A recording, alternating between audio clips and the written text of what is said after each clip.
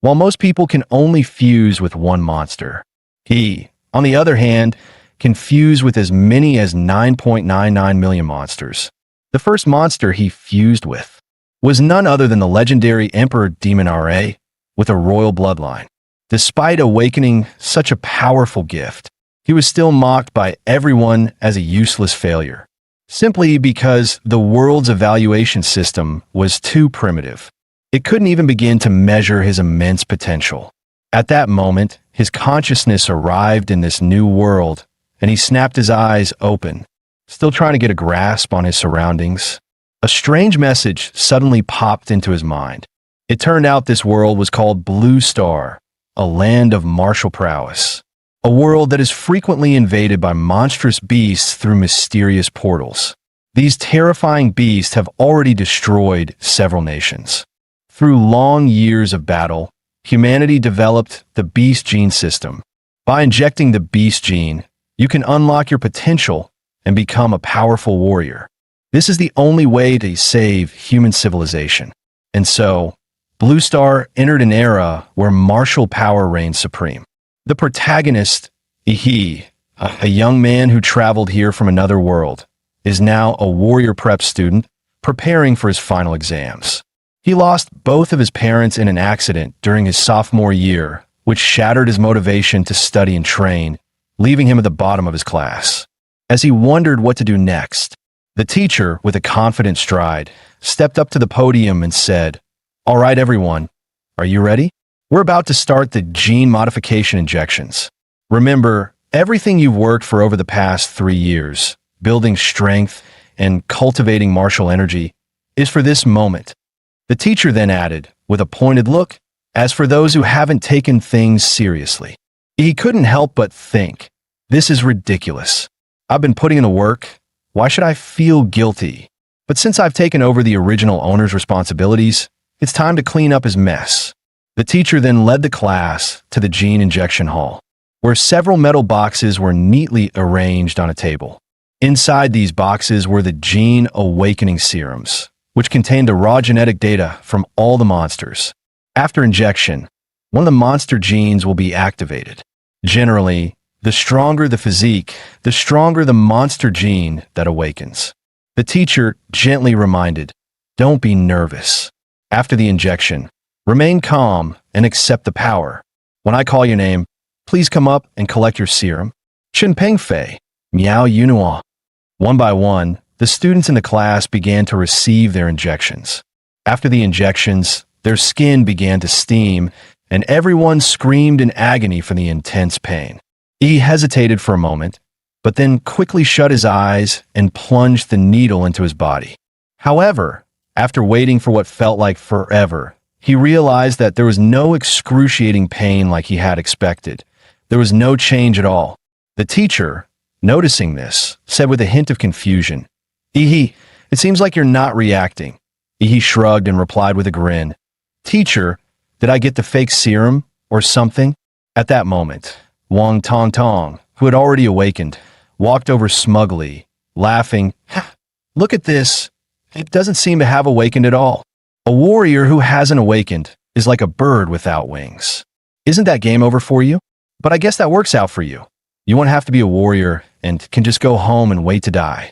Wang Tong Tong often bullied the weak, and seeing Ihi's timid nature, she would pick on him every now and then. He was about to snap back, but suddenly felt his heart pounding violently.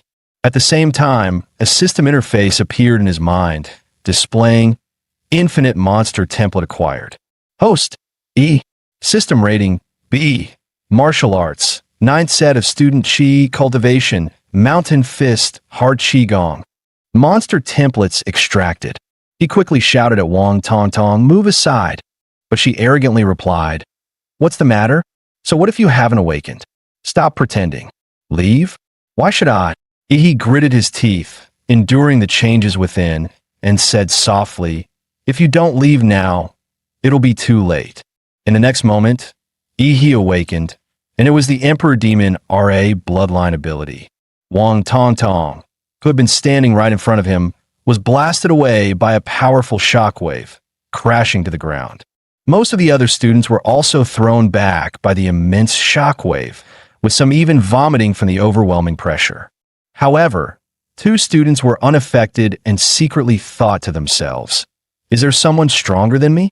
Just then, the system interface displayed Awakened A-Class Template Emperor Demon's Wrath.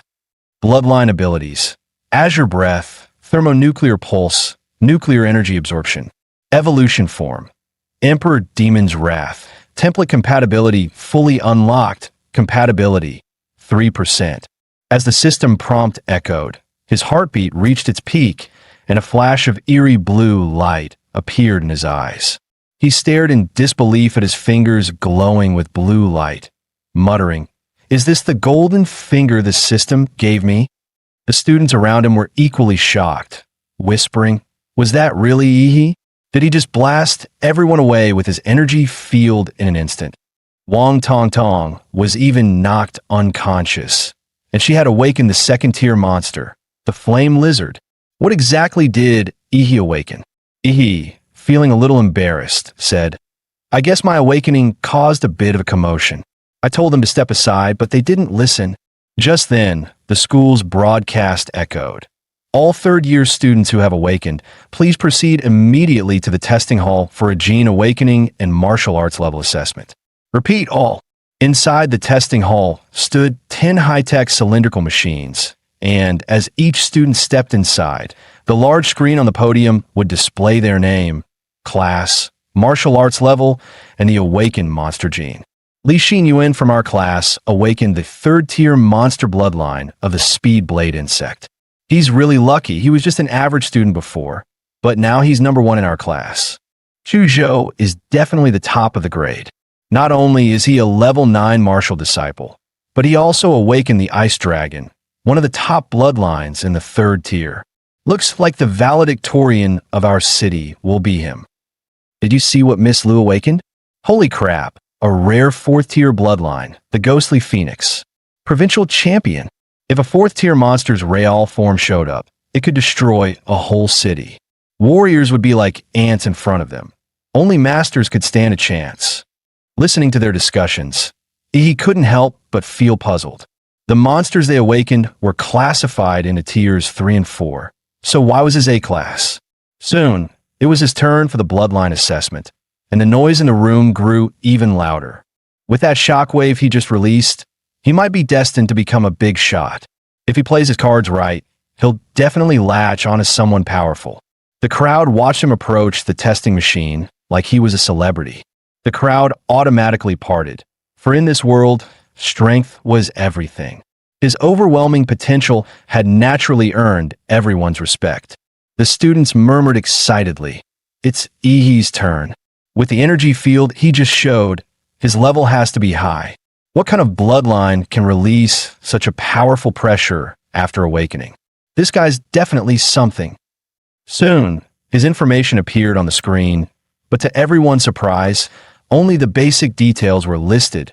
Everything else was a question mark. Class 7, Ihi, Martial Disciple Level 3. Beast Bloodline, unknown. Laughter erupted among his classmates.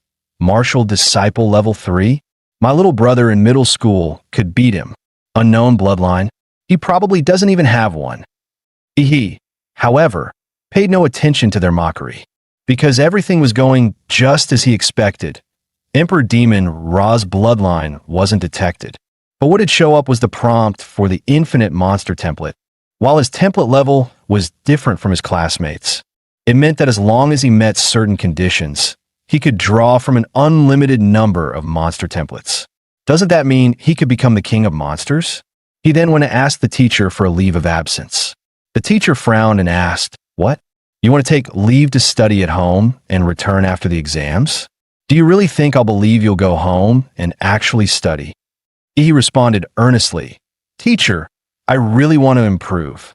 I know I've fallen behind, and I need special training.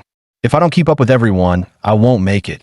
The teacher said seriously, "Ihi, you know the only way to become a warrior is to go to university. I understand you've awakened your bloodline, but your foundation is too weak. You won't be able to pass the entrance exams. So, Get ready to repeat the year and come back next year. Don't rush.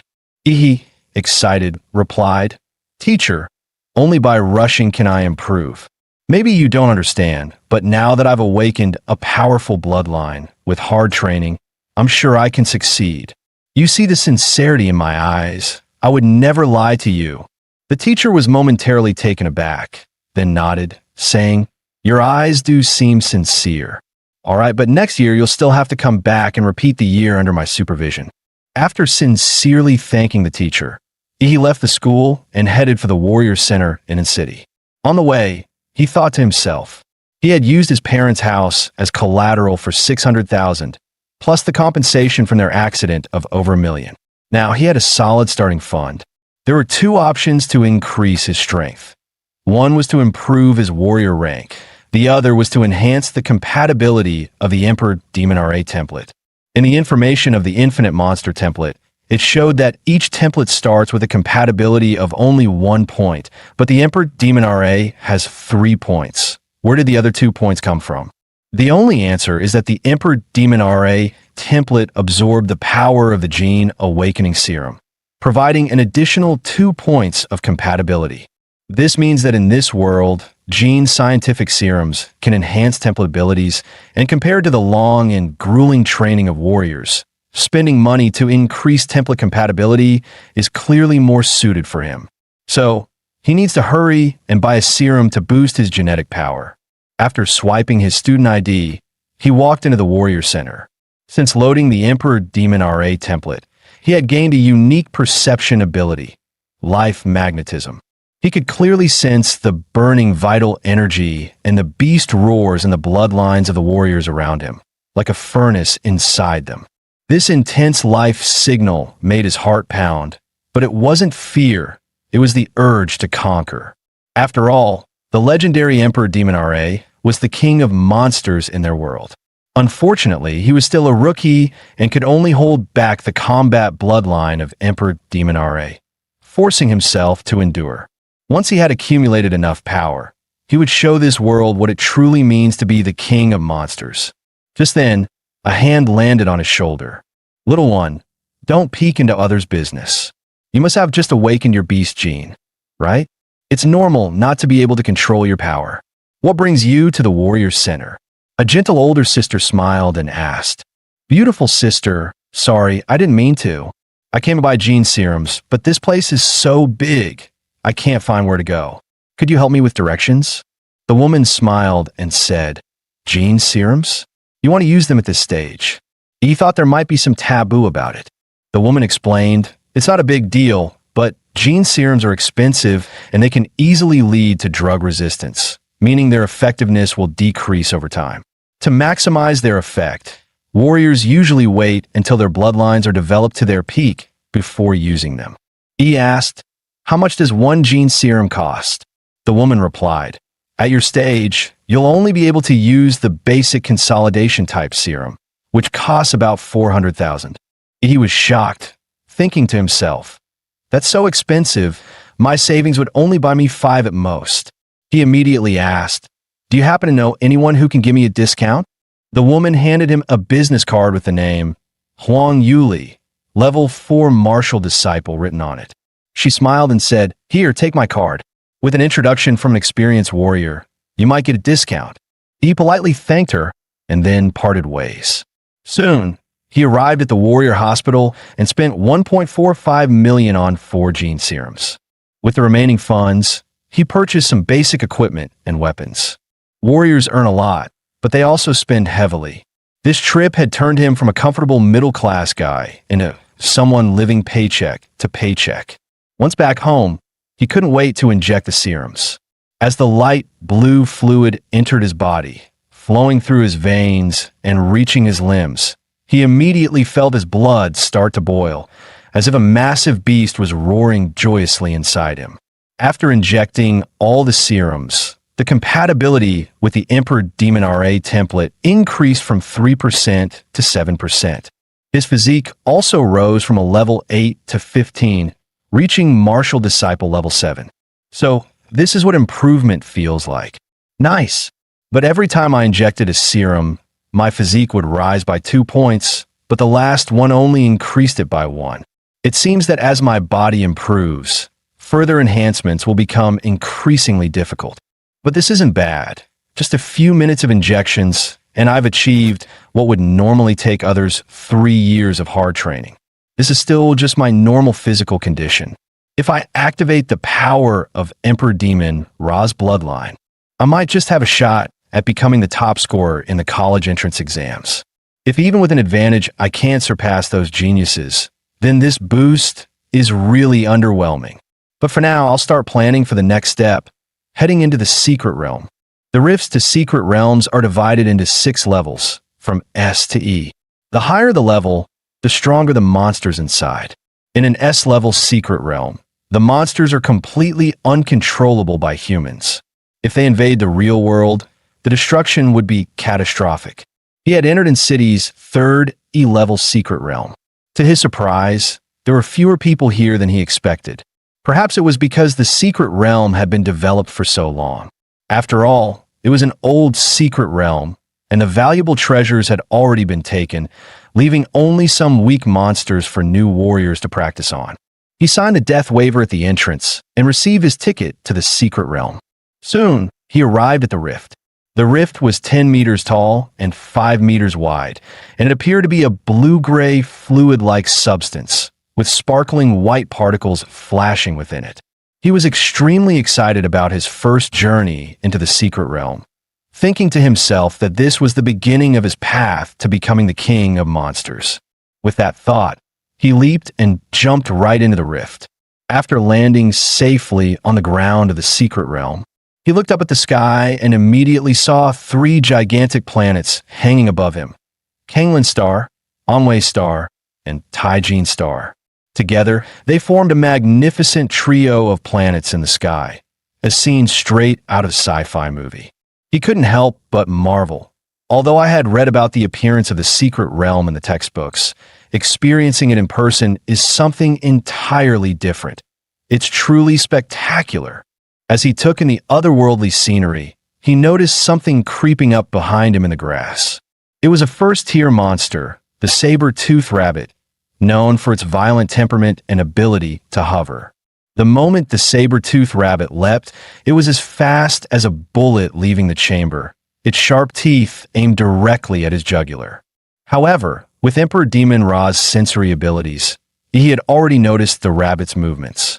He quickly dodged, then, using his momentum, grabbed the saber-toothed rabbit by the head and crushed it with a pop.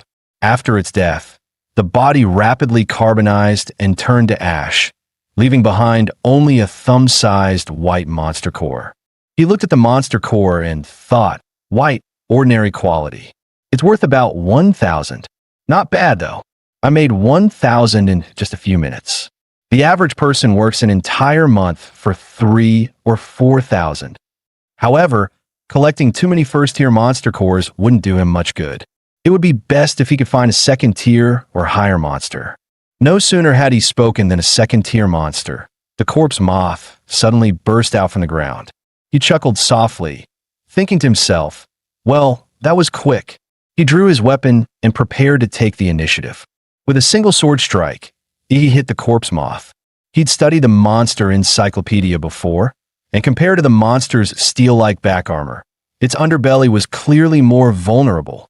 The foul-smelling green blood shot out, splattering on the ground and leaving a corrosive mark. The corpse moth curled its body into a ball, and its blade-like insect limbs rapidly slashed toward him. He immediately used his mountain fist technique. His fist, like a cannonball, slammed into the corpse moth, and its speed faltered after the hit. The corpse moth then launched 2 side-like fangs at him. He was startled. He didn't expect the corpse moth's mandibles to be capable of firing. He narrowly avoided the attack and quickly distanced himself. With his current martial artist level, he couldn't handle this monster. After all, he lacked the powerful martial arts techniques as support. Even his deep martial energy and vitality couldn't fully activate, barely reaching half its potential. Ultimately, it was due to the original body's poor foundation. Realizing the situation, he decided to activate his cheat, The Emperor Demon's Wrath bloodline. Activate. In the next moment, his skin turned deep blue, his pupils glowing like sapphires, his arms covered in a layer of tough scales. His vitality exploded several times over, and a gust of energy stirred around him. His claws became monstrous, like those of a beast, and with one swift motion, he grabbed the corpse moth's head. His palm closed like a hydraulic press, and the corpse moth's tough shell cracked under his force. He then performed a swift sweep, and the corpse moth was immediately split open from its belly. With his physique now at a massive 21 points, facing the second-tier corpse moth was a complete walk in the park. After deactivating his transformation, his skin reverted to its normal human form, and his pores began to release heat, with steam swirling around him. Looking at the short sword he had just bought, now corroded by the corpse moth's venom, he couldn't help but feel helpless. He had spent $250,000 on this gear, and it couldn't even handle a second-tier monster? What a ripoff. The quality control was terrible. Suddenly, his stomach rumbled loudly. Realizing this was his first monster hunt, the energy expenditure was massive, and now he was starving, but he hadn't brought any food with him. Just as he was fretting about not having any food, he suddenly smelled a delicious scent. He looked at the corpse moth's green monster core, which still emitted an enticing fragrance. He suddenly felt an overwhelming urge to swallow it, sensing his body's instinctive craving. Without hesitation, he gulped the monster core down. The crystal-like hard core transformed into a soft liquid once inside him, quickly turning into a warm wave of heat, feeling like he had injected a gene serum. Every cell in his body seemed to rejoice. Furthermore, the compatibility with the Emperor Demon RA bloodline increased by 0.3%. Seeing this, he couldn't help but be overjoyed. After all, he had spent hundreds of thousands on a single gene serum, and it only boosted his compatibility by 1%, but his second-tier monster core had increased it by 0.3%.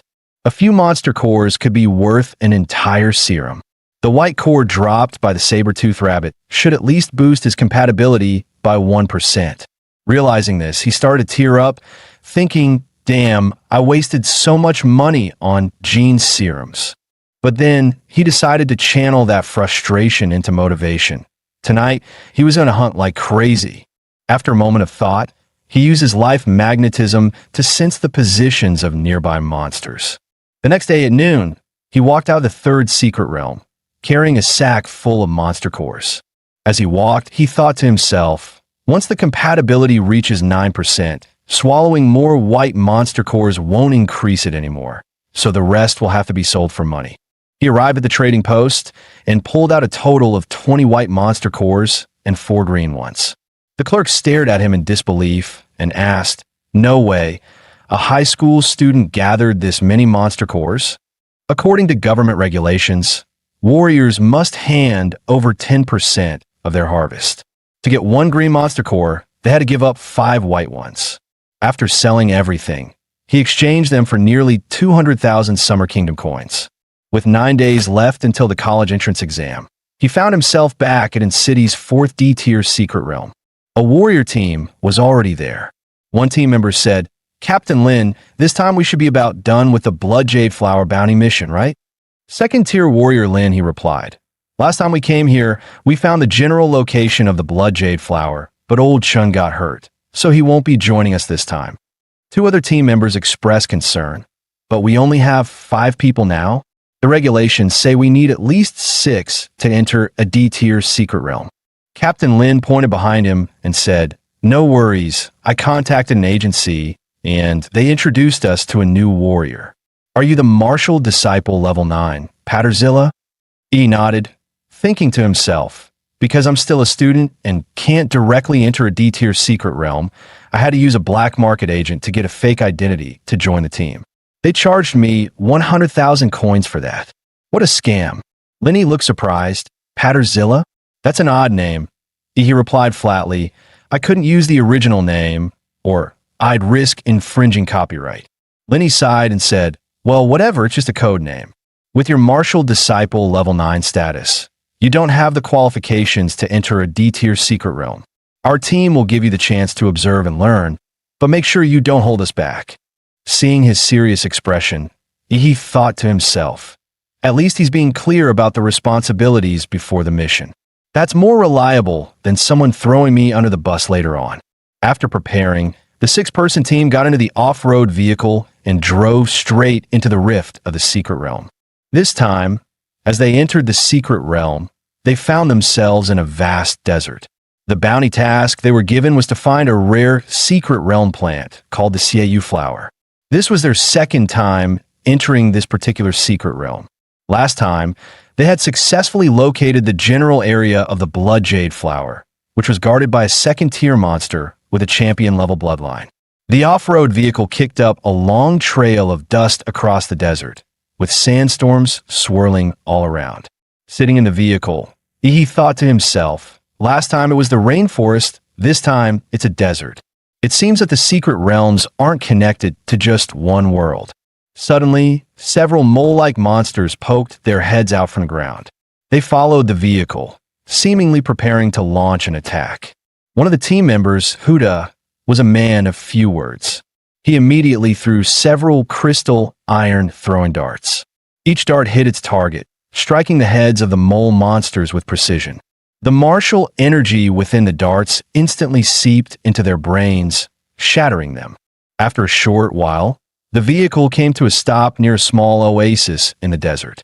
The blood jade flower Lin he was looking for was located in this oasis. Since the monsters in the oasis were very sensitive, the sound of the off-road vehicle's engine would give them away, so the group decided to get out and continue on foot. As the team leader, Lin he began assigning tasks. "Xiao Xia, you'll release the shockwave grenade to draw the monster out. Xiao Wu and Huda, you two will set up the traps. Old Lu, you'll provide suppression fire. I'll handle the front lines. Patterzilla, you stay back and observe." He nodded, saying, "No problem." After the tasks were assigned, the team got to work.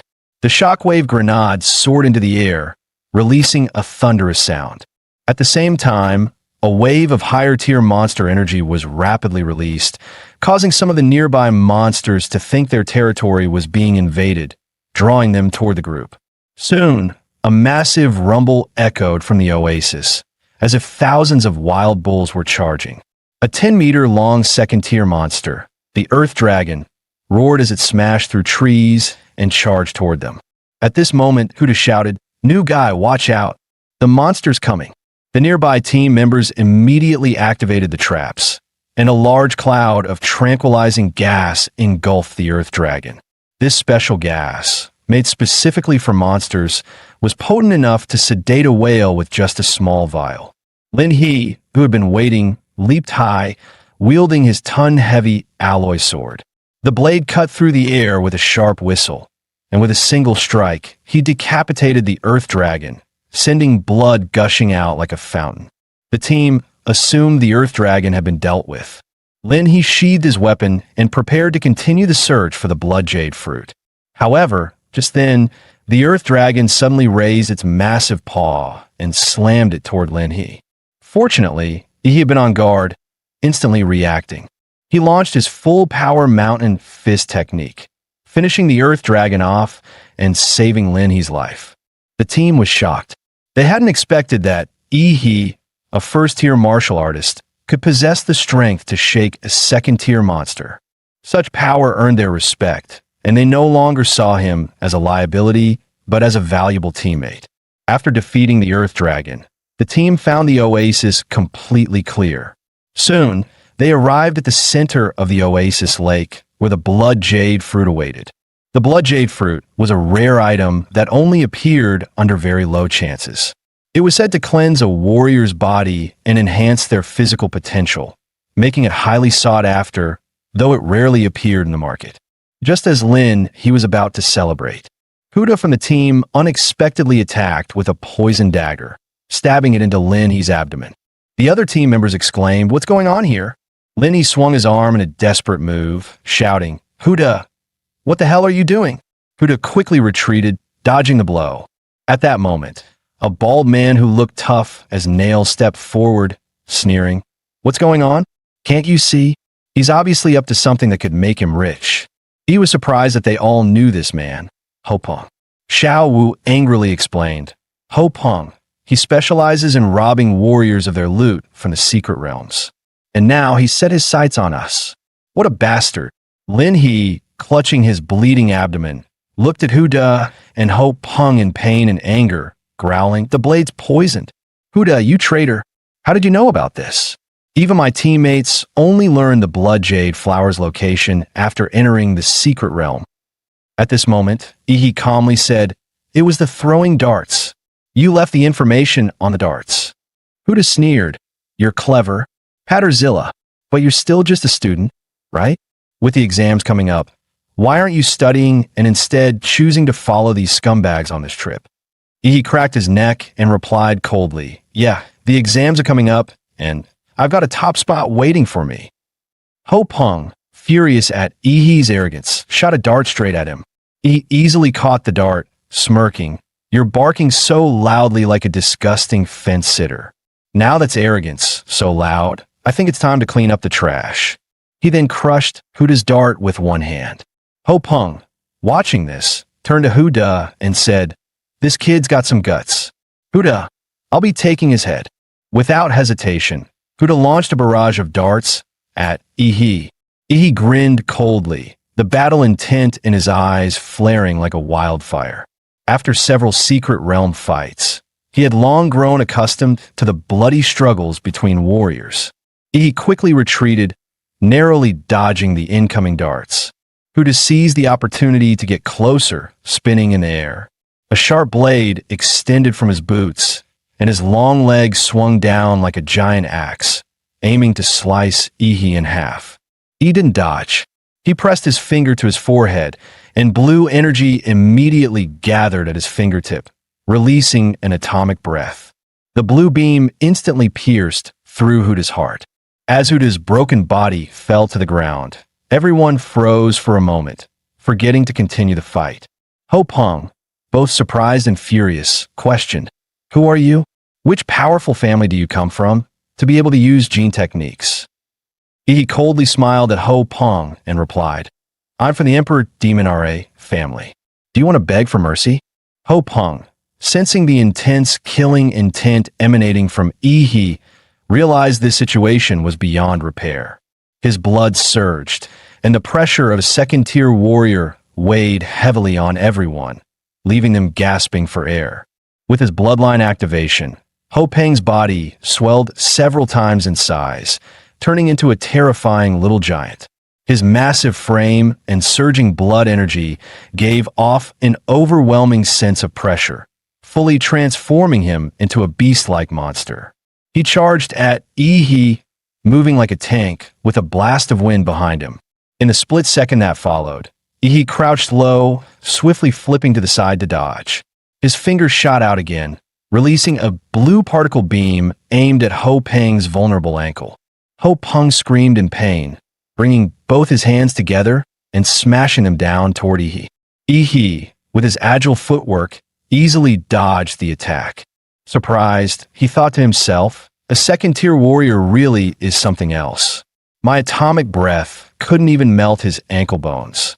Ho Peng then swung his arms like massive wrecking balls, closing in on Ihi, as if trying to crush him with his giant hands. However, Ihi suddenly appeared behind Ho Peng. He then unleashed his fists, charged with intense nuclear radiation, pounding one blow after another into Ho Peng's body, each punch injecting lethal nuclear material into his system. With Ho Peng's second-tier warrior body and his bloodline enhancement, he could easily withstand my punches, but he definitely couldn't handle the continuous nuclear magic attacks. Soon, the internal organs in his body began to liquefy into pus and blood. Ho Peng, writhing in agony, glared at Ihi with hatred, accusing him of using poisonous gene techniques, cursing that such evil warriors would eventually be punished.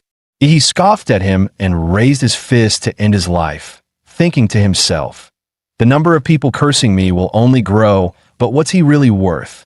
9 days flew by in the blink of an eye, and today was one of the grandest days in the Summer Kingdom. The national college entrance exams were finally here. In front of a nationwide live broadcast, the host began speaking to the candidates, first wishing them success and then explaining the exam rules. The exam was held in a tournament-style format, taking place in the Central City Sports Arena. Students would compete in pairs, and the winners would advance to the next round, with the whole event lasting 3 days.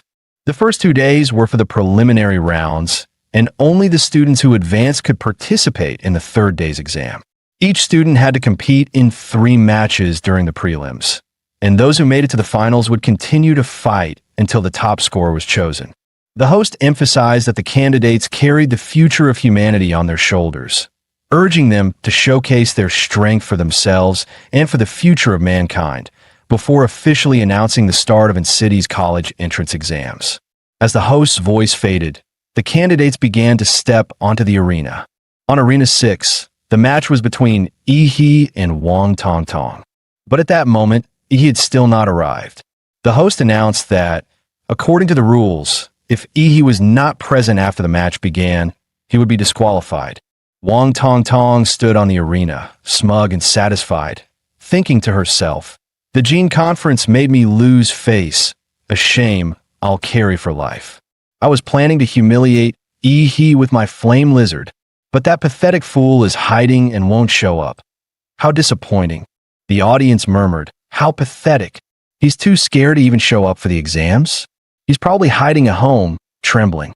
Someone like him shouldn't even be in high school. He should just go sweep the streets." At that moment, the referee blew his whistle and said, "Time's up in City First High School, Yi." Before the referee could finish speaking, the crowd suddenly felt a powerful presence approaching. They all looked up and were shocked to see a person in the air. What kind of immense power could allow someone to fly like that? Just as the audience below was debating, the person suddenly landed on the arena, and the immense force caused the entire platform to shake. When the dust cleared, Wang Tongtong was still confused, and the next moment, a foot was about to slam into her face. With that, Wang Tongtong was kicked off the stage. He watched Wang Tongtong fly off and muttered, "That was close. Almost had to come back next year." As Wang Tongtong was knocked out of the arena, unconscious, the host loudly announced, "Yi wins." Yi scoffed, saying, "That's it? This was too easy." The audience couldn't believe it, shouting, "Yi is seriously strong." One kick and his opponent was done. The way he entered was so cool. Is this what they call a kick from the heavens? At that moment, the system displayed. Yi's total physique is 226, and his compatibility is 20%. He proudly said, "As a thank you, Captain Lin gave me the blood jade fruit. It took some time to improve my physique, but now you're about to see some real action." After defeating Wang Tongtong, he continued to battle the others. 3 matches, 3 wins. Each one ended with a single kick, no hesitation. The audience went wild, shouting, "Yi is like one kick man."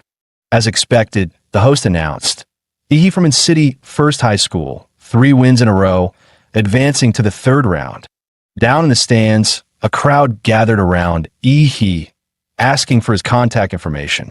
Some are recommending their own schools, and a reporter asked, "Yi, do you have a dream university in mind?"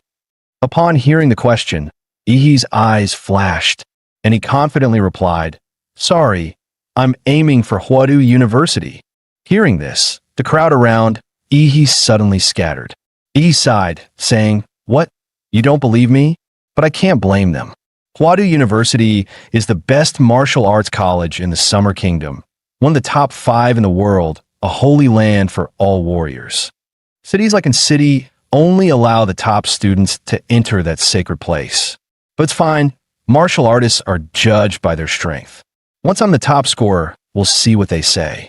At that moment, the examiner noticed Yi's performance and approached him, asking for a retest of his martial artist level. After a quick scan, the examiner was shocked and exclaimed, "Just half a month ago, Yi was a martial disciple level 3, but now he had reached level 9. Upon further investigation, they found that he had frequently visited E-tier secret realms after leaving school, So they asked him why he ventured into such dangerous places right before the college entrance exams. He casually explained, "It's to settle myself. My father left me a message before he passed. He said that to surpass humanity, you have to stop being human. So I've been going to secret realms, battling and breaking through my genetic locks." The examiner froze when he heard he mentioned breaking his genetic lock and immediately said, "I need to report this right away." After that, the examiner rushed off. He couldn't help but feel like he had somehow become a subject of intense scrutiny. On the day of the tournament, he stepped onto the arena once again. This time, his opponent was Luo Xian from city's third high. He was a martial disciple level 8 with the bloodline of a rare second-tier monster, and both of his parents were warriors. He looked at Luo Xian with boredom and motioned for him to make the first move. Luo Xian, feeling belittled, couldn't help but feel some anger rising within him. He immediately activated his bloodline and used his martial skill, Thunderclap Claw, accelerating to top speed. His heart beat like a supercar engine, and as he ran, his body accelerated again and again. His sharp claws slashed toward Yi's throat, and the finely honed martial skill cut through the air, creating sparks and a sonic boom. If it hit, even a martial disciple level 9 would be killed. However, he never expected that. As his arm came near, he effortlessly grabbed it. He casually commented, "Nice energy, but it's nowhere near that bald guy's charge." Without hesitation, he delivered a palm strike to Luo Xian's head. The immense force knocked Luo Xian out cold right on the spot. He then arrogantly said, "Are there no decent contestants?" The host quickly announced, "Another victory with one strike, and this time, he defeated the seed player, Luo Xian." Dozens of high-speed cameras focused on Yi, capturing shots from every angle, and the live broadcast was buzzing. Viewers couldn't stop talking, some in awe, saying Luo Xian looked so fierce, and in the blink of an eye, he's on the ground. Yi's strength is on a whole different level compared to the other candidates. In this martial arts-driven era, Yi's overwhelming display of power stirred the passion of everyone watching. Chu Zhou watched as Luo Xian was carried off the stage by medics, his eyes filled with fierce determination, and he instinctively clenched his fists. "As expected, you're the one I've been rooting for. I'll definitely defeat you in the finals." The head of the Huadu University admissions office, having watched Yi's impressive performance through the live broadcast, demanded to have all of his information within half an hour. Just after he finished his match, the second group of the qualifiers was already in full swing. This match was even more heated than his, as both competitors were top-tier beauties with larger followings, making it even more of a spectacle. One of them was Kai Shaoling from City Second High, a petite girl with an incredibly sexy figure. She flipped her long golden pigtails, giving Lu Qingzhu a provocative look, and remarked that she hated the robotic expression of Lu's family's young lady. Lu Qingzhu didn't respond. Instead, she simply bowed slightly and greeted her, her face expressionless, as if she didn't take Kai Shaoling's challenge seriously at all. The referee blew the whistle, signaling the start of the match. With the aura of a martial disciple level 9, Kai Shaoling instantly appeared in front of Lu Qingzhu, sweeping a kick towards Lu Qingzhu's neck, threatening to slam her to the ground. Lu Qingzhu still made no move, lightly waving her palms, causing the air around her to thicken, becoming as viscous as a swamp under the influence of her martial technique. When Kai Shaoling's kick met the air in front of Lu Qingzhu, she felt as though her leg, which could tear through military-grade steel, had instead sunk into soft cotton. Under the diminishing effects, even the high-speed cameras could only capture Kai Shaoling's white leg moving in slow motion, visibly decelerating. Kai Shaoling, furious at Lu Qingzhu's immovable expression, intensified her attack. She cloaked her body in martial energy, minimizing air resistance, and blurred her form into a shadow as she circled Lu Qingzhu, waiting for the right moment to strike a palm to Lu Qingzhu's side. But as her palm neared Lu Qingzhu's waist by just 3 inches, it suddenly couldn't get any closer. Realizing she had fallen into a trap, Kai Shaoling tried to retract her hand, but the air in front of her exploded with unimaginable suction, preventing her from pulling back. At that moment, Lu Qingzhu made her first move, extending her slender fingers, which now shimmered with a jade-like light. The warriors watching the live stream had their eyes widen as they recognized the move, the Hunyuan Jade Finger from the Xian Huang martial technique. To see a student about to take the high school entrance exams mastering the Xian Huang technique was astonishing. Such martial talent didn't need to be proven through exams. This alone could guarantee a direct admission to Huadu University.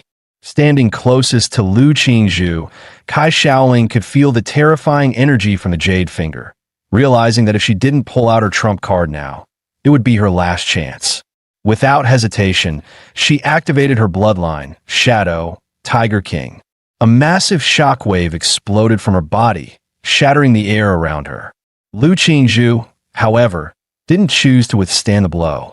She lightly tapped the ground with her foot, her body swiftly sliding a dozen meters to create some distance. The examiners in the stands held their breath, eyes fixed on Kai Shaoling, amazed. A king-level bloodline is hard to control, and the Shadow Tiger King is known for its brutal power. This girl's future is boundless. The awakening of the Shadow Tiger King's bloodline placed a heavy burden on Kai Shaoling's body. She exhaled hot air and struggled to speak to Lu Qingzhu, challenging her to display the Phantom Crow bloodline. Lu Qingzhu, ever the woman of few words, spoke her first line since the battle began. "This is enough." Kai Shaoling, completely enraged, shouted, "Do you think anyone below a warrior can challenge me?" Her body moved like a vicious tiger, her fierce blood energy coiling into a torrent behind her, her palms slashing through the air toward Lu Qingzhu. Facing the brutal strike, Lu Qingzhu softened the blow with grace, her hands moving like she was playing a piano, the invisible threads of her technique gradually reducing Kai Shaoling's force until it disappeared entirely. Kai Shaoling's attack failed, and she immediately drew on her immense blood energy, dispelling the invisible threads around Lu Qingzhu. With her small body in midair, she kicked again. Seeing this, Lu Qingzhu activated the Xian Huang technique once more, Hunyuan Jade Finger. The jade-colored tip of her finger collided with Kai Shaoling's fierce kick, and the two powerful techniques clashed, shattering the specially made arena beneath their feet. The arena erupted in a cloud of dust. Tens of thousands of spectators watched with bated breath, waiting for the final victor. As the dust cleared, Kai Shaoling was the first to appear. She was covered in blood, stumbling a few steps before collapsing to the ground from exhaustion. Lu Qingzhu, however, stood like an ethereal fairy, her hair slightly disheveled but otherwise pristine and composed. With just his martial skills, he completely dominated Kai Shaoling, who also had a martial disciple level 9 and a king level bloodline. Lu Qingzhu's powerful display instantly exploded the live broadcast room. Viewers were amazed by Lu Qingzhu's strength. Some even claimed she was the top scorer from its city, while others leaked that Lu Qingzhu had awakened the fourth-tier bloodline of the Phantom Crow, a talent so rare that most warriors would be unable to defeat her. After Lu Qingzhu's battle, the rest of the matches, though still exciting, seemed dull in comparison. After several rounds of elimination, the final 8 were decided. From City First High, there were me and Lu Qingzhu, 3 from Chuzhou, 2 from City Second High, and 3 from City Qingfeng Private High. The finals of the top 8 were about to begin, and Yi stepped up first to draw lots. He drew in A. A 2-meter-tall, muscular giant glanced at him and revealed his own draw, which was also A. "Looks like we're set to face off." His name was Shun Guan from Qingfeng Private High. He nodded and introduced himself.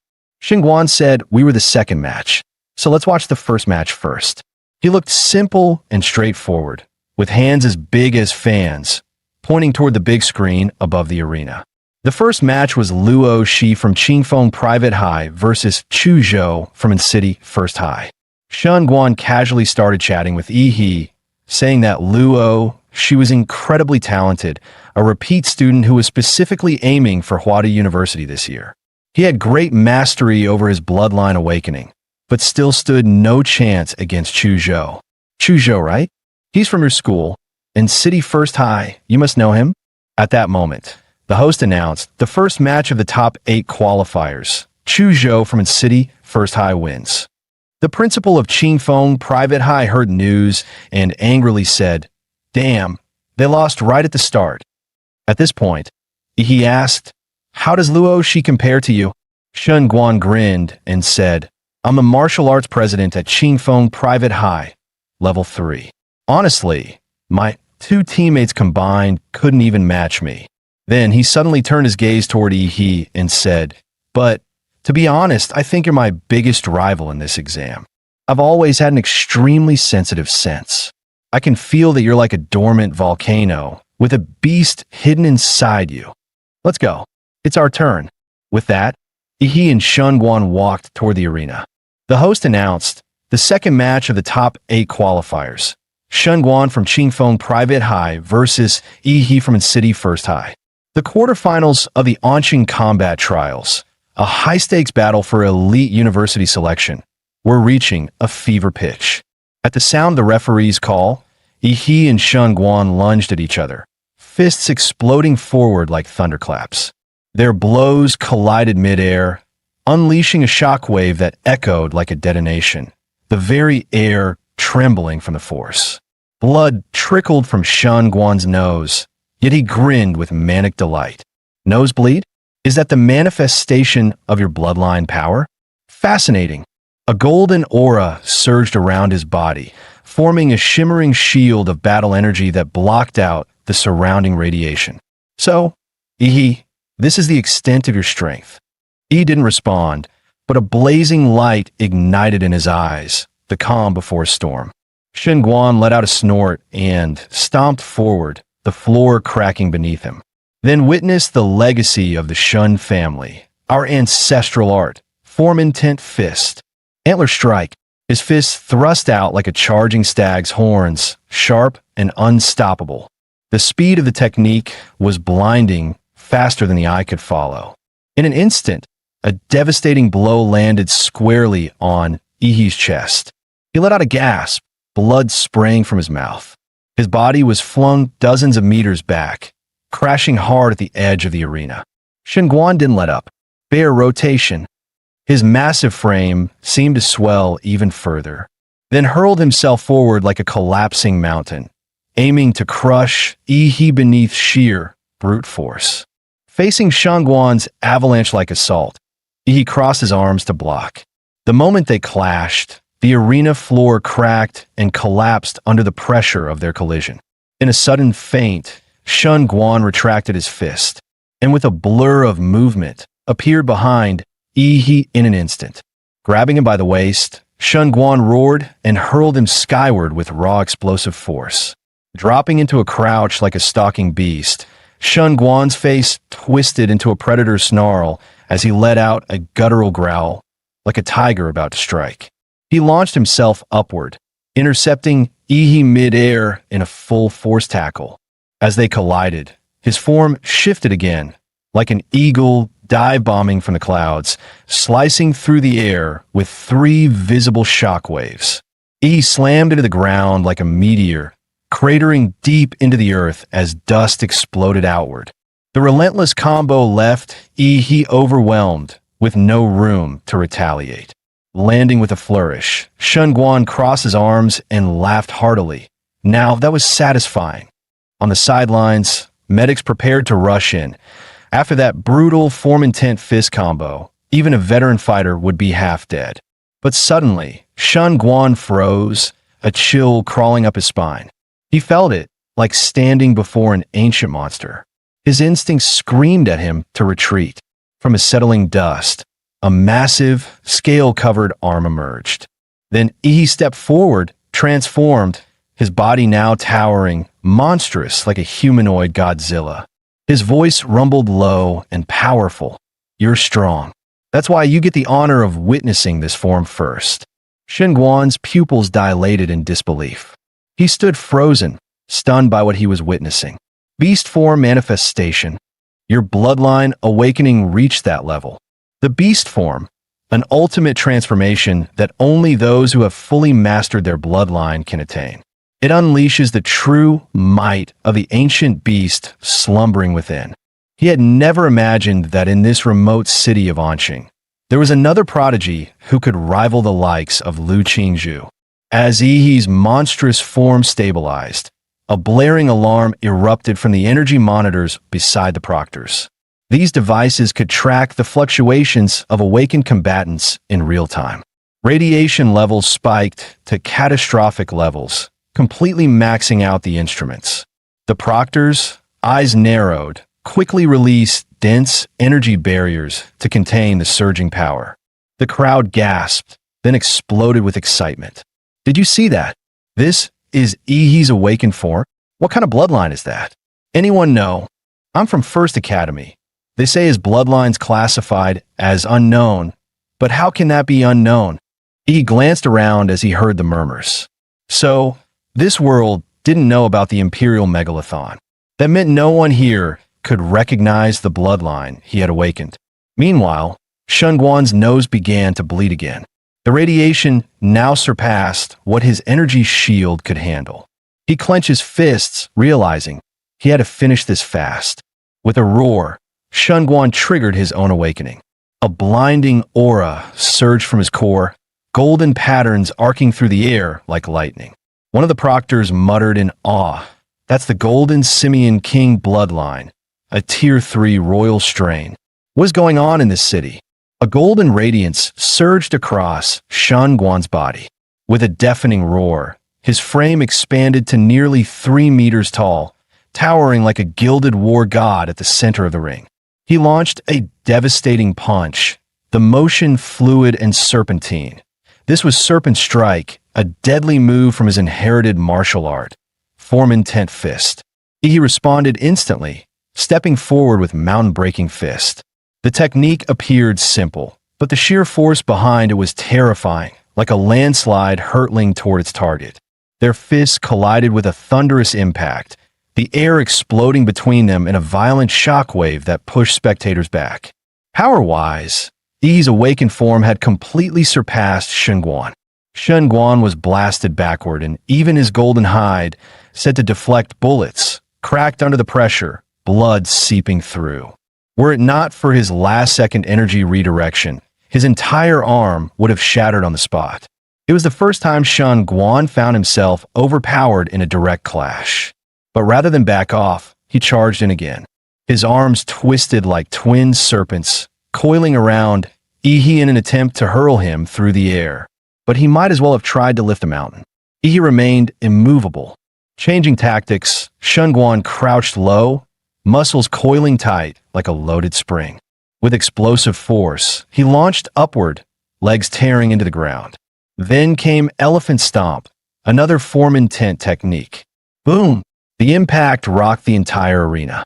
Shockwaves shattered the stage's surface as if an earthquake had hit dead center. As the dust cleared, every spectator stared at the arena in stunned silence. The beastly figure, still standing tall, hadn't budged an inch. "Now it's my turn." Yi's voice was low and steady as he pulled his embedded leg from the cracked floor.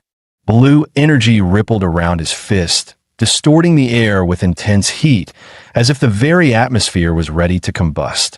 But just as he was about to strike, Shunguan suddenly dropped to his knees with a loud thud. "Yi, I surrender." He froze mid-step, visibly confused. Wait, what? The surging energy he'd been building had to be pulled back.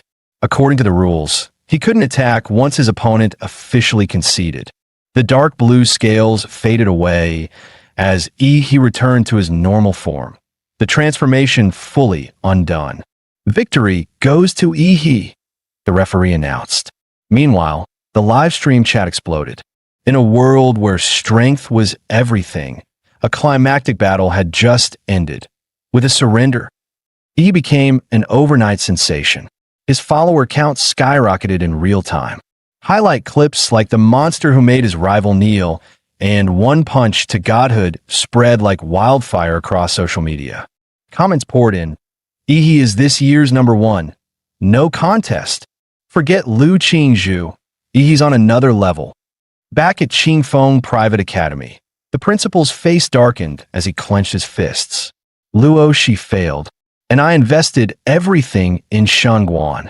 He glared at Shunguan as he walked off the stage, shouting, "You surrendered? Do you know how much money we pumped into you? Ungrateful brat. You're not stepping into any university until you pay us back." The principal barely finished his sentence when Shunguan calmly placed a hand on his shoulder. Though the gesture was light, Principal Qingfeng suddenly felt a cold chill run through his entire body. Shunguan's gaze was steady, his voice sharp as steel. "I couldn't take that last punch. Had I tried, I would have damaged my foundation. I conceded for my own good. If you think that's cowardice, then why don't you go take that hit?" He stepped closer.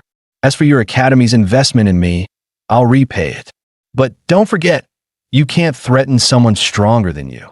The principal swallowed hard, voice trembling. "All right, why you make a good point." With the second match over, the tournament moved forward swiftly. Of the final four contenders, three hailed from Onqing First Academy. Only one came from Second Academy. But the Second Academy student had been completely overshadowed. The crowd barely noticed him, turning him into a forgotten extra. Meanwhile, the First Academy's headmaster was grinning ear to ear. The semi-final draw began. He stepped forward first, unfolding his slip. A. Just as he turned to leave, he felt a gaze pierce through the crowd. Looking up, he locked eyes with a girl whose pupils gleamed like obsidian, Lu Qingzhu. In her hand was an A as well. Semifinals match 1. Yi versus Lu Qingzhu, Onqing First Academy's ultimate showdown. The stadium erupted, and the live stream went nuclear. Holy crap, we finally get to see it. Onqing's most anticipated clash in entrance exam history. Yi, smash her, bro. No way. Lu Qingzhu's the real deal. She's mastered 2 Xianhuang tier techniques and demolished a tier 3 royal bloodline candidate. And she hasn't even revealed her full bloodline potential yet. Don't forget, Shunguan was a tier 3 royal too. He had to awaken mid-battle to beat him. Lu's got tier 4 blood and high-level martial mastery. This might be Yi's biggest challenge yet. Agreed, makes sense. Nah, Yi's got this. The internet was ablaze with debate. Who was stronger, Yi or Lu Qingzhu? But they wouldn't have to argue much longer. The semifinals of Onqing First Academy had officially begun. Yi versus Lu Qingzhu. The moment the referee gave the signal, white mist surged around Yi like a storm, his aura boiling over as he instantly entered his awakened bloodline state. The power rolling off him bent the very air around the arena. But Lu Qingzhu wasn't fazed. Her martial techniques weren't just powerful. They were unconventional, elusive, and nearly untouchable. Brute strength alone wouldn't be enough to land a blow on her. What made her even more dangerous was her strategic mind. He knew, if the fight dragged on, he'd be at a disadvantage. So, he made his choice, go all out from the first move. Lu Qingzhu remained expressionless, her voice as calm and cold as steel. She met Yi's blazing gaze and said, "Yi, I hope you're strong enough to make me take this seriously." Suddenly, Yi released a large amount of steam, enveloping the entire arena. The audience below was instantly confused, with a mist clouding everything. They couldn't see what was happening. The host immediately added fuel to the fire. The genius of the Lu family, Lu Qingzhu, faces the dark horse of this year's competition, Yi. How will she respond? Let's wait and see. Could this be Yi's bloodline awakening? Yi kept his eyes locked on the silhouette of Lu Qingzhu through the smoke, knowing that he couldn't afford to be careless. Lu Qingzhu's martial skills far surpassed his own, and with her mysterious techniques, no matter how powerful his strength, it would be difficult to harm her. This martial genius also had an exceptionally high battle IQ. The longer the battle went on, the more disadvantageous it would be for him, so he had to go all out from the start. One blow to end the fight, no second chances. A tremendous amount of energy gathered in Yi's right fist as he launched his mountain-blocking fist. Lu Qingzhu didn't expect Yi to come at her so aggressively. She quickly crossed her arms, channeling her martial energy for defense. But Yi's speed was so fast that he left a series of afterimages in front of her. Then, Yi suddenly swept a powerful kick toward her. The audience was discussing it. Did he just use a deceptive trick? Lu Qingzhu was speechless. This guy really said he was using his fists, but in reality, he was using his steel whip.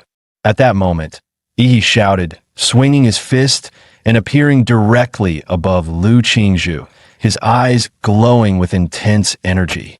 The audience was no longer calm, and they murmured, "Poor Lu Qingzhu, despicable Yi, using such tricks, showing no martial virtue." In martial combat, one must never hesitate to use tactics. Lu Qingzhu could only once again cross her arms to defend herself. The audience couldn't help but hold their breath for her. Oh no, Lu Qingzhu's rhythm was completely disrupted by that move. Now wasn't the time to show mercy. Yi kept attacking with one strike after another, not giving her a chance to retaliate, hitting her like a punching bag. The audience saw clearly that Yi's pursuit was too fierce. Lu Qingzhu had no chance to escape. But what happened next left them even more confused. Yi actually used his martial energy to push Lu Qingzhu back. Didn't that give her a chance to counterattack? But the next second, what awaited her was the claw of the Imperial Magic Beast. He wasn't foolish. How could he make such a mistake? With a flash, a powerful wind blade swept toward Lu Qingzhu, showing no mercy. Lu Qingzhu widened her eyes. This move was a palm strike embedded with martial energy. She quickly leapt into the air, elegantly dodging, moving like an angel. Then came a loud crash as the claws collided with her defensive barrier. He appeared once more above her, flashing an evil grin, his hands swirling with immense power. "Lu, don't run away." Then came a storm of ferocious attacks, like a torrential rain. Lu Qingzhu was starting to question her own life. How could he not be tired from such a high-intensity attack? His stamina was incredible. She couldn't help but envy him. As for herself, she had mastered two powerful techniques of the Xianyellow martial arts. One was a defensive secret technique from the Lu family, illusory shadow of floating flowers. And the other was an offensive technique, mixed Yuan Jade Finger. If she could use either of them, she could break free from Yi's relentless attacks. Unfortunately, Yi didn't give her any chance. If this continued, Lu Qingzhu would soon be knocked off the stage by Yi. With no way out, Lu Qingzhu decided to stop hiding. Suddenly, a feather appeared on her fist. Yi's eyes narrowed upon seeing this. Finally going to use your trump card? A long cry echoed throughout the arena, signaling the awakening of the bloodline, the Netherworld Sparrow. A humanoid bird soared into the air. Its purple wings flapped as pieces of feather floated down. This was the bloodline awakening. Lu Qingzhu was revealing her magical beast bloodline for the first time, the Netherworld Sparrow. Yi, you'd better be careful. I can't control my power in this form. Yi grinned at this, knowing this was exactly what he'd been waiting for. After all, he didn't want to unleash too much power and destroy her, as until now, he had only used about 50% of his strength. Now he would go all out. However, in the next second, Lu Qingzhu appeared behind Yi. She had actually used the Xianyellow martial arts technique, mixed Yuan Jade Finger, in her bloodline awakened state. He wasn't to be outdone. His bloodline from the Imperial Magic Beast stirred excitement in him. He roared and launched an atomic explosion fist, a tremendous boom resounding. A massive shockwave exploded behind them, shaking the entire arena. The audience gasped, so strong, so intense. I can't open my eyes. Lu Qingzhu also let out a gasp. Her eyes widened, and a bead of cold sweat appeared on her forehead. Both of them seemed unharmed, but behind Yi, strong currents of electricity were still flickering, and the ground cracked like a spider's web. Yi's body began to change, with pieces of dark blue scales gradually covering his face, his mouth now brimming with destructive energy. Lu Qingzhu felt an overwhelming sense of danger and thought to herself, "What's happening?" Yi's beast form seemed to be gathering power. the spine on his back raised, seemingly accumulating immense energy. This energy slowly transferred into Ihi's mouth until his entire back spine shone with blue light. In that instant, Ihi unleashed a beam of atomic energy, radiating an aura of destruction. Lu Qingzhu saw the powerful attack heading toward her and decisively folded her wings, tightly wrapping herself up. The next second, the terrifying wave of energy engulfed her in an instant. The bloodline power of the Nether Phoenix was activated by Lu Qingzhu in this life-or-death moment. Countless black feathers flickered, reflecting light like crystals as the blue particle beams collided with the purple-black feathers. It was as if they were reflected by mirrors, with a thick, concentrated beam of light being refracted into several smaller beams by the feathers. The light radiated outward from the black sphere that Lu Qingzhu had turned into, reflecting in all directions. Just as it seemed the light was about to shoot off the arena, the examiners tried to stop it, but they were too late. At that moment, a golden weapon enveloped the entire arena. All the light beams heading toward the outside of the arena vanished the instant they touched the golden martial energy, as though they were absorbed and disappeared without a trace. It was the mayor of Anqing, Huang Qing. The examiners tried to greet the mayor, but he raised his hand to signal them not to bother, saying softly, "Watch closely. Today, the strongest top student in Anqing's history will be born." About 15 seconds later, the atomic exhale ended, and Lu Qingzhu spat out a mouthful of blood. Her two purple-black wings, after reflecting the atomic exhale to the extreme, were now melted and in tatters. Had it not been for her timely use of the martial energy floating Hua transformation, redirecting the remaining energy to the surroundings, she might not have been able to withstand Ihi's attack. Since her birth, she had been heavily burdened with the expectations of the Lu family. Under the family's pressure, she had no choice but to build the reputation of the Lu family's eldest daughter in battle after battle. While others praised her genius and strength, she was not interested in these titles. Perhaps even she didn't know why she fought. In fact, she didn't want to fight at all. Competing with others felt utterly meaningless to her. She simply followed her mother's wishes, moving forward silently, exhausted. He is truly strong. Facing such a strong opponent, it's only natural that Lu Qingzhu lost the match. She made this mistake. You should be able to seize it, quickly finish me off. Lu Qingzhu thought to herself, gently tapping her foot on the ground and striking Ihi with a palm. However, Ihi made no move, standing still, taking her blow head on. Lu Qingzhu's beautiful eyes widened in confusion. "Why aren't you dodging?" Ihi raised an eyebrow. Looking at her, "Lu Qingzhu, what happened to your fighting spirit? From the start of the fight, I could tell you weren't fully invested. Have you even taken me seriously? I intend to win this fairly, so give me your full attention." With that, Ihi swung his arm, sending a gust of wind towards Lu Qingzhu's face. Lu Qingzhu was hit by the punch and flew backward. Ihi quickly closed in, landing on her, his fists swinging wildly, continuing to hammer her face with powerful blows. Lu Qingzhu raised her arms to protect her head, looking utterly disheveled. She thought to herself that she had never been treated like this before.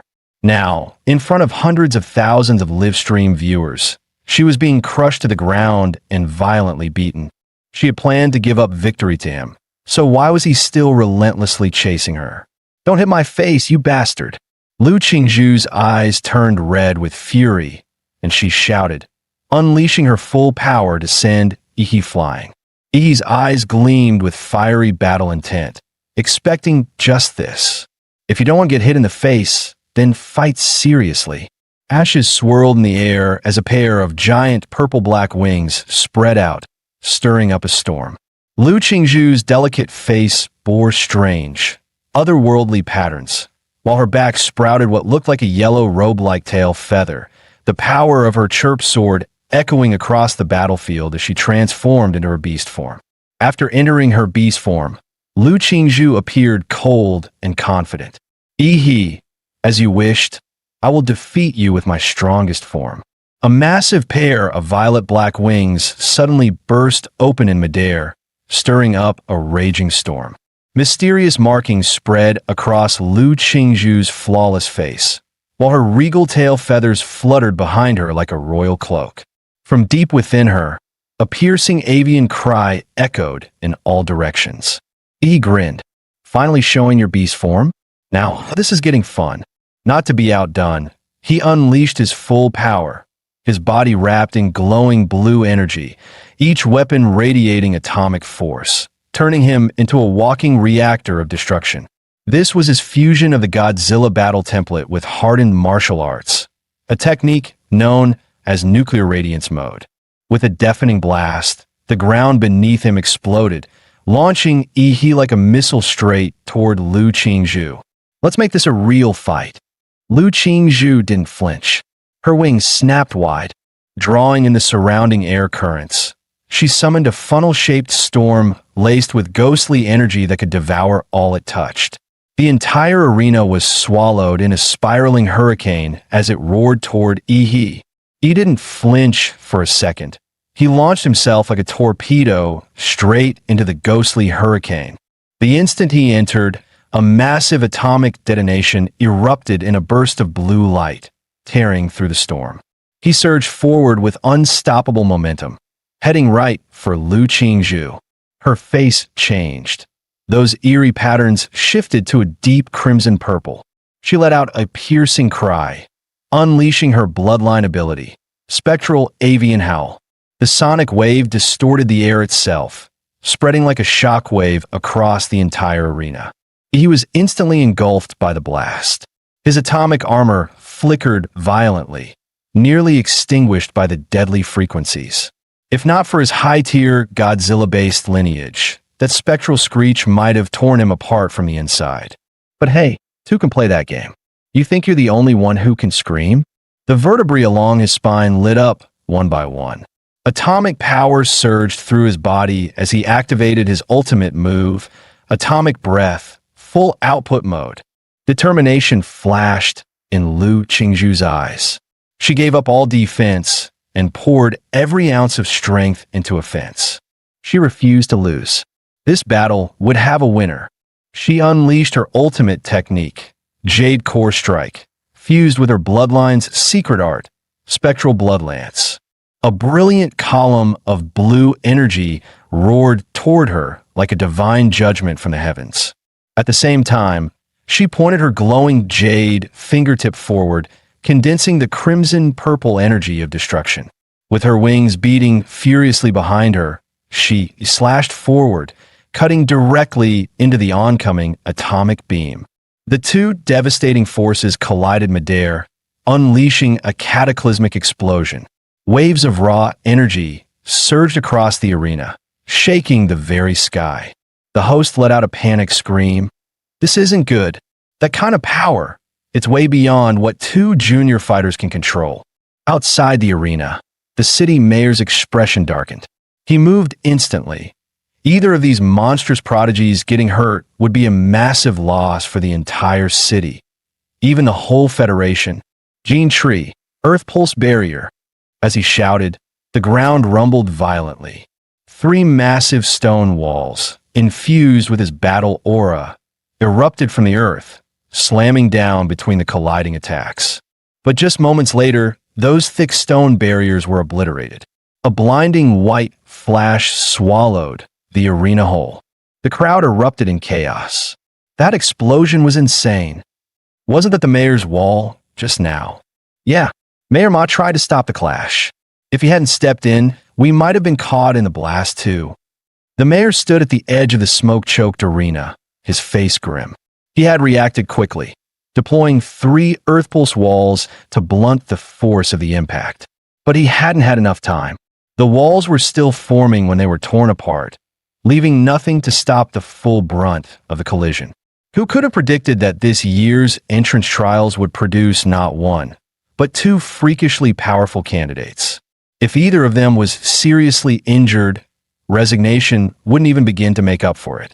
Here, in this land, a martial prodigy held sway over the hearts of the people more fiercely than any celebrity ever could. At the center of the arena, Lu Qingzhu was once again gravely injured. Blood streamed down her arm. She dropped to one knee, her other arm badly scorched. Her once proud form now looked battered and broken. The power of her beast form had completely faded, but she refused to give up. She could still fight. That's when he stepped in front of her. He stood tall, completely unharmed. Not a scratch on him. The contrast was brutal. Lu Qingzhu was shaken. She knew her final blow had landed. Why did it seem like he hadn't felt a thing? He looked down at her and casually said, "If you don't get that nuclear radiation out of your system soon, you're done for." Lu Qingzhu froze, then let out a choked sound on the verge of tears. The injustice was overwhelming. "I never wanted to fight you this hard. Why did you keep pushing me? This is bullying." He knelt down, looking her dead in the eyes. "Do you really hate fighting? Or are you just too stubborn to admit you wanted to win? I could feel it in that last desperate attack. You were hungry for victory." Lu Qingzhu couldn't argue. He was right. In that moment, she had wanted to win. That desire had made her drop her guard and go all in. But what was happening to her? She'd always hated fighting. She wanted to lose quickly, didn't she? And yet, during that final clash, she felt something else. Something raw and exhilarating. That rush of fighting not for anyone else, but just for herself. He gently placed a hand on Lu Qingzhu's shoulder. "You lost because your mind was too clouded during the fight." Then, without hesitation, he absorbed the lingering nuclear radiation from her body. Lu Qingzhu looked down. The radiation and the wounds on her arm were rapidly healing. He looked her in the eye and said earnestly, "Even so, you're still the strongest opponent I've ever faced. If there's ever another chance, I'd love to fight you again. No distractions, just a pure battle." Lu Qingzhu. Her cheeks flushed red at his words. Just then, the smoke over the arena finally cleared. Every camera zoomed in on the center stage. The host shouted excitedly, He's still standing. The first semifinal match is over. He of Anqing First High takes the win." Shortly after, Chu Zhou claimed victory in his match as well. The final showdown of the Anqing trials, the champions' duel, was about to begin. The host's voice boomed. "The final battle is set. He of Anqing First High versus Chu Zhou, also of Anqing First High." The livestream viewership surged, nearing 500 million. The grand finale of the Anqing tournament was underway. As a referee gave the signal, Chu Zhou stood ready, pressing his palms together. A chilling longsword slowly formed in his hands, forged from pure bloodline power. Cryoblade manifestation. He grinned. "Come at me." He may have just defeated the mighty Lu Qingzhu, but he wasn't about to let his guard down now. After all, Chu Zhou's battle intellect might just be the highest among all candidates this year. Chu Zhou's eyes sharpened. He stepped forward, activating the 7-star movement. His body blurred into a series of afterimages, and in the blink of an eye, he closed the distance between them. Whoosh, whoosh, whoosh. Hundreds of icy blades flew at He from every direction, cutting off all escape. But he was unfazed. Tracking the real Chu Zhou? Nah, smashing everything in sight sounded way more satisfying. He clenched his fist, muscles flexing like coiled steel, and eerie blue energy danced along his arm. Atomic detonation fist, fully charged. With a single punch, the ground trembled. A shockwave of pure atomic force erupted outward, engulfing a 10-meter radius in searing nuclear energy. Chu Zhou was forced to retreat, his mind reeling. This guy didn't even try to find the real body. He just blasted everything with overwhelming power. With Chu Zhou's level of defense, there was no way he could take that hit head-on. Honestly, was there anyone their age who could trade punches with He and walk away? Just look at what happened to Sheng Wan. But Chu Zhou wasn't the type to back down. If close combat wouldn't work, then he'd wear He down from afar. His bloodline surged, Frostworm awakening. Crystalline dragon scales bloomed across his body. His pupils turned into golden slits, and twin obsidian horns rose from his head. Behind him, a massive frostworm roared into form, its spectral wings stretching wide. His ice pulse erupted. Frozen winds howled across the arena, forming colossal ice spikes that surged into a towering tidal wave of frost, crashing toward Ihi. That's insane. He just summoned an entire mountain of ice out of nowhere. That frostworm bloodline is god tier. He looks amazing. Take down the evil overlord, Ihi. Go get him, Ice Brother. At that moment, Ihi was completely encased in the heavy ice forged by Chuzhou's bloodline. But Chuzhou didn't relax. He wasn't naive enough to believe the fight was over. His breathing grew heavier, unleashing that level of frostworm power had taken its toll. Suddenly, the crowd gasped. Look, the ice mountain, it's melting.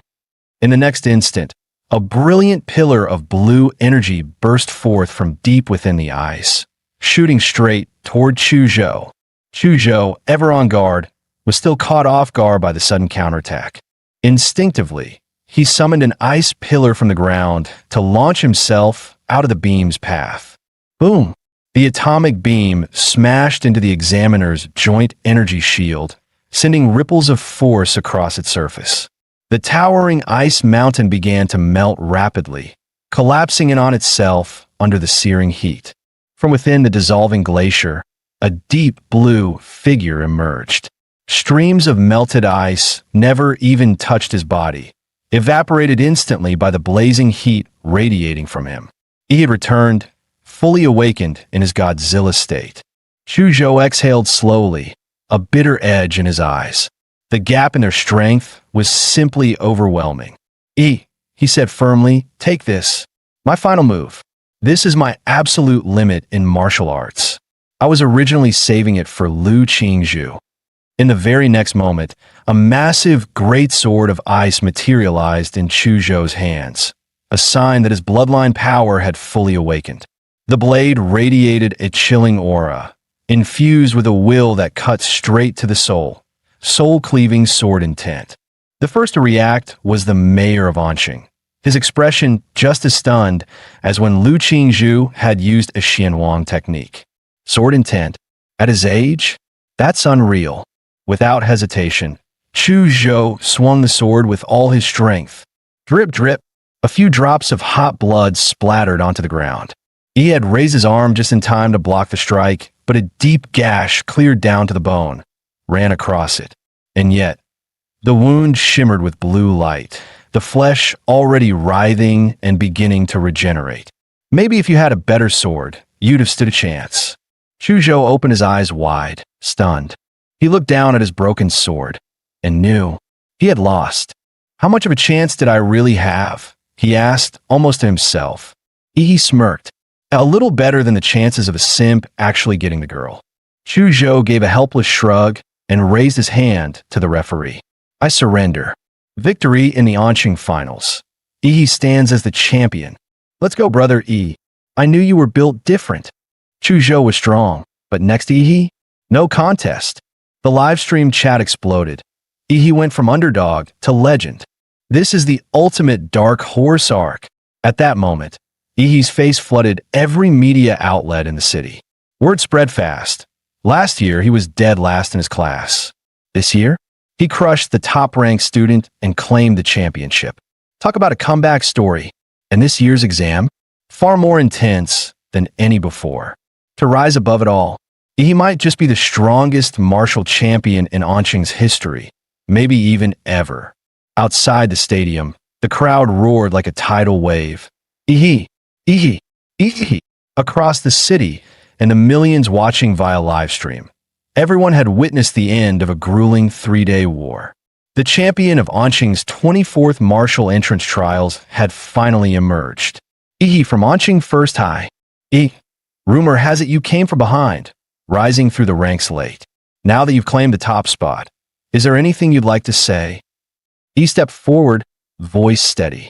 First, I want to thank my teacher. When I was at my lowest, he didn't give up on me. His encouragement gave me the will to fight. Back in front of the live stream, Ihi's homeroom teacher wiped away tears. He felt overwhelmed with guilt. How had he overlooked this monstrous talent until just before the exam? He didn't feel worthy of the praise. And next, I'd like to, suddenly, in the front row of the audience, the school principal started waving wildly at Ihi. He held both hands in the air, flashing a big 2-0 gesture. 2 million. Ihi, promote our school a bit, and I'll give you 2 million in scholarship money. Ihi's eyes instantly lit up like dollar signs. I'd also like to thank my alma mater and our brilliant principal. Without his wise leadership, how could Anqing First High have achieved such greatness? And finally, I want to thank myself, Ihi said with complete sincerity. Without my hard work, relentless dedication, and unmatched intelligence, none of this would have been possible. He said it with a straight face, absolutely no shame. Just then, the familiar system interface popped up, frowny face, congratulations, host. You have earned the title Top Scholar. Reward. 1 random template ability draw unlocked. Wait, Top Scholar is an actual title. He blinked, then grinned. So, the template has an achievement system too? That's a sweet surprise. Meanwhile, in the stadium hallway, a swarm of reporters had already cornered Ihi, cameras and mics closing in from all sides. Ihi, was there a lot of pressure winning this year's championship? How did you manage such rapid growth in just 6 months? Will you be applying to Capital Star University? He raised his hands in surrender, exasperated. Please stop chasing me. I really need to pee. But one sleazy-looking guy shoved a phone in his face, smirking. Quick question. Between Lu Qingzhu and Kai Shaoling, who's prettier? Or are you more into Xingguan? Or maybe Chuzhou? Nope, I'm out. He bolted like a rocket. He had no time for weird fan service interviews. After finally shaking off the media mob, he ducked into the empty basketball court, finally catching his breath. His eyes lit up with excitement. So the template isn't a one-and-done deal. I can unlock more through the system. This is insane. I'm loving it. Just then, a calm voice sounded behind him. Congratulations on becoming the top scholar. He jolted in surprise, spinning around, thinking another reporter had found him. The man took off his hat and smiled. Relax. I'm not with the media. I'm from Capital Star. Let's talk about something a bit more classified, like the gene lock. He froze. Gene lock? He hadn't unlocked any so-called gene lock. All his powers came from monster templates. Could this guy know his secret? Who was he? From what little memory he had of the original host, that term had only ever come up once, from his supposedly ordinary father. The man pulled a file from his bag and said with a smirk, Tell me, aren't you curious? Your father, a regular taxi driver. How would someone like him even know about something like a gene lock? He raised an eyebrow. Wait, could my old man actually be some kind of hidden expert? The man handed him the file. Due to your unique status, Capital Star has authorized the release of a restricted document. He opened it, and his eyes widened as he read. Project Prometheus, once a dominant force in Blue Star's biological gene research. After a classified incident, the institute was blacklisted by multiple nations. Its key researchers went underground, erasing their identities. The gene lock was among their most ambitious experiments. He slowly closed the file, realization hitting him hard. So you guys think my regular OL cab-driving dad was actually a senior researcher at Prometheus? And me? I'm one of their secret experiments. Please don't worry, the man in the trench coat said gently. The government isn't here to threaten you. I'm just here to inform you. After all, as the subject involved, you have the right to know the truth. He clearly feared he might panic and do something reckless.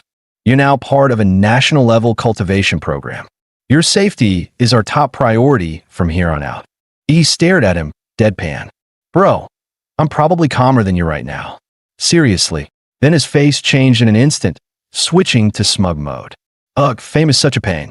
So much attention, so many questions. Society really is all about status, huh? The man blinked in silence, then turned and walked away without another word. As soon as he left, he rubbed his hands together, eyes sparkling. Finally, he's gone. This exam run was a jackpot. Top university offer, $2 million in scholarship money, another 800k bonus, and most importantly, new template draw, here I come. He wasted no time summoning the system interface and hitting draw. Sure, he knew legendary tier templates like Godzilla were rare, but he couldn't help hoping for another miracle. A swirling black vortex appeared on the screen, filled with monstrous growls and echoing roars, like a cursed vault full of ancient beasts. He stared in awe, slack-jawed. A moment later, the result appeared. D-Class Template. D-Class Template. Colossus type, humanoid, bloodline abilities. Size increase up to 60 meters. High-pressure steam emission. Evolutionary path. Proto-giant hybrid. Compatibility, 1%. E's eyes gleamed brighter by the second. So, template abilities can stack. If I combine the Colossus-type humanoid with the Berserker Emperor Mothra, wouldn't that make me the true king of monsters? Meanwhile, inside a quiet villa, Brother Huolong, are you saying you're turning down all your missions? That's right. Cancel everything on my schedule. He hung up the call. The only sound left in the room was the faint audio from a TV broadcast. Huolong took a deep breath. His index finger began tapping the redwood table rhythmically. Tap, tap, tap. A dent soon formed where his finger struck. His younger brother, Huopeng, had been missing for over half a month. The search team sent in the Mystic Zone returned empty-handed. Not even a corpse, an experienced hunter of forbidden realms. Huolong didn't need confirmation. His brother was dead. Worse, the scene had been cleaned. No trace, no mistake. Still, the rescue team didn't come back empty-handed. At the last known location, they recovered samples, and testing revealed traces of nuclear radiation. Huolong's eyes stayed locked on the TV screen.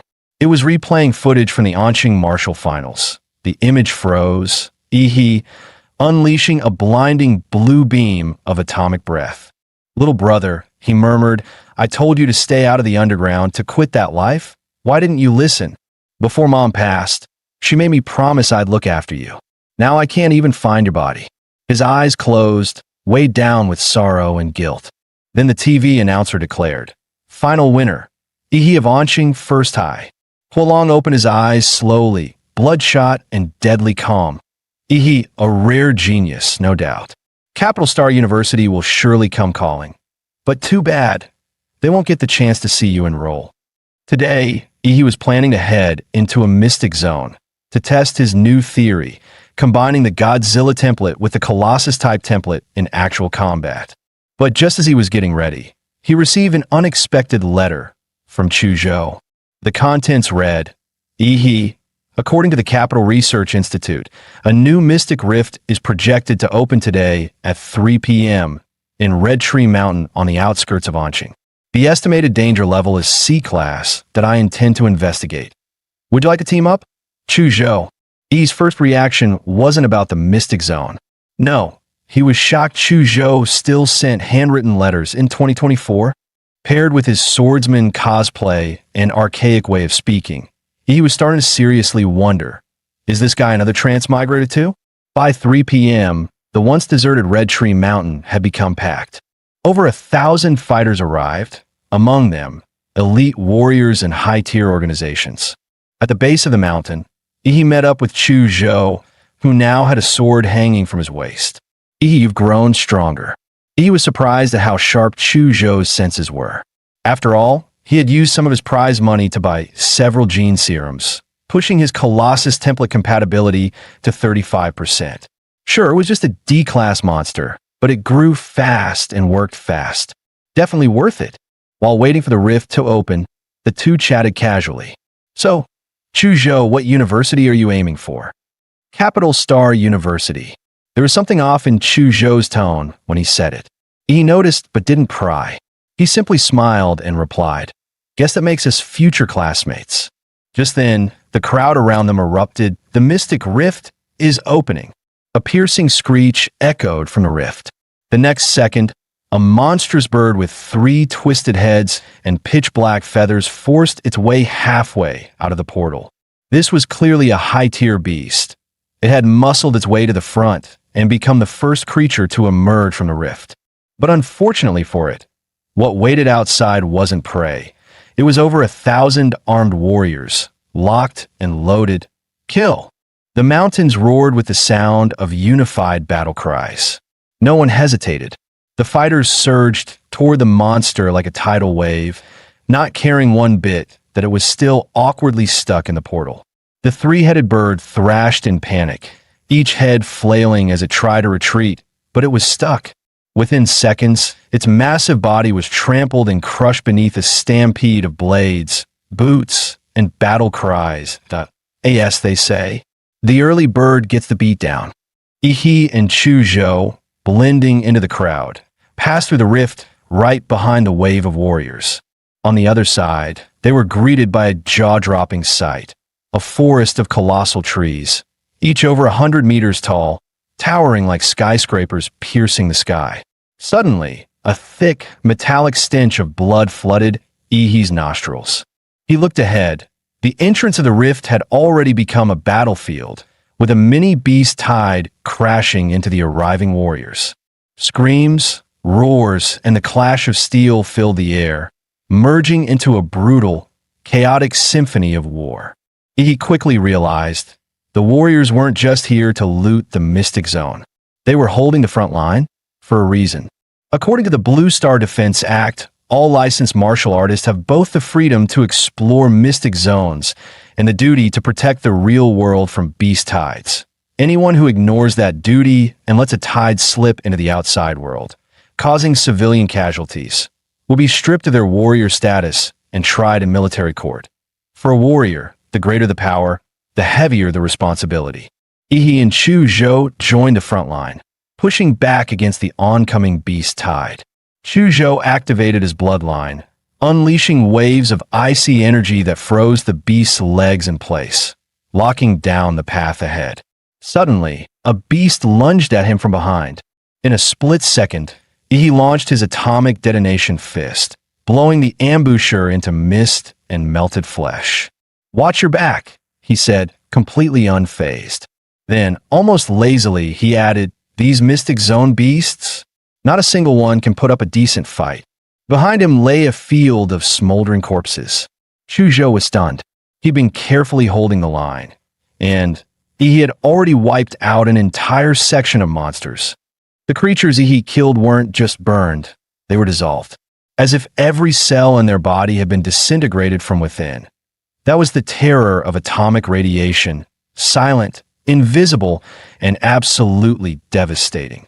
And now, for the first time in the open battlefield, Ihi, the walking nuclear disaster zone, could unleash his power freely. Roar! Scree! Beasts howled as they charged at him, only to melt into puddles of gore a few meters away, cooked alive by the sheer heat radiating from his body. On another part of the battlefield, warriors locked in desperate melee turned their heads, only to see that the warriors behind them were already relaxing and wiping sweat. Yo, what the hell? They done already? Did they bring in some high-tier merc? Nope. That's the top scorer from Anqing's entrance exams. The what? Wasn't he just a trainee? How's a kid soloing entire waves of monsters? You didn't watch this year's entrance exam broadcast? Nah. Who wants to watch high schoolers fight? Idiot. That high schooler could mop the floor with 10 of you. As the battle dragged on, exhaustion began to show on the warriors' faces. Then someone shouted, "Drive the beasts toward the top scorer." And just like that, the battlefield adapted. Everyone instinctively pivoted, using Ihi's nuclear radiation field as a natural kill zone against the monster tide. No one knew how long the fighting had lasted. But then, boom, a signal flare burst in the sky. Eyes that had gone dull with fatigue suddenly lit up. Decapitation confirmed. The Alpha Beast is down. We did it. The tide is breaking. Monsters are retreating. Don't let up. Finish them off. Chuzhou finally exhaled, relief washing over him. The first wave of Red Tree Mountain's beast tide was over to the 1,000+ warriors who had entered. Only about 800 remained. He strolled over casually, lugging several massive sacks behind him. His chill attitude stood out like a sore thumb amid the blood-soaked survivors. Phew. Hey, Chuzhou, real talk. I'm running out of hands here. How am I supposed to carry all this loot? With a thud, he dropped several bulging sacks of monster cores in front of him. Chuzhou silently handed over a silver black ring. My spatial ring. Use it. Whoa, nice. A space ring? Those go for tens of millions on the market. He eagerly stuffed the bags inside. I knew you were secretly loaded. Wusun's back. Thank the heavens. If he hadn't taken out the elite beast, we'd have all died out there. The crowd parted automatically as a tall, broad-shouldered man strode forward, righteous energy radiating from him like a wall. He quickly realized this guy was heading straight for him. Hello there, Anqing's top scholar, the man said with a warm smile. Name's Wu Sun, regional commander of the Silver Wolf Mercenary Corps. I've heard what you did out there today. Outstanding work.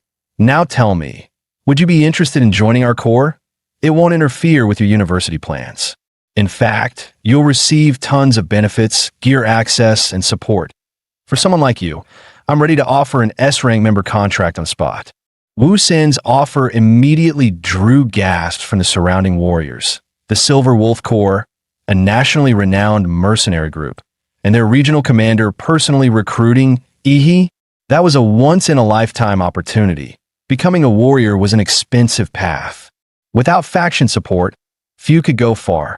In an S-rank contract, even elite students from Capital Star University rarely received such treatment. Just then, a dazzling striped tiger stepped out from the crowd. On its back sat a striking woman with a bold, commanding presence. So that's why you rushed ahead? Wu Sun, she teased. Trying to steal the prize before the rest of us showed up? She turned to Ihi. Ihi, how about joining the Chengda Corps instead? We may be smaller than Silver Wolf, but if you join us, I'll personally guarantee you'll receive 15% of our monthly cultivation resources. No strings attached. Gasp! That wasn't an offer. That was basically giving him a stake in the guild. A high schooler. And they were throwing elite-tier contracts at him. Ihi, however, simply smiled and shook his head. Thanks, but for now, I'm not planning to join any corps. The woman chuckled, unfazed. Just as I thought, landing the top scorer was never going to be easy. No worries. Consider this our introduction. If you ever need anything, the Silver Wolf Corps is only a call away. The Chengda Corps, too, she added with a wink. We'll be ready. With the beast tide finally over, the warriors entered the free exploration phase. Chuzhou offered a suggestion. This is a giant forest. The layout's tricky. Let's climb to the canopy and scout the terrain first before heading deeper. He nodded. That was his plan too. He activated his nuclear radiance mode, atomic energy gathering beneath his feet, then blasted upward like a human rocket, shooting straight toward the treetops. Before long, the two stood atop a colossal tree, hundreds of meters tall, overlooking the entire mystic zone. Wait, what is that? He suddenly narrowed his eyes, stunned.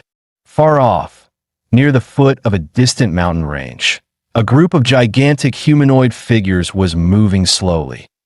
Even from hundreds of kilometers away, their silhouettes were unmistakable. Those things have to be, a kilometer tall? He murmured. That's beyond insane. Chuzhou was about to respond, but he spoke first, voice steady and filled with fire. Unimaginable? Nah, we're still young. Give it a few more years, and we might be the ones hunting them. Maybe even uncovering the truth behind this whole mystic zone thing. Chuzhou turned, slightly awestruck. When faced with such overwhelming unknowns, his instinct was fear. But Ihi, his instinct was to conquer. In that moment, Chuzhou understood. He wasn't just stronger in power.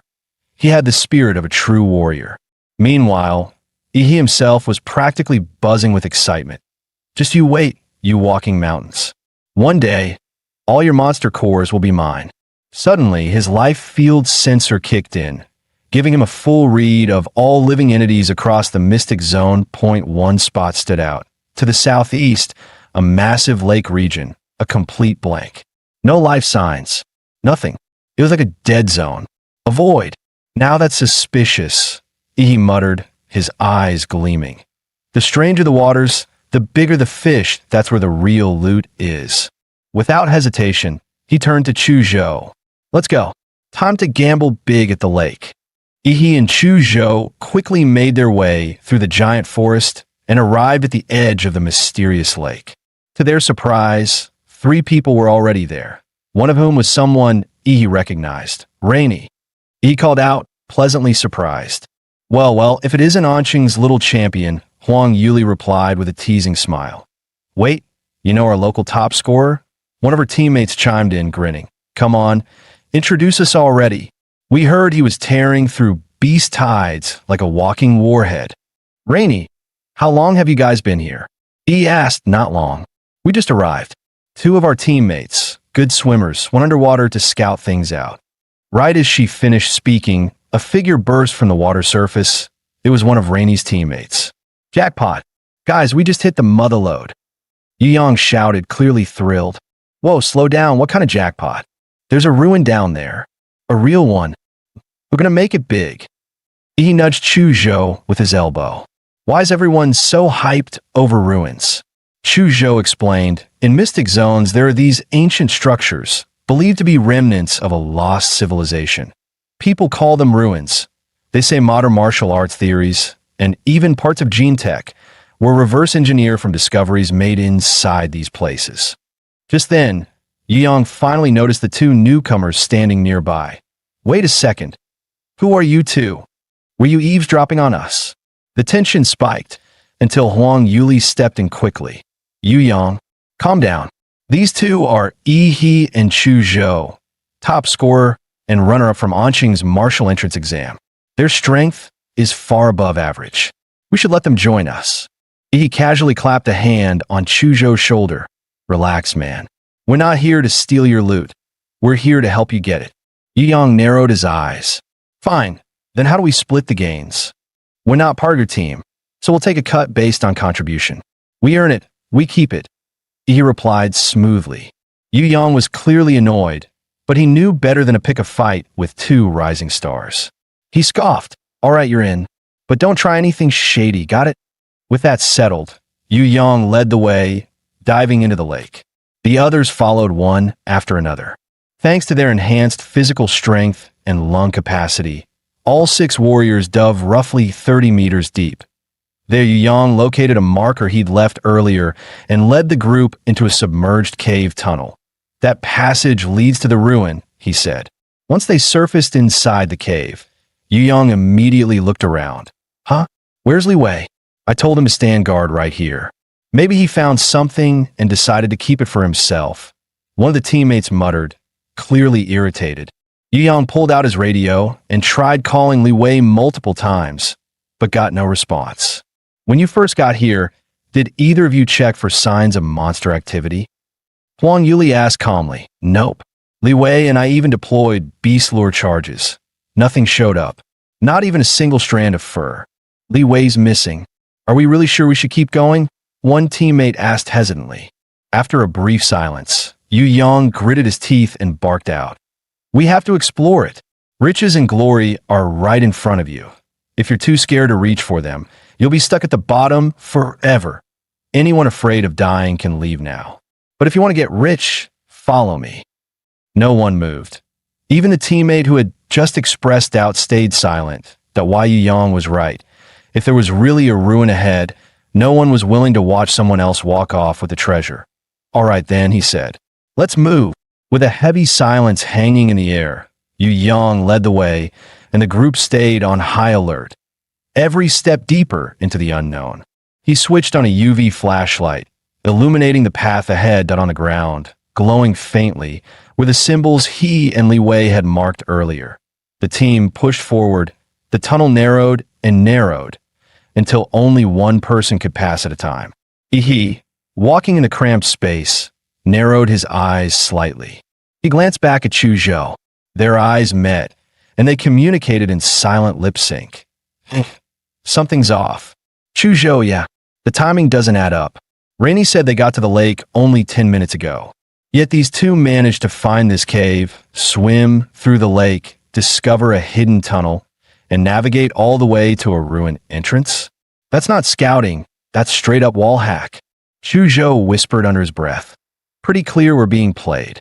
Want to warn your friend, and get out of here. But Ihi smirked, eyes gleaming. Relax that I've got a trump card.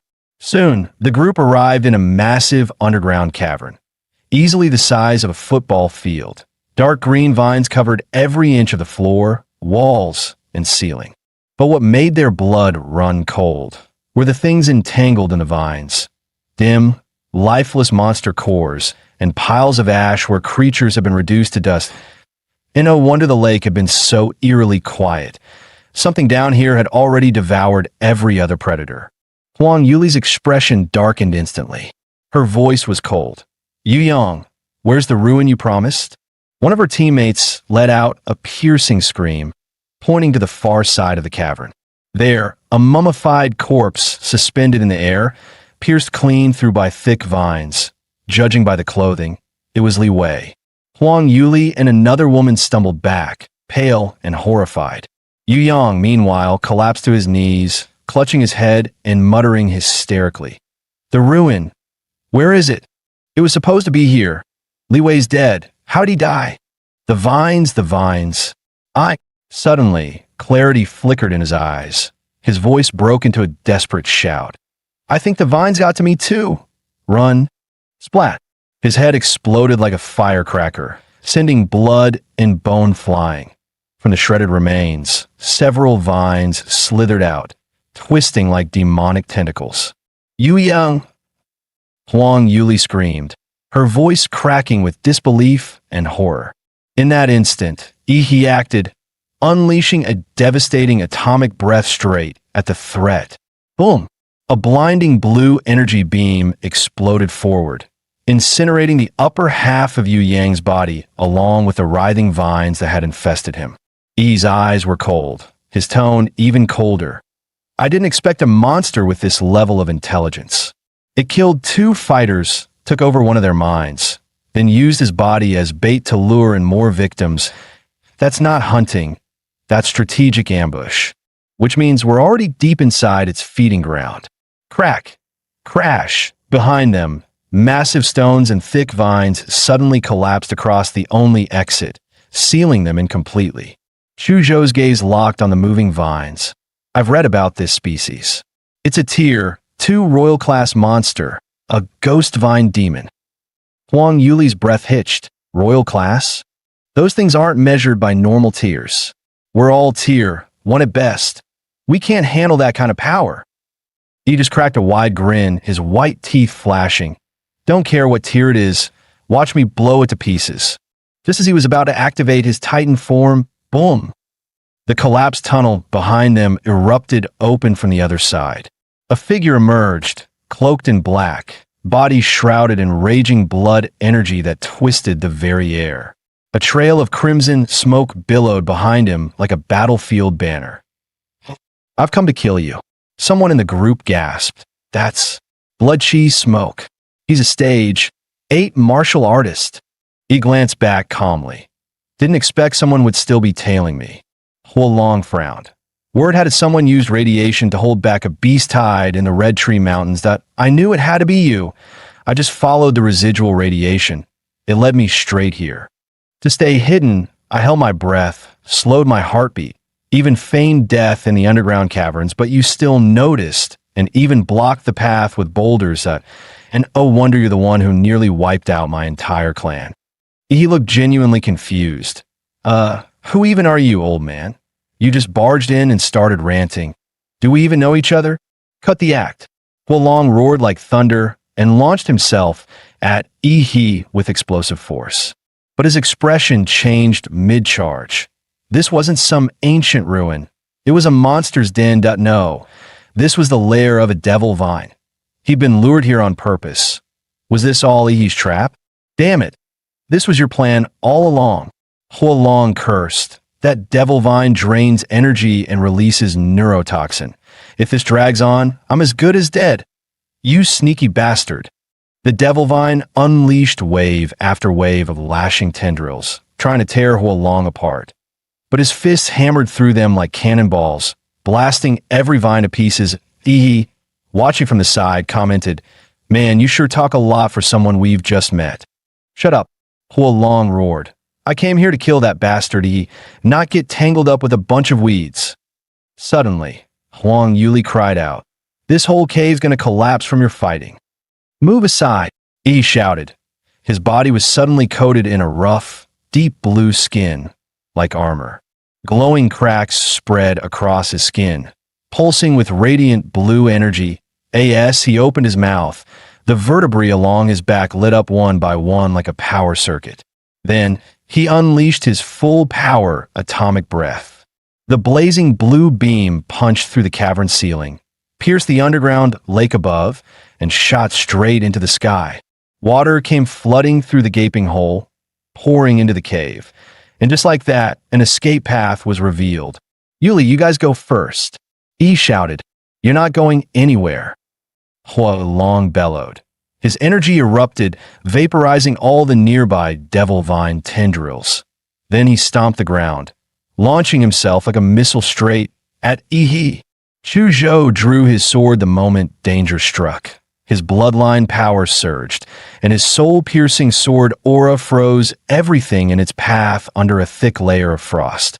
When his icy slash clashed with the fiery punch, steam exploded everywhere, blanketing the cavern in mist. "As long as I'm here, you won't lay a finger on Yi." "TCH, bold words, kid," Hua Long sneered. "I'm an 8th level martial breaker. You think a little frost is going to stop me?" But before he could finish bragging, he had already closed the distance and fired off an atomic blast fist at point-blank range. A blinding surge of blue light lit up the entire underground cavern. Caught completely off guard, Hua Long was sent flying, crashing into the stone wall with a thunderous boom. "Get out of here. That guy's too strong for you right now. Leave him to me."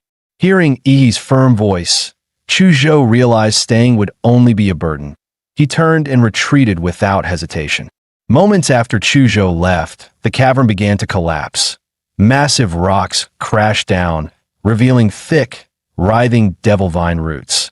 Yet facing both Hua Long and the encroaching monster, he didn't flinch.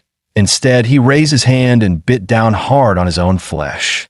On the surface, Huang Yuli and the others stood by the lakeside, watching as the water roiled violently. The rumble of collapsing rock echoed from deep below. When Chu Zhou finally emerged from the lake, Huang Yuli let out a breath of relief, only to realize he hadn't followed him up. Just as Huang Yuli was about to speak, a deafening boom ripped through the lake. A brilliant blue bolt of lightning shot skyward, lighting up the entire lake. When a titan transforms, the process releases an immense burst of energy, often taking the form of thunderous lightning. Especially in the case of a colossal titan, whose transformation produces the most devastating energy output due to its massive size. It's so destructive, it's often compared to a humanoid nuke, capable of leveling an entire military harbor upon transforming. And this time, the one transforming was none other than Yi, the atomic-powered human Godzilla. What erupted from him wasn't just light. It was a full-blown nuclear event. Hua Long was instantly incinerated by the blast, charred before he even had time to react. Torrents of lake water shot upward, flooding the air. Clouds of steam billowed as if the entire lake had begun to boil. Through the haze, the group vaguely saw a massive shadow flash by, but it vanished just as quickly, leaving them unsure if it was real or just their imagination. As they stood on alert, Yi crawled out of the water and shouted, "Chu Zhou, toss me some clothes." After changing, Chu Zhou asked curiously, "What the hell was that explosion?" He casually made something up? That mystery fighter? He blew himself up with a plasma bomb, took the devil vine with him. Chu Zhou scratched his head, "But I swear I saw some kind of giant in the fog." "Nope, just the explosion messing with your eyes," he interrupted quickly. After successfully brushing them off, he let out a quiet sigh of relief. If they ever found out he had a monster transformation template, things would get complicated fast. He did go a little overboard. The guy got vaporized, not even a corpse left to loot, and at least he managed to secure the Devil Vine's core. After barely surviving their ordeal, Huang Yuli and the others were utterly drained and ready to leave the secret realm. We'll head out first, Huang Yuli said apologetically. Sorry for dragging you into this mess. Not only was it a wasted trip for you, but you even had to save us. We'll make it up to you once you're out. Yi grinned. Come on, Yuli. Don't be so formal that let's just call it payback for the time you helped me. If you try to repay me again, I'll just end up owing you all over. Huang Yuli chuckled and dropped the subject. She waved goodbye and left with her team. Yi and Chu Zhou then continued exploring the secret realm. Thanks to Yi's powerful life field sensing ability, they racked up quite a haul. By the third day, feeling they'd gathered enough, they decided it was time to leave. Returning to the real world, they looked up and were stunned to see planes flying overhead. It's only been a few days, and this place has already been turned into a town with cargo planes. Man, the infrastructure speed in this country is just insane. He headed to the Relic Appraisal Center to have his loot evaluated and to pay the 10% tax. Sir, please be careful, the staff reminded him. If these items are damaged, it'll be your loss too. He scratched his head. Sorry, I brought too much stuff that if I don't start unloading fast, you guys won't be done by noon. No worries, sir. We're professionals, the staff assured him with a smile. With a sigh, he took off his spatial ring. And then he began pulling out bags one after another. As the staff watched Yi pull out the final bag, she couldn't help but mutter inwardly. Bag after bag. Is this a relic appraisal or a warehouse delivery? She asked nervously. Yes, sir. Is that all of it? He grinned smugly. All done, but you better start calculating fast. We've still got a whole pile of spirit herbs coming. After wrapping up the monster core appraisal, he moved over to the herb assessment counter. At this point, green and white grade monster cores no longer benefited him, so he sold them off for cash.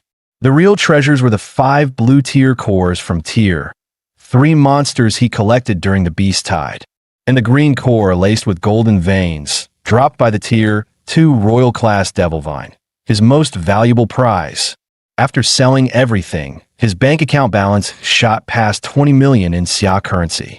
Yet even staring at the endless string of zeros, he didn't feel much joy. Honestly, all that money still wasn't as satisfying as boosting his compatibility rate by just 10%. After all, in this world, raw power was the one true truth. Now the question was, how could he spend this money for the biggest upgrade? The gene serums available on the market were no different from low-tier monster cores, useless for enhancing either of his current templates. He let out a sigh. Even my templates are picky now. Seriously? They become more high maintenance than I am. He wanted higher grade serums, of course, but those were all under strict purchasing limits. And with his current clearance level, he didn't even qualify to join the queue. Still, there was another route to power: martial arts. During the college entrance exam, he had outperformed geniuses like Lu Qingzhu thanks entirely to the absurd stats from his Godzilla template. But in terms of actual technique, he couldn't even compete with the martial arts nerds. Time to change that, with some overpowered martial skills. And if anyone in his circle had the connections to get high-level techniques, it was the principal of number 1 high dot. He chuckled to himself. Time to pay a visit to the wise old man and drain his golden loot. Not long after, he barged into the principal's office. The principal calmly poured him a cup of tea. With years of experience and a sixth sense for student scheming, the old man instantly saw through him. This kid clearly wanted something. He casually pulled out a bottle of pricey liquor. Inside floated a rare ginseng herb. Rumor had it, no middle-aged man could resist this miracle brew that supposedly boosted vitality, stamina, and other things. After a few polite words, he cut straight to the point. Principal, I'm looking to learn some powerful martial techniques that I haven't entered university yet, so my only option is to reach out to martial families that you have any connections? The principal frowned. You've already been admitted to Huadu University. It's practically guaranteed. Why rush? You can learn all that stuff once you're enrolled. But I'm really hungry for growth, sir. Fine. Since you're so eager, I'll make an exception and help out that you're a special case talent. After all, an education should be tailored, not cookie cutter. Exactly, principal. Rules are dead. People are alive. With flexible educators like you, the academic world still has hope. The next day around noon, E's phone rang. It's done. You can head over now. Really? That's amazing. Thank you. Which martial family is it? The Liu family in Anqing. E froze. The Liu family, and they're willing to pass down their secret arts. This was going to be interesting. Meanwhile, on the streets of Anqing, a sleek black motorcycle worth over 2 million roared down the road. Riding, it was Liu Qingjie, the Liu family's young heir. He leaned low over the handlebars as the engine screamed like a beast, echoing through the city. Behind him, a blonde beauty clung to his waist, her hair whipping in the wind. Jieji, you're so wild. Puffed up by the praise, Liu Qingjie smirked and was just about to brag, when suddenly a bright yellow rental bike pulled up next to him. Yo bro, eyes on the road point one wrong move at that speed, and it steers of your loved one's time. Liu Qingjie felt utterly humiliated as a self-proclaimed motorcycle god. What the hell? Are you nuts? You nearly gave me a heart attack. Riding a junky rental bike and trying to race him, he growled, twisted the throttle hard, and his steel beast roared to life, blasting forward and leaving he in the dust. You, keeping up with me? Dream on, pal. Watching that tiny yellow bike shrink in his rearview mirror, Liu Qingjie felt euphoric. Nothing like putting some wannabe in his place. But then a strange, thunderous sound rolled up behind him, louder than his own engine. He glanced back. What the hell? That blue streak was Ihi. The guy had activated his nuclear leg mode, blue rocket flames blasting from his calves like a damn space shuttle. He was flying on a bike. Later, bro, Ihi flashed a smile as he zipped past, and then straight up launched into the sky, vanishing into the clouds like a human missile. Liu Qingjie and his blonde passenger were left frozen in disbelief. Wait, bikes can fly now. That speed, wasn't that basically a jet?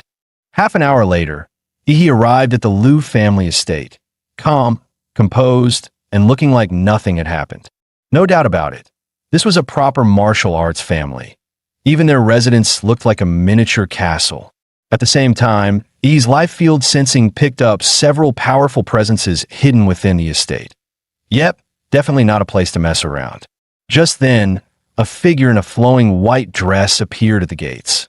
It was Liu Qingjie. She looked slightly nervous as she greeted him. You've arrived? Why mother asked me to escort you. Let's go meet her now. He simply nodded and followed silently behind her into the estate. Their feet stepped onto a plush, high-end carpet as they entered an elegantly decorated and spacious hall. Mother, he is here, Qingjie called softly.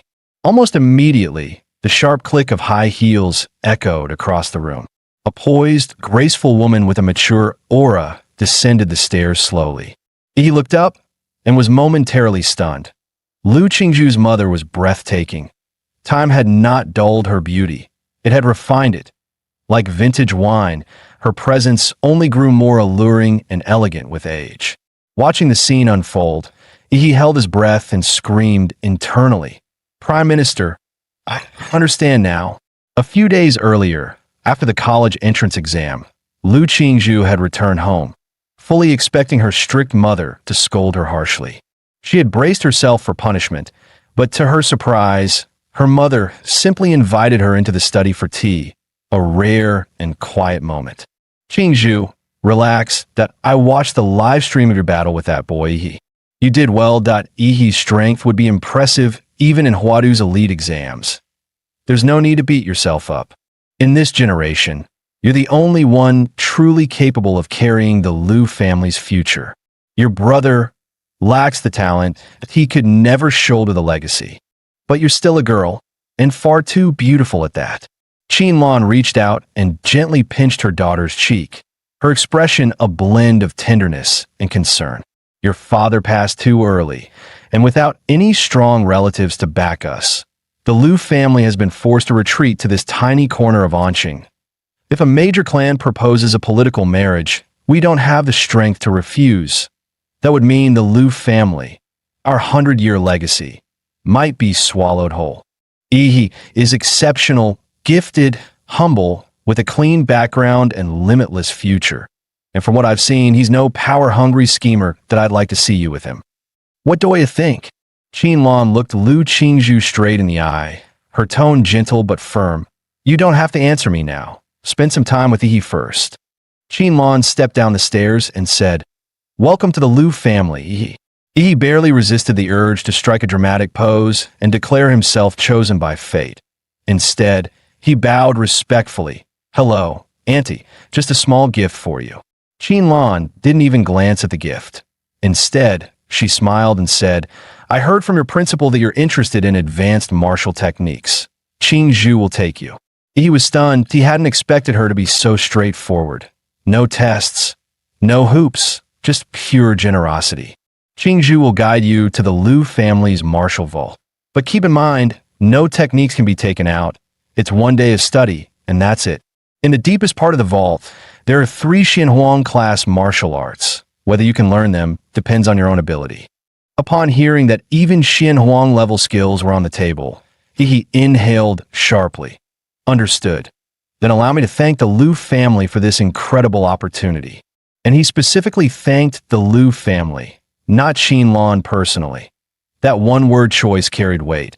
It implied a formal acknowledgement of favor, a future promise.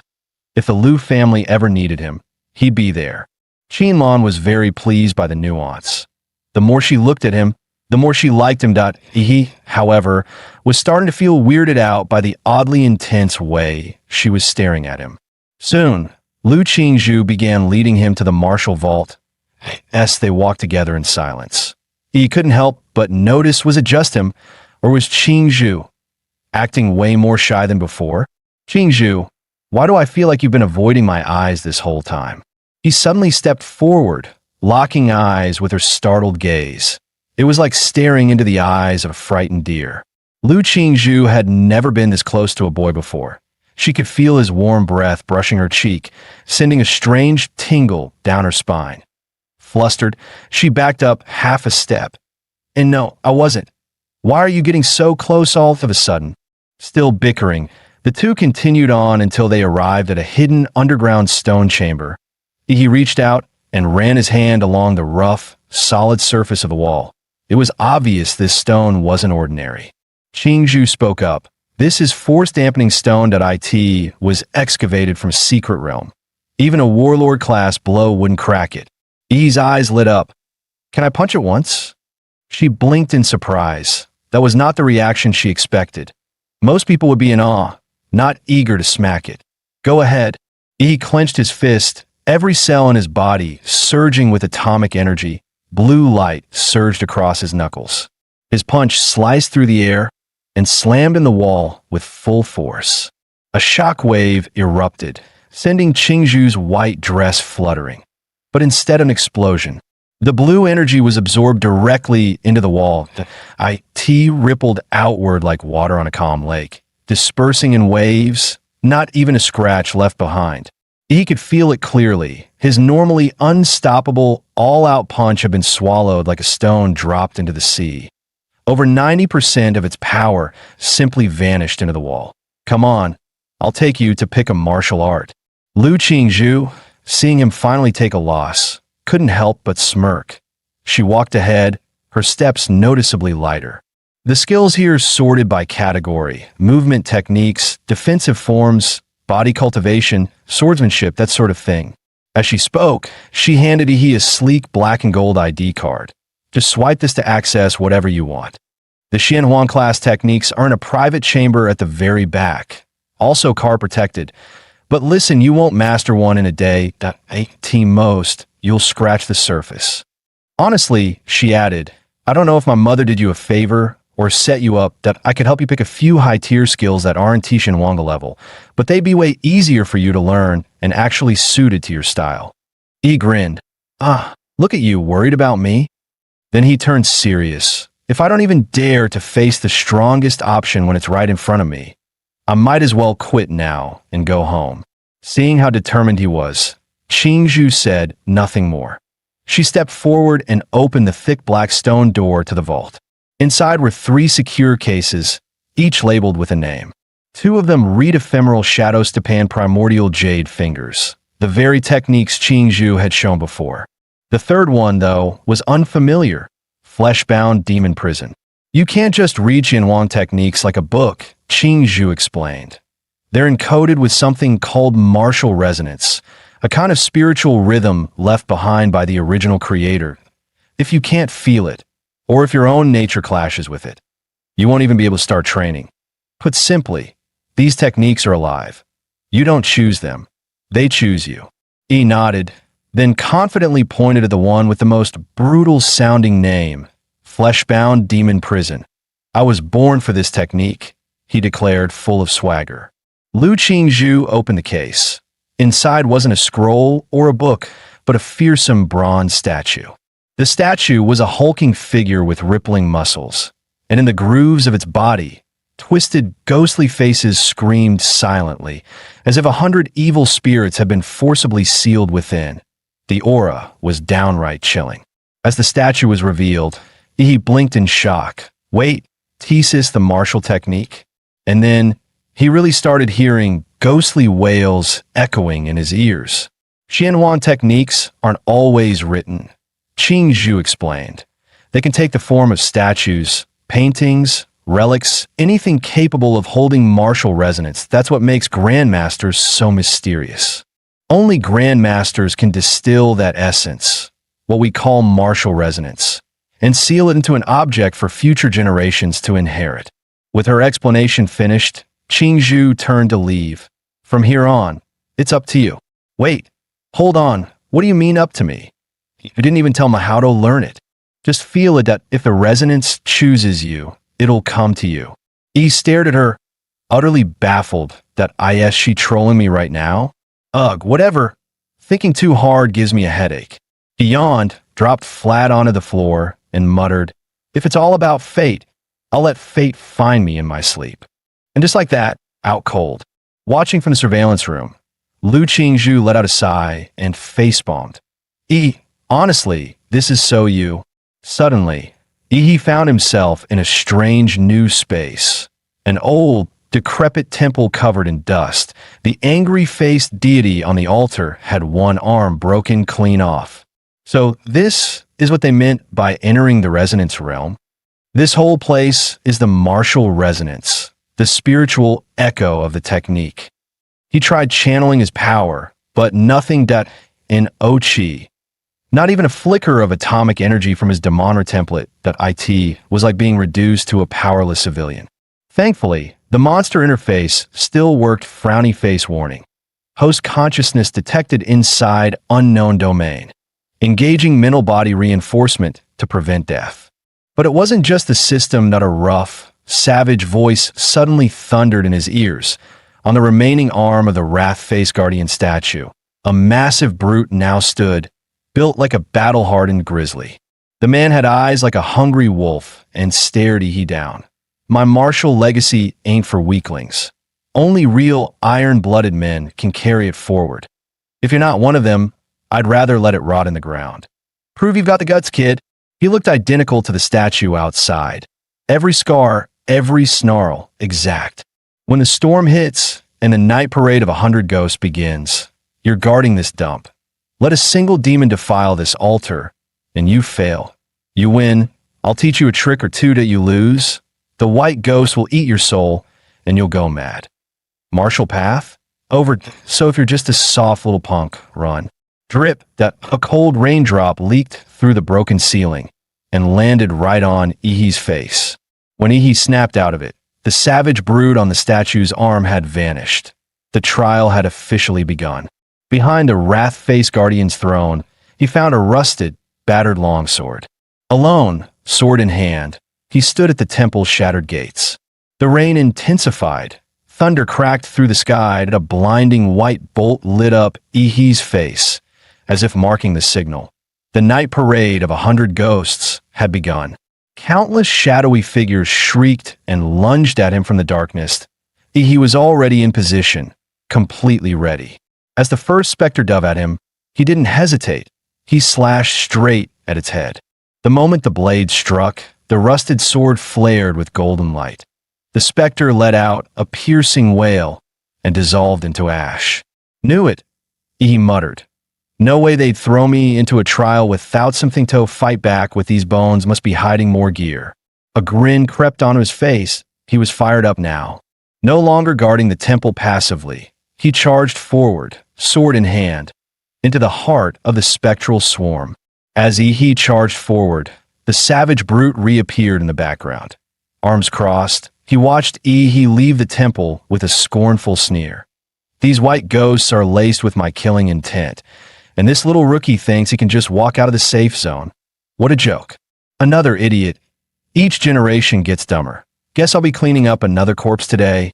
Meanwhile, he was having the time of his life, slashing through ghosts like weeds. Just then, another specter lunged at him, but its claws phased right through him, missing entirely.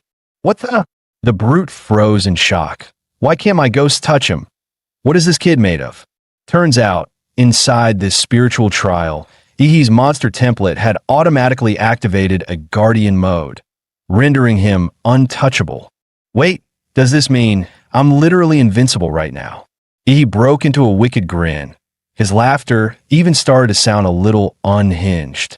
And so began the massacre.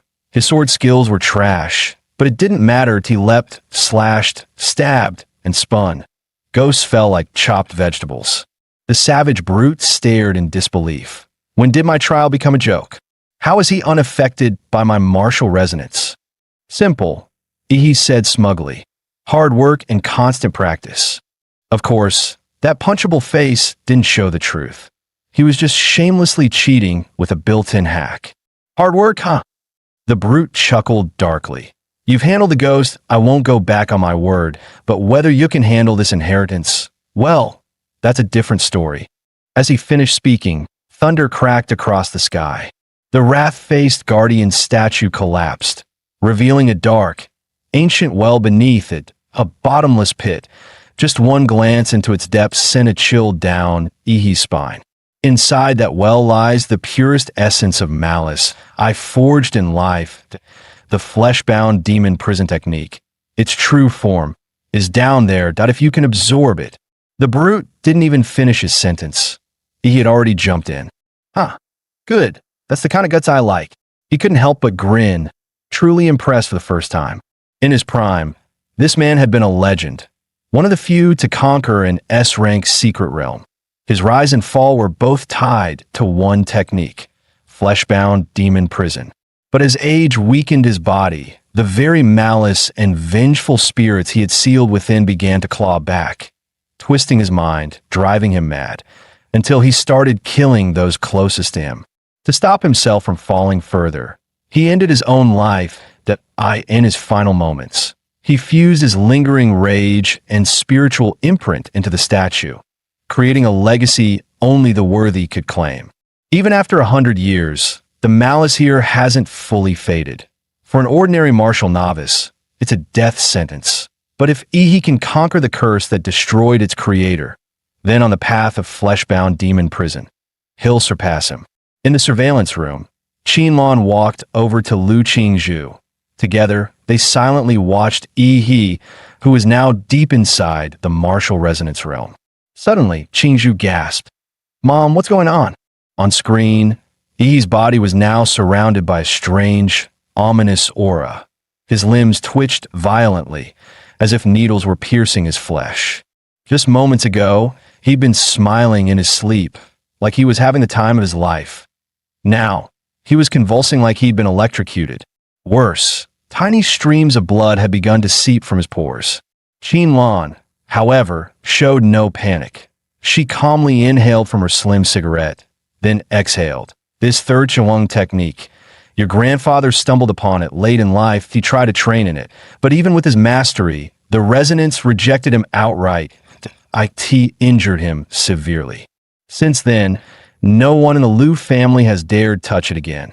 The stronger the power, the harsher the price. Heavy lies the crown. And since he chose to claim that power, he must be ready to... She stopped mid-sentence, eyes suddenly widening. On the screen, he yawned, then casually stretched, looking like he just woke up from the best nap of his life. The room went quiet. Qinlan looked mildly embarrassed. Qingzhu, on the other hand, grinned and said, "Mom, maybe E's cultivation isn't as dramatic as you made it sound." E opened his eyes and stared at the cracked, crumbling statue in front of him. He bowed deeply.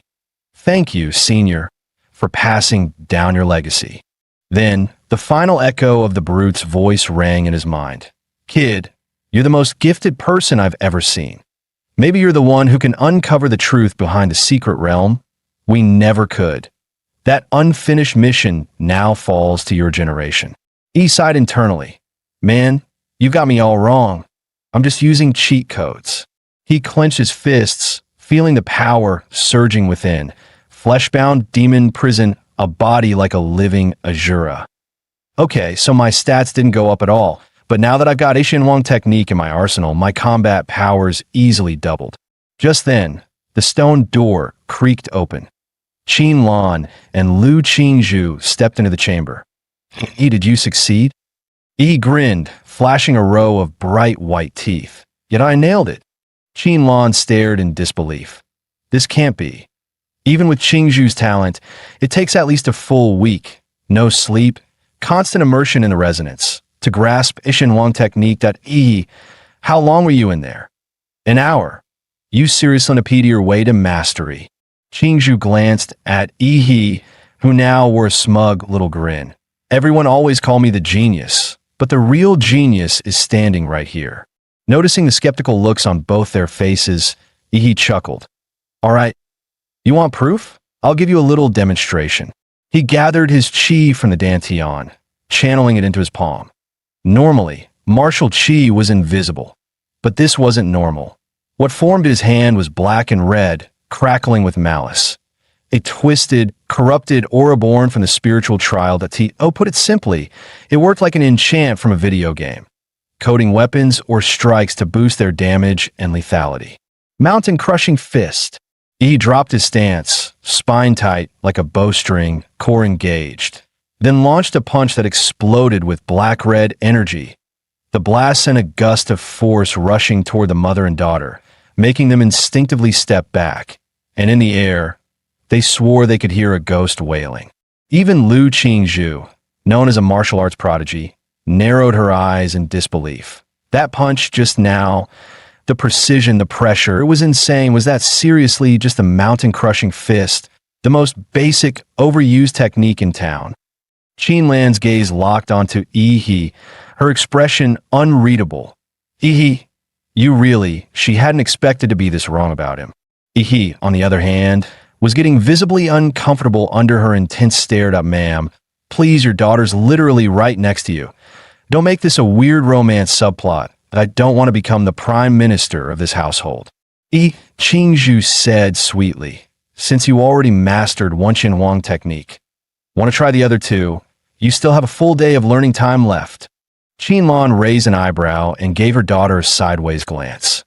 "Girl, please, I'm trying to secure this genius as a future son-in-law, but he's not officially part of our family, yet we can't just hand over the entire Liu clan playbook all at once." He, having lived a whole second life, knew the importance of not being greedy. He smiled politely.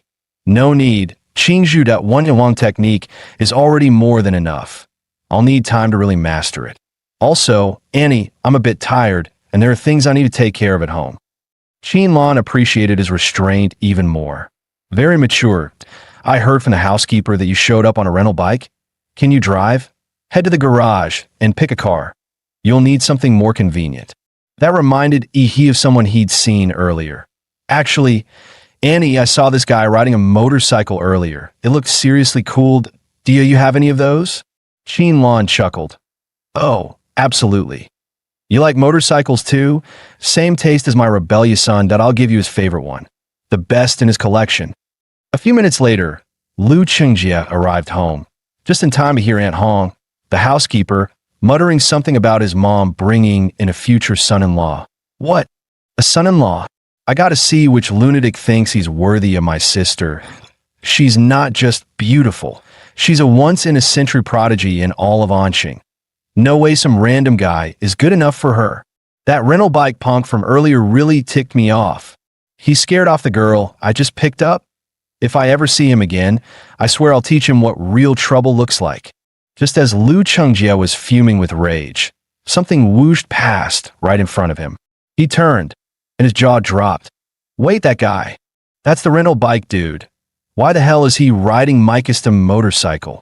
Later that night, back at home, he pulled out 5 monster cores he had collected from the secret realm. Time to gulp them down and absorb the power inside. Last time, dry swallowing them nearly killed him. This time, he came prepared with some soul-boosting dipping sauce. He picked up a core, dipped it in his signature spicy sauce, and swallowed it whole. Instantly, a surge of energy exploded through his limbs, flooding his body with heat. He opened his system panel. Back in the Red Tree Mountain realm, he had used the Titan form template, standing around 50 meters tall. Compared to normal monsters, he was a behemoth. But compared to that thing, the mountain-sized, godlike entity hidden in the mist, he was tiny. All right then, let's go bigger. He dumped every single point into the Titan template. Then, without hesitation, he grabbed the rarest of the cores, the green one streaked with golden veins, dipped it in sauce, and swallowed it like a hot snack. Just as he was about to let the special monster core be absorbed by his Godzilla template, a system alert popped up unexpectedly. Ding! Legendary Godzilla template has absorbed a high-level plant-based life form. Genetic mutation detected in progress. Do you wish to prevent the template from mutating? Yes/no. He hesitated. Template mutation meant it could evolve into a completely new subclass, could be stronger or weaker than if he rolled into a garbage form. That'd bear reverse evolution. Screw it, he muttered. Life's about taking chances. Rental bike to super bike, right? He hit do not prevent mutation. The system chimed again, frowny face mutation path unlocked. Legendary Godzilla plus plant attribute S-class variant. Planet Godzilla template. When the current template reaches 100% integration, there will be a 2% chance to evolve into Planet Godzilla. Absorbing more high-quality plant-based life forms will further increase that probability. Hearing the alert, he let out a deep breath. Phew, jackpot. Planet Godzilla might look similar to the regular version on the outside, but size-wise, it was on a whole different level. Over 300 meters tall, weighing in at more than 1 million tons, officially dubbed the largest Godzilla in recorded history. And power-wise, every stat was a straight-up upgrade from the legendary version. But first, his current template needed to hit 100% integration. Time to grind fast. As he was still mapping out his next steps, a deafening explosion rocked the outside world. Through the window, flames burst into the sky, lighting up the entire night. He froze. What the hell? Is this a terrorist attack? Armed forces had already moved in, sealing off every exit in the compound. Search every inch. Don't let a single one escape. Just then, someone knocked on Ihi's door. The original host was a loner. He had no friends, especially not the kind who'd show up unannounced at a time like this. He hadn't ordered food or received any deliveries. Oh, who on earth could it be? Staying on high alert, he braced himself. Suddenly, a woman materialized out of thin air, curves for days and a sly smile on her lips. Oh, my little brother, she purred. You're no ordinary fighter, are you? I was just planning to hide something here and tweak your memory a bit. But since you noticed me, looks like I'll have to rough you up. I don't even think about running. A venomous aura slithered around Ihi. Locking onto him like a predator, he realized there was no way to drag the fight outside. Whatever, he muttered. I've got money, I'll just buy a new place after this. The woman tilted her head in confusion. Huh, what did you just say? He calmly pointed at her. I said, you're already dead. Meanwhile, out on the street, an elite SWAT martial artist had engaged a criminal in battle. He slipped up. Take him down. The SWAT team moved in unison, striking with surgical precision. The enemy, cornered but unfazed, sneered. Yao Imei, you must escape with the golden genome. I'll cover you. I, Zhou Yi, will draw their fire. Ha ha ha. Come at me. Trading my life for yours. Totally worth it. Then he unleashed the blood-burning forbidden art, his body erupting in a surge of crimson energy. Just then, a dazzling blue beam exploded overhead, piercing the sky A charred human figure crashed down in front of Zhou Yi, slamming into the ground and leaving a massive crater. Zhou Yi's eyes widened. Yao and Mei, wasn't your nanosuit white? Why do you look like burnt toast now? I just risked my life to buy you time. What happened? Don't tell me someone's still chasing you. Yao Mei climbed out of the crater, her face grim. She had nearly been taken out. If not for the nanosuit's auto-repair function, she'd be in critical condition. The package is stashed, we need to move now. Without hesitation, she tossed several smoke bombs, custom-made to disrupt martial artists' senses. The SWAT officers immediately realized something was wrong. They're trying to escape. Taking advantage of the cover, the two slipped into the underground sewers. Half an hour later, they emerged from a narrow alley, leaning against a crumbling wall, gasping for breath. We finally lost them. Gotta say, these nanosuits are worth every penny. Took that hit like a champ. But just as they began to relax, Ihi's voice echoed through the alley. Hey, gorgeous, still haven't explained why you barged into my house, have you? You see, there's a tiny problem here. You thought you were picking a random neighbor to mess with, but you picked me. And as a thank you gift for trespassing, I'm going to make sure you too have a very memorable time. Zhou Yi stared at Yi in disbelief. How? How did you find us? He wasn't about to explain anything. Yao Mei had been contaminated with his nuclear radiation. It was like she was carrying a GPS tracker. And his philosophy, don't talk, just punch. Conveniently, his flesh-bound demon form needed sparring partners. And look who volunteered. Ever since mastering that technique, he had gained total control over his own body. The sheer force of his energy ruptured the air as his fist, heavy as a wrecking ball, rocketed toward Zhou Yi. Zhou Yi crossed his arms just in time to block. Mountain-splitting fist. With a deafening boom, a black-red bolt of energy shot through Zhou Yi's defense like lightning. He felt like he'd just been hit by a freight train, blasted straight off the ground. Coughing up blood midair, he crashed hard, dazed and shaken. And that was just Ihi's right fist. The left fist came right after, smashing down from above. Watching Zhou Yi get launched like a rag doll, Yao Mei gasped. What kind of insane martial art was that? A 6-tier warrior just got demolished by a kid whose aura screams beginner level. Mister, who trained you? Ihi beamed brightly, all sunshine and menace. Me. I was trained by the legendary Emperor Mola. Emperor Mola? Yao Mei had never heard of the name, but she now realized this town hid monsters. Just then, Zhou Yi's voice rang out from behind. Don't get cocky, kid. Zhou Yi was furious. He'd just survived a brutal fight, burned up his blood energy, and was running on fumes. Still, even at 70% power, he wasn't about to be humiliated by some punk trainee. Activate. Beast form. Iron Horn Rhino Beast. Instantly, his skin took on a metallic sheen, glimmering silver like forged steel, and from his forehead, a thick silver horn burst forth, glowing with power. Zhou Yi stepped forward. The ground beneath his feet cracked with a thunderous boom. Yi watched him prepare for an all-out brawl that he casually rolled his wrists, his cells surging with nuclear fusion. Now that's more like it. But the next second, a figure silently emerged behind him. It was Yao Mei. Didn't expect my nanosuit could turn invisible, did you? I'm the real assassin here. He spun around instantly. Boom! A punch straight to her gut. Her nano armor seared with scorched marks as she was blasted into the air, unsure if she was even alive. I don't care who you are. Stay out of my way. I don't do mercy, not even for pretty faces. He turned someone like Lu Qingzhu into a swollen mess. What chance did she have? Zhou Yi saw his partner fail miserably. That useless woman, she couldn't even land a sneak attack. With a furious roar, he charged like a runaway train straight at Ihi. But he had been waiting for that moment. Their fists collided. Waves of force rippled through the air, visible to the naked eye. Ihi's punch, charged with killing intent and atomic lightning, slammed into Zhou Yi's silver armor. But all it left were charred streaks. He raised an eyebrow, mildly impressed. Oh, didn't expect your defense to be this tough.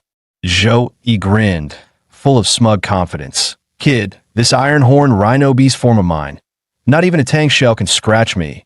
What have you got that can break through? And it wasn't just defense. His offensive power had skyrocketed too, that he could hold his own against high-level fighters for a while, maybe even land a surprise critical hit. But in a drawn-out slugfest, he was finally starting to fall behind. Zhou Yi's eyes gleamed with bloodlust. Die, brat.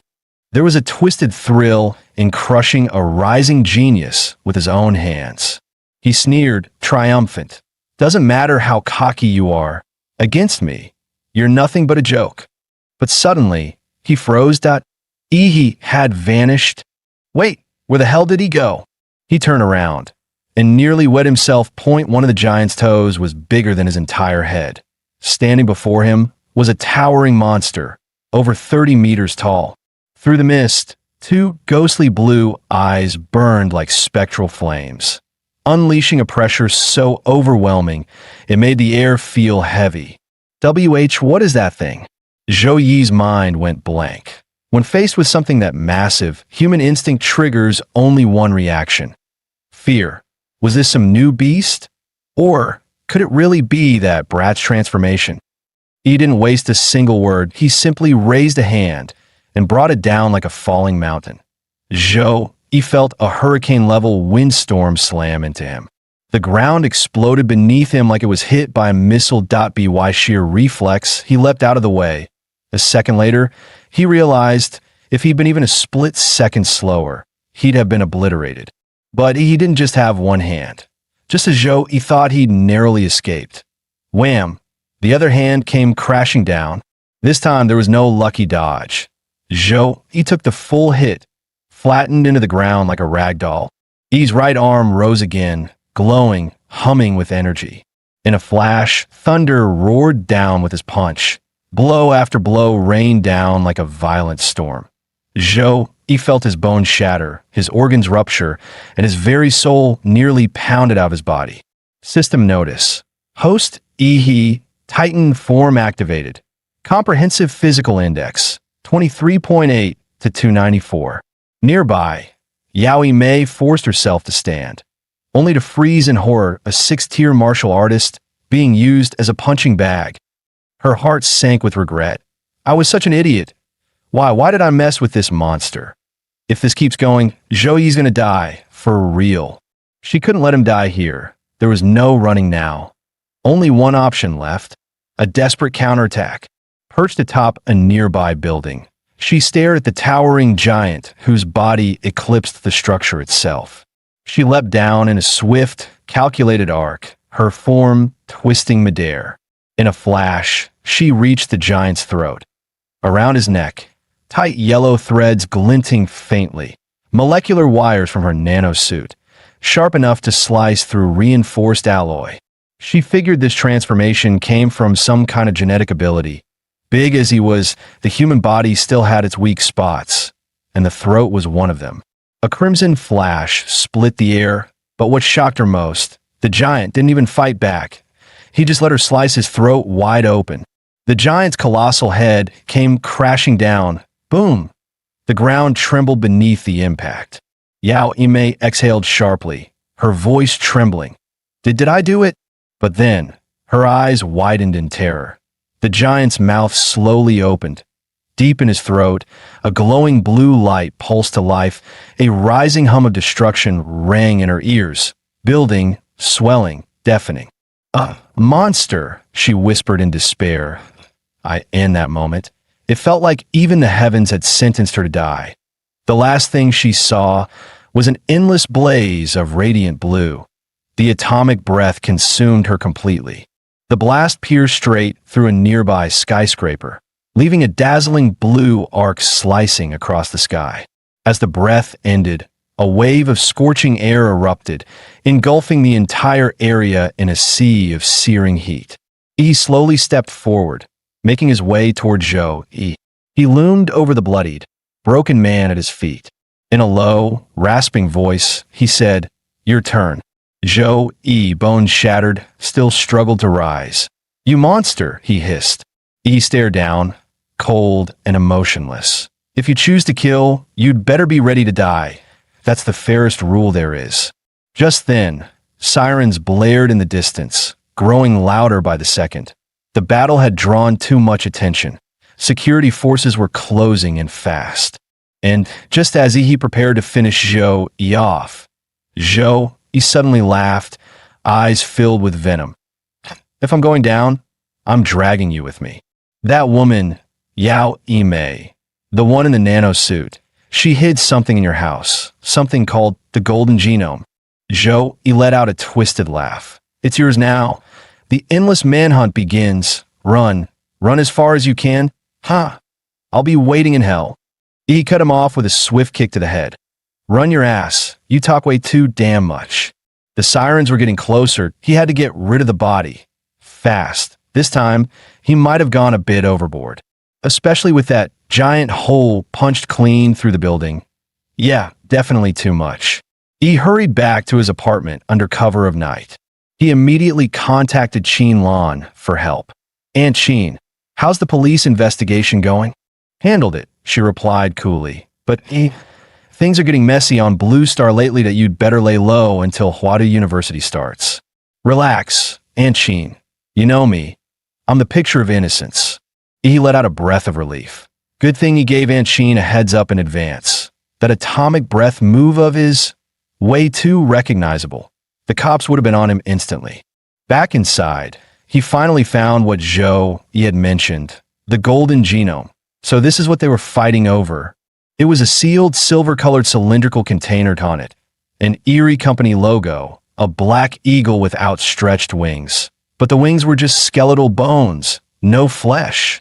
I've seen this before. That's the symbol of Laserbird, one of the biggest biotech conglomerates that I spotted it in the Prometheus dossier that guy from Huadu handed me. So those two must have stolen this thing from Laserbird and got hunted down while trying to escape. Judging from Zhou Yi's dying words, he clearly wanted to dump this nuclear-grade mess right into my lap. I glanced at what used to be my living room. Now just a disaster zone. Great, guess it's hotel life for now, that I'll find a new place tomorrow. Meanwhile, deep within the Swan Lake Rift, classified as a B-rank anomaly near Anqing, a squad of hunters had just taken down a Tier 3 elite bloodline wolf beast. How'd your side go? Not bad. Made a small profit. Suddenly, one of the female squad mates froze and pointed toward the horizon, her voice trembling. See, Captain? Look over there. Trees were crashing down like dominoes, and the thunder of countless footsteps shook the earth. An endless tide of magical beasts surged into view, stretching across the horizon. Atop the head of a crocodilian monster larger than a mountain sat a massive throne of bones, forged from countless white skulls. And it's common knowledge, when beasts die, their bodies don't leave behind bones. So these must be the remains of high-ranking human warriors. Reclining on that throne was a massive black ape, lounging like a man, its gaze cold and commanding. Above its head, celestial anomalies swirled in the sky. That kind of phenomenon only appears for Overlord-class beasts, a Tier 5 apex beast, the crimson-eyed black ape king. Alert the military now. A Lord-class beast is leading a massive horde toward Anqing. We can't stop it. Only Grandmasters or higher can deal with this. Damn it. High-tier beasts rarely ever leave their own territory. Why is this happening? Every Lord-class magical beast is a walking natural disaster. They emit a special frequency. Only other beasts can hear it. Any creature below their rank is instantly compelled to obey. They gather around the Overlord, forming its personal army. The black ape atop the bone throne slowly opened its crimson eyes that IT glanced at the hunter squad, cold, imperial, and utterly disdainful. The sky darkened. Dozens of massive stone spears materialized overhead, raining down like divine punishment. The squad broke into a desperate sprint for their lives. Emergency Overlord-class beast spotted in Swan Lake Rift. The horde is expanding, requesting backup. Repeat requesting. But before he could finish, a stone spike crushed him. His last words echoed in the comms. Overlord confirmed. Please respond. Hello? Hello? Meanwhile, the crimson-eyed black ape slowly rose from its throne. Then, chillingly, it spoke. Advance at full speed. The words echoed like thunder through the forest, and the beast tide roared back in response. Ferocious, bloodthirsty cries shaking the sky as the army surged forward behind their king. In Anqing, the piercing wail of a beast tide alarm tore through the silence. The entire city froze. Citizens stood in stunned silence, as if the world had glitched and IT felt unreal, like a nightmare they hadn't yet woken from. Then, the mayor's voice came over the citywide broadcast system. Attention all residents, a massive beast tide has emerged from the Swan Lake Birank Rift. Estimated time of impact, 20 minutes. Our military has already been dispatched to the front lines. I now call upon all martial artists in Anqing. Report for duty immediately. That message snapped everyone back to reality. Panic erupted. Countless people rushed to escape by car, train, even plane. Please remain calm. Citizens, do not panic. Only children and students may board evacuation trains at this time. They are our future. If Anqing falls, they must be the ones to carry on. Inside the mayor's office, I told you to request reinforcements. Which cities responded? The secretary's face was pale. Mr. Mayor, it's not just us. Beast tide alerts are going off across the entire country, and O1's in a position to help. And the cities that haven't been attacked yet, they're busy fortifying their defenses, preparing for the worst. Then what about Huadu? What did they say? Did any grandmasters or above agree to come? Even just one? Huang Qing's voice trembled. Huadu's neighboring city, Guanshan, an S-rank rift just opened there. All high-level martial artists from the capital have already been deployed to contain it. Huang Qing slumped into his chair, face pale. His sharp political instinct screamed a truth he didn't want to admit. The entire nation of Xia had fallen into a trap. This beast tide wasn't a freak occurrence, it was a coordinated, premeditated assault. But he quickly pulled himself together, taking a deep breath. The resolve of his younger years returned to his eyes. There's no time to waste. The Battle of Anqing starts now. From this point on, we're on our own. Meanwhile, in the Chu estate, in the estate's training grounds, two figures were sparring fiercely. It was none other than Yi He and Chu Zhou. With a single punch, Chu Zhou was sent skidding backward across the arena floor. Yi smirked.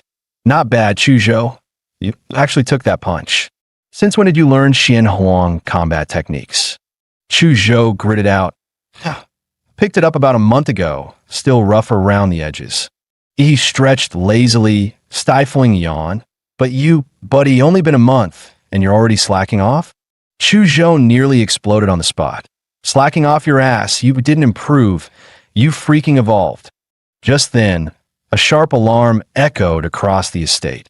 Both men froze mid-banter, their eyes locking onto the emergency broadcast speaker in the distance.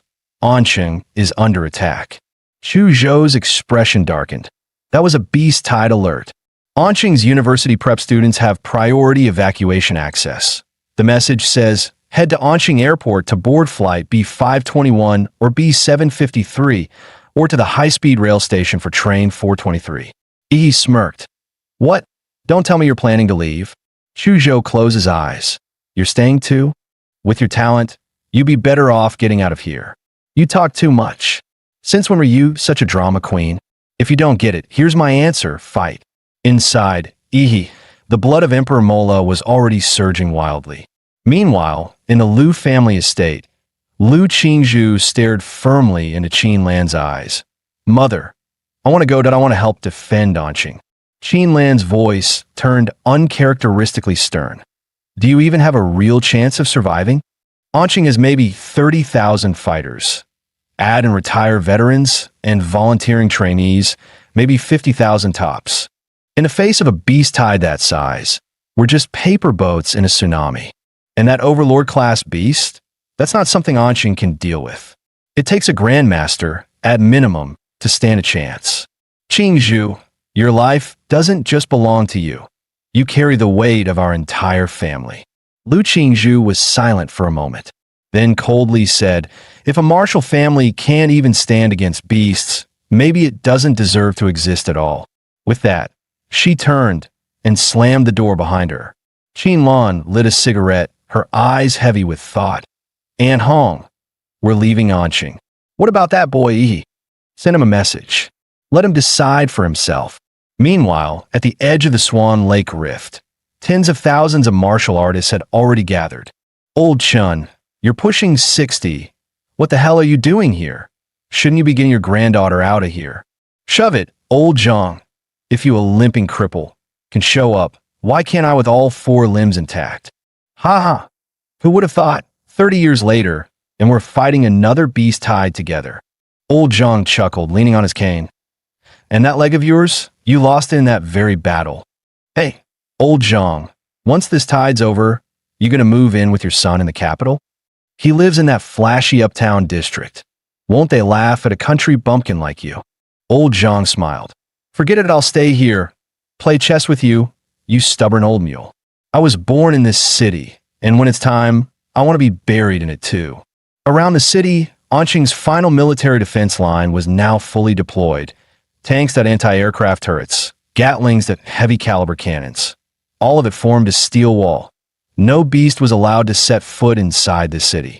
60% of Anqing's armed forces and over half its high-ranking martial artists had already entered the rift as part of the Vanguard Division.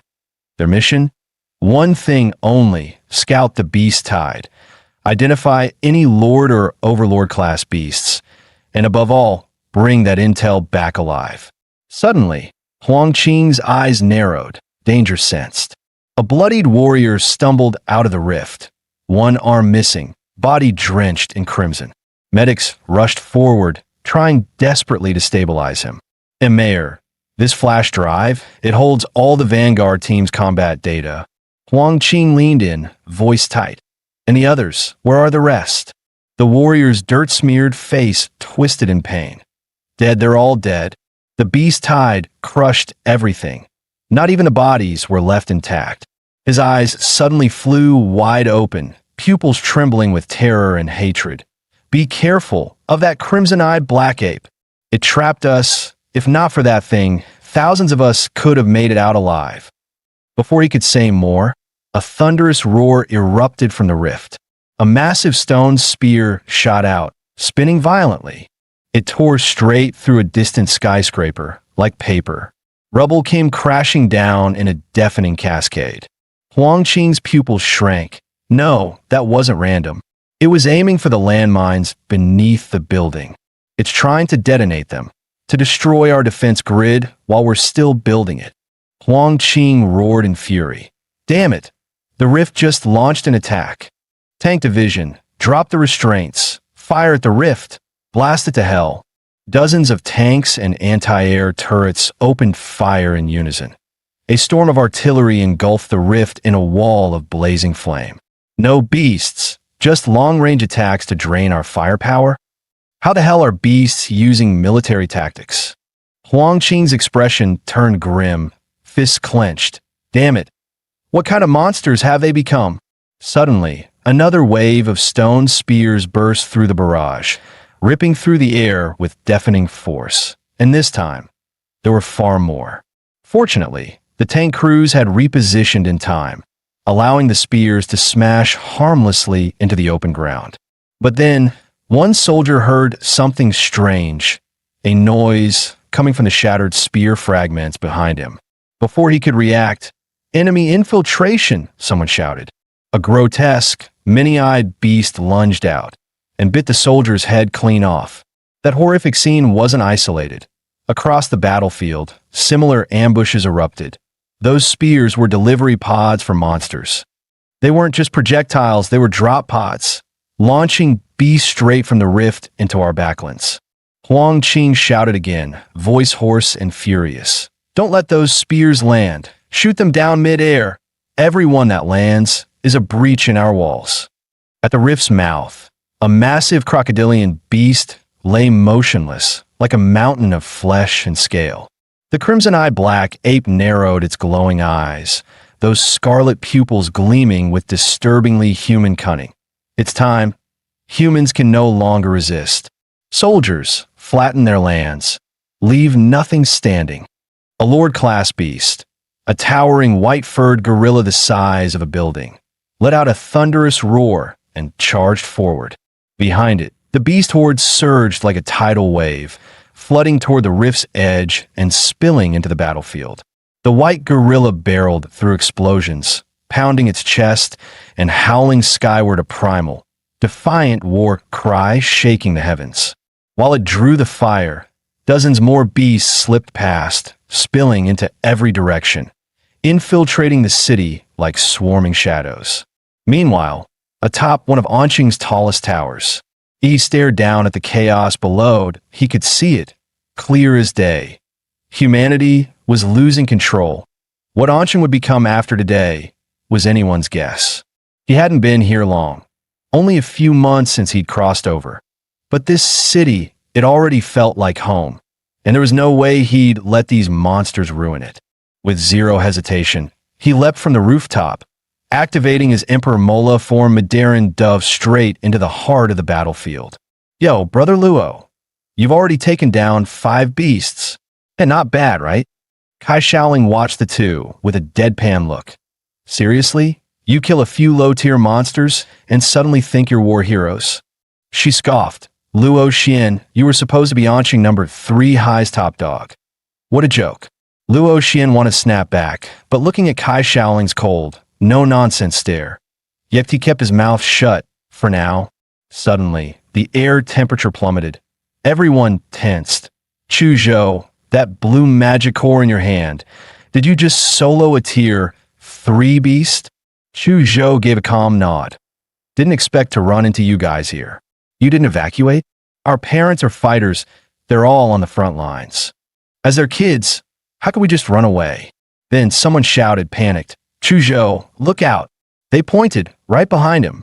Chu Zhou turned around, only to see a tank falling from the sky. The battlefield was pure chaos. Flying beasts swarmed the skies like a dark storm cloud. Suddenly, a whole damn tank flew past, nearly crushing the squad. One soldier cursed out loud. What the hell? Who just threw a tank? Clang. With a sharp sound, Chu Zhou drew his sword in one fluid motion. The blade sliced through the air like a crescent moon, unleashing a wave of sword light. The tank was cleaved clean in half, crashing to the ground with a deafening boom and leaving twin craters. Kai Shaoling's eyes snapped toward the source of the thrown tank and instantly widened in shock. Wasn't that the Lord-tier beast that first charged out of the rift? How did it end up behind enemy lines? Chu Zhou kept his cool. No, that's not the same one. The size and pressure, it doesn't match. But before he could finish, the creature raised its massive fist. Like a mountain crashing down, it hurled a punch straight at Chu Zhou, and if it landed, none of them would survive. Chu Zhou felt cursed. He didn't even have time to react. Was this really how it all ended? But lying down to die? That was never his style. Just as he braced for a desperate fight, a black and blue meteor came crashing down, slamming into the white ape's skull. The beast's head twisted sideways, and its massive frame collapsed with a thunderous boom. Roaring in fury, the white ape swung its giant hand to swat the attacker like a fly. But its enormous palm was stopped midair by a single finger. He didn't even flinch. Open wide. Time for your dental cleaning. He stepped on the ape's jaw, forced it open with sheer strength. Sheesh, the stench. How many people have you eaten, huh? This'll take some serious scrubbing. A dazzling stream of blue energy gathered in his mouth, buzzing with power. Then it blasted out like a cannon, straight down the ape's gullet. Black smoke and the smell of roasted meat filled the air. One shot, instant kill. Kai Shaoling and Luo Xian stood frozen, staring at that familiar blue glow. They turned to Chu Zhou, eyes wide in disbelief, silently asking, "Is that really Yi?" Luo Xian stammered, "Yi, that little freak who spits mouthwash, that's him." Watching Yi standing atop the white ape's corpse, Chu Zhou felt something stirring inside. Maybe, just maybe, Anqing could still be saved. Yi turned to them and said calmly, "This zone's yours. I'm heading out to back up the others." With a burst of atomic energy beneath his feet, he crouched and launched himself into the sky, soaring dozens of meters high. From above, he saw the city ablaze. fire and smoke rising from every street. But people were still fighting, refusing to give in. He shut his eyes, activating his life field scanner. He searched for the highest concentration of monsters, found it in seconds. One of the closest defense lines to the rift was under siege. A beast the size of a mammoth was charging straight through focused artillery fire, completely unfazed. One soldier shouted, "Guns are useless. Bayonets now," then tossed his rifle aside and ran straight at the monster. The others followed without hesitation. They dropped their weapons, drew their blades, and rushed in for close combat, willing to die if it meant buying even a second for the warriors. Against the indestructible mammoth-like beast, they chose the most brutal tactic: swarm it with bodies. They climbed all over it like ants, getting crushed one after another just to leave a wound. Corpses piled high in minutes, yet not a single fighter took a step back. Sure, the battle's outcome always came down to the clash between elite warriors and high-tier monsters, but even ordinary fighters and ordinary people had made up their minds to fight to the bitter end in this cruel world. Their mission was simple: hold the line, no matter the cost, until the real powerhouses returned to turn the tide. Just then, dark red shadows surged onto the battlefield. But instead of attacking humans, they lunged straight into the monster horde. Countless beasts were distracted by the swirling shadows, giving the warriors a golden chance to strike, and many landed the kill. The shadows then swarmed toward the mammoth beast, wrapping around it like chains, locking it down in place. As the warriors looked on in confusion, a brilliant blue beam descended from the sky, blasting straight through the beast's head. That same indestructible monster that had tanked artillery fire now had a gaping hole where its brain used to be. The giant collapsed with a thunderous crash. Another clean one-shot kill. The surrounding beasts shrieked in panic, backing away in chaos. He finally descended onto the battlefield, activating his radiant core battle form, his hands transforming into razor-sharp claws. With a roar, he unleashed another atomic breath. The earth trembled. A glowing orb of annihilation erupted mid-air. Any monster caught in the blast radius, not a single one would make it out of Anqing alive. At that moment, in other battle zones around Anqing, the frontline commanders noticed something strange. The beasts were pulling back. No, not retreating. They were regrouping, heading in one direction. A woman sprinted onto the scene, panting with urgency. "It's Ihi, Anqing's top scholar. He's joined the fight." The warriors instantly understood why the beasts were shifting. But one of them clenched his fists and barked, "No way. We won't let Ihi end up like Warrior Liu. He's still just a kid. He's Anqing's hope."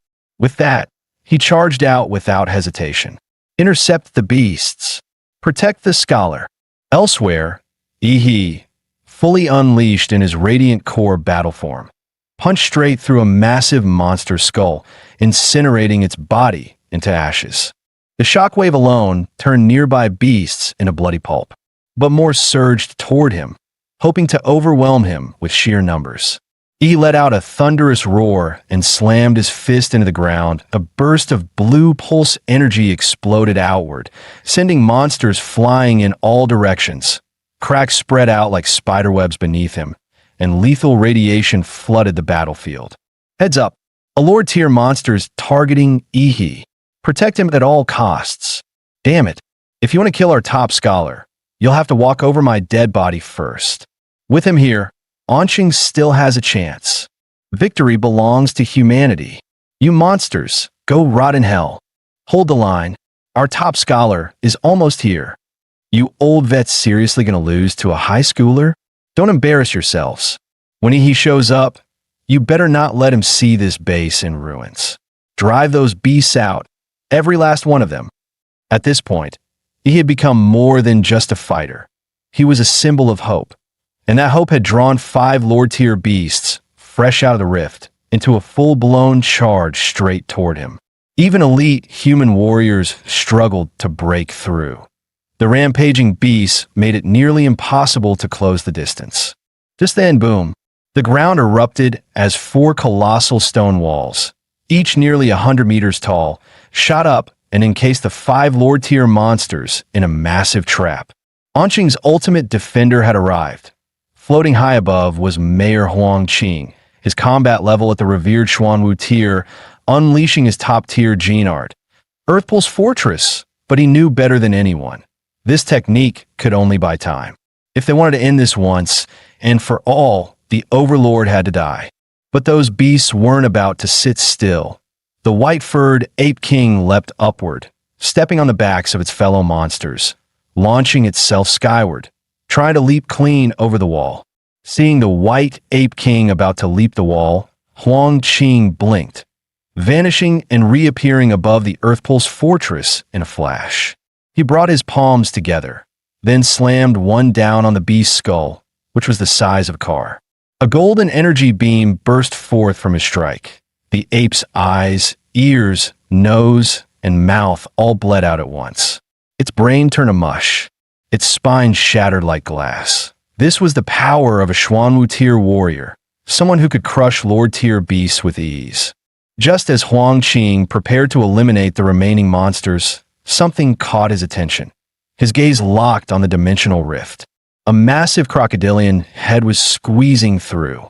It was so large that its body couldn't even fully pass through the rift. This was the mountain-crushing crocodile, a Tier 4 Royal Lord class monster.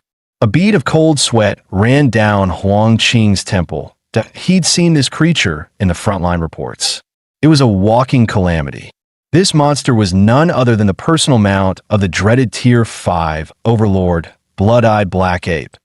Those spike-like projectiles raining down on the city, they were its doing. Earth element bloodline powers condensed into lethal missiles. And now that the mount had appeared, it could only mean one thing. The Overlord itself was coming. Huang Qing didn't hesitate. He slammed his palms to the ground and roared. Gene art, tsunami of stone.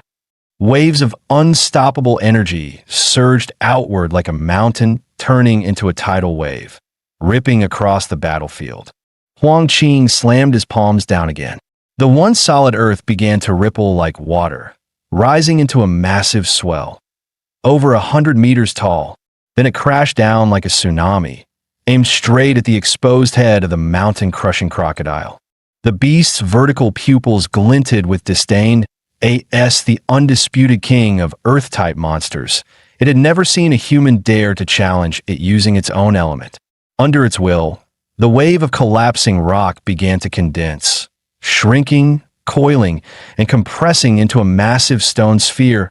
IT pulled in all the falling debris, shrinking the tsunami's impact and absorbing its force. But what the crocodile hadn't noticed, Huang Qing had already vanished into the sands, and he was now right in front of the beast. "You think I used Earth powers to challenge you?" he whispered. "No, I used them to get close." By the time the beast realized the danger, it was far too late. Xianwang martial art, earth-piercing spiral fist. Huang Qing's punch exploded forward, twisting with overwhelming force like a spiral drill. It smashed straight through the monster's eyelid, harder than diamond, and still no match for that punch. The crocodile's eye burst in a spray of blood and shattered mineral, and it let out a howl of pain and fury so deafening it shook the skies above Anqing. Windows across the city shattered.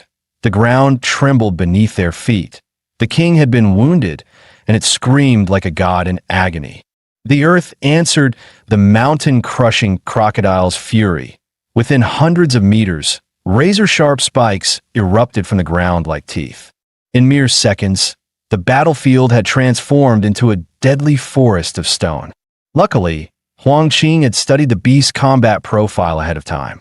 He'd ordered all warriors to stay at least a kilometer away, avoiding a potential bloodbath. "If your full body made it into Anqing, maybe I'd hold back," he growled. "But you've only brought your head through? That makes you pray."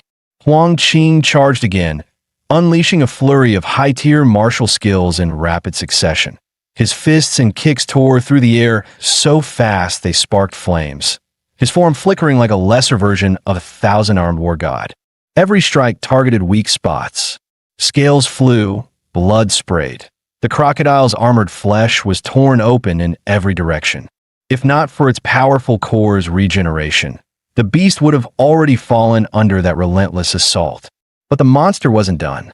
Enraged, it counterattacked. Spires of stone launched skyward again. Huang Qing was forced to halt his offense and defend. The mountain-crushing crocodile now resembled a living mace, covered in jagged spikes, every move capable of flattening anything in its path. No wonder it was the king of earth-type beasts. It could literally grow weapons out of its own body. Just then, behind Huang Qing, a stone pillar cracked open. From the darkness within, a single crimson eye stared at him, cold and unblinking. A chill ran down Huang Qing's spine. In ambush. In an instant, a thick arm covered in black fur lunged from the stone and seized his skull in a crushing grip. Little human, what did you do to my mount? Huang Qing's pupils constricted. That it was him, blood-eyed black ape, the Tier 5 overlord.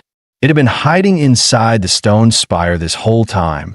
Now, let me crush your head, so you can understand just how insignificant humans truly are. With that, it slammed Huang Qing into the ground with brutal force, aiming to kill in a single blow. Huang Qing's instinct screamed. This strike would kill him. He made a split-second decision. Sacrificing one of his arms, he barely escaped the fatal blow. But instead of rage, the blood-eyed black ape grinned viciously. Perfect. Now I know for sure. There's no one stronger than you in this city. Which means I can kill freely. It had seen through humanity's last card. And now, nothing stood in the way of its massacre. Huang Qing's face remained emotionless, as if none of this surprised him. With a wave of his only remaining arm, countless massive stone blades erupted from the earth, shaped by the Crocodile King's stone forest, and spun into a deadly storm aimed straight at the blood-eyed black ape. But the ape simply stood there, arms crossed, completely unfazed. Your resistance is meaningless, human, it said calmly. All you're doing is delaying your death. To the blood-eyed black ape, this wasn't a battle anymore. It was a game of fear and despair. IT wanted to see this city's strongest warrior break. That moment of fear would be its greatest prize. The stone blades, strong enough to shred tanks, slammed into its body like a pack of raging beasts. But it didn't block, didn't dodge, just let the blades carve its flesh. Black blood flew, yet it didn't even flinch. Like a twisted instructor grading an exam, it mocked, decent speed, but far too weak. Without a word, Huang Qing summoned another tidal wave of stone, launching a massive second assault. But the blood-eyed black ape leapt effortlessly, soaring over 100 meters in a single bound, and escaped the stone tide with ease. Boom! The tidal wave of stone crashed through the forest of spikes, pulverizing everything in its path. But when the dust settled, the blood-eyed black ape stood untouched. Not bad, it muttered, but still too slow. Huang Qing heard its mocking voice echo around him. Kneel. I don't allow lower life forms to look me in the eye. For a moment, he blinked. Caught off guard, he hadn't expected the beast to be this deranged. Then came the strike. The ape's palm descended like a collapsing mountain. Another thunderous impact. Huang Qing felt both knees crack in pain, but he didn't fall completely. He forced himself to stay half-crouched, refusing to kneel. The ground beneath him shattered into spiderweb fractures, yet his eyes remained calm, unshaken. The ape tilted its head in confusion. Where was it? The fear, the despair, the same look all the others had before dying. Why? It growled. Why aren't you afraid? Huang Qing placed his remaining hand on the ground and answered coldly. You think you're clever, beast, but you miscalculated. In the end, you're just another arrogant animal. Bloodburn forbidden art. Earth pulse seal. Huang Qing roared that it wasn't a trap. It was a setup. He had lured the blood-eyed black ape here on purpose, because this place held his final trump card. Rumble. The ground beneath them liquefied, whirling into a vortex of sand with terrifying suction power. Within seconds, the ape had sunk halfway into the swirling pit. The more it struggled, the deeper it sank. Really? This is your ace? The ape sneered. You think you can seal me? How naive, Human, you can't hold me forever. The second your little trap slips, I'll tear everyone in this city apart. But Huang Qing just smiled, not with joy, but with grim pride. This isn't a trap, he said softly. It's a hymn, a human anthem, sung in the face of annihilation. He pulled up his shirt, revealing a glowing, star-shaped wound over his heart. 5 points, burning red. Then, he thrust his only arm through his own chest. Blood gushed instantly. The blood-eyed black ape froze. You, what are you doing? Huang Qing coughed blood, but his gaze was resolute. At the start of this war, I buried Anqing's one and only tactical nuke beneath Swan Lake. The trigger is embedded in my heart, and once that heart stops beating, the bomb goes off. The blood-eyed black ape snarled. You expect me to believe that? You're insane. No one would gamble their life like this. You think I'm scared? You're bluffing. But Huang Qing just smiled. From the moment this war began, I never planned on making it out alive. Because I'm the mayor of Anqing. My name is Huang Qing, and I once swore on the day I took office to give everything for this city, for its people, even my life. And now, I guess I've kept that promise. He closed his eyes. Then came the light and the heat, annihilating both him and the beast in a single, blinding instant. Boom! The sky erupted. A mushroom cloud rose like a monument. Massive, solemn, eternal. The warriors who had been warned and evacuated the blast zone stood in silence. They looked toward Ground Zero, eyes filled with tears, tears that flowed like rivers, but their gazes burned with pride. As one, they raised their hands and saluted the explosion. Chuzhou and the others bowed their heads, paying silent tribute. This wasn't an END, it was a funeral. A grand, unforgettable funeral. After the nuclear blast, everything within a 10-kilometer radius was vaporized in an instant, leaving behind a single, massive crater of molten rock. In the endless sea of dark red lava, something stirred the shape, charred black and barely human, trembled. Chunks of carbonized flesh crumbled away, revealing scorched bone beneath. Embedded in the center of the ribcage was a dull, orange-hued crystal. Then, without warning, the crystal flared, like a dying flame reigniting one last time. Thin, pink threads of blood began to unravel from the magic core. They spread across the broken skeleton, weaving muscle, sinew, and nerves anew. Seconds later, the blood-eyed black ape's eyes snapped open. Its body, now a grotesque, blood-soaked figure, began to rebuild, skin spread. Black fur returned. Its blood-red eyes blinked open again, cold, merciless, and burning with vengeance. Struggling to rise, it felt the emptiness inside its core. So close, so damn close to being killed by that lowly human.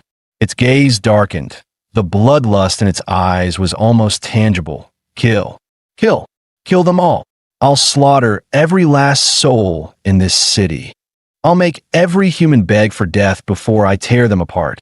The blood-eyed black ape roared in rage. To be pushed to the brink of death by someone it could have crushed like an insect was the ultimate humiliation. The blood-eyed black ape snarled. I'll retreat to Sin Domain, recover my strength, and then return to wipe this place off the map. But just as it turned, a sudden wave of killing intent slammed into it. Razor sharp and impossible to ignore. It spun around, only to see a young warrior streaking toward it, cloaked in blazing blue light. You going somewhere? The ape's pupils narrowed. It recognized that glow. The human brat who, alongside the mayor, had become one of its greatest obstacles. There you are, he growled. Shame I'm a little late. He roared, pushing his body past its limits. Cells in his arm ignited into full atomic reaction mode.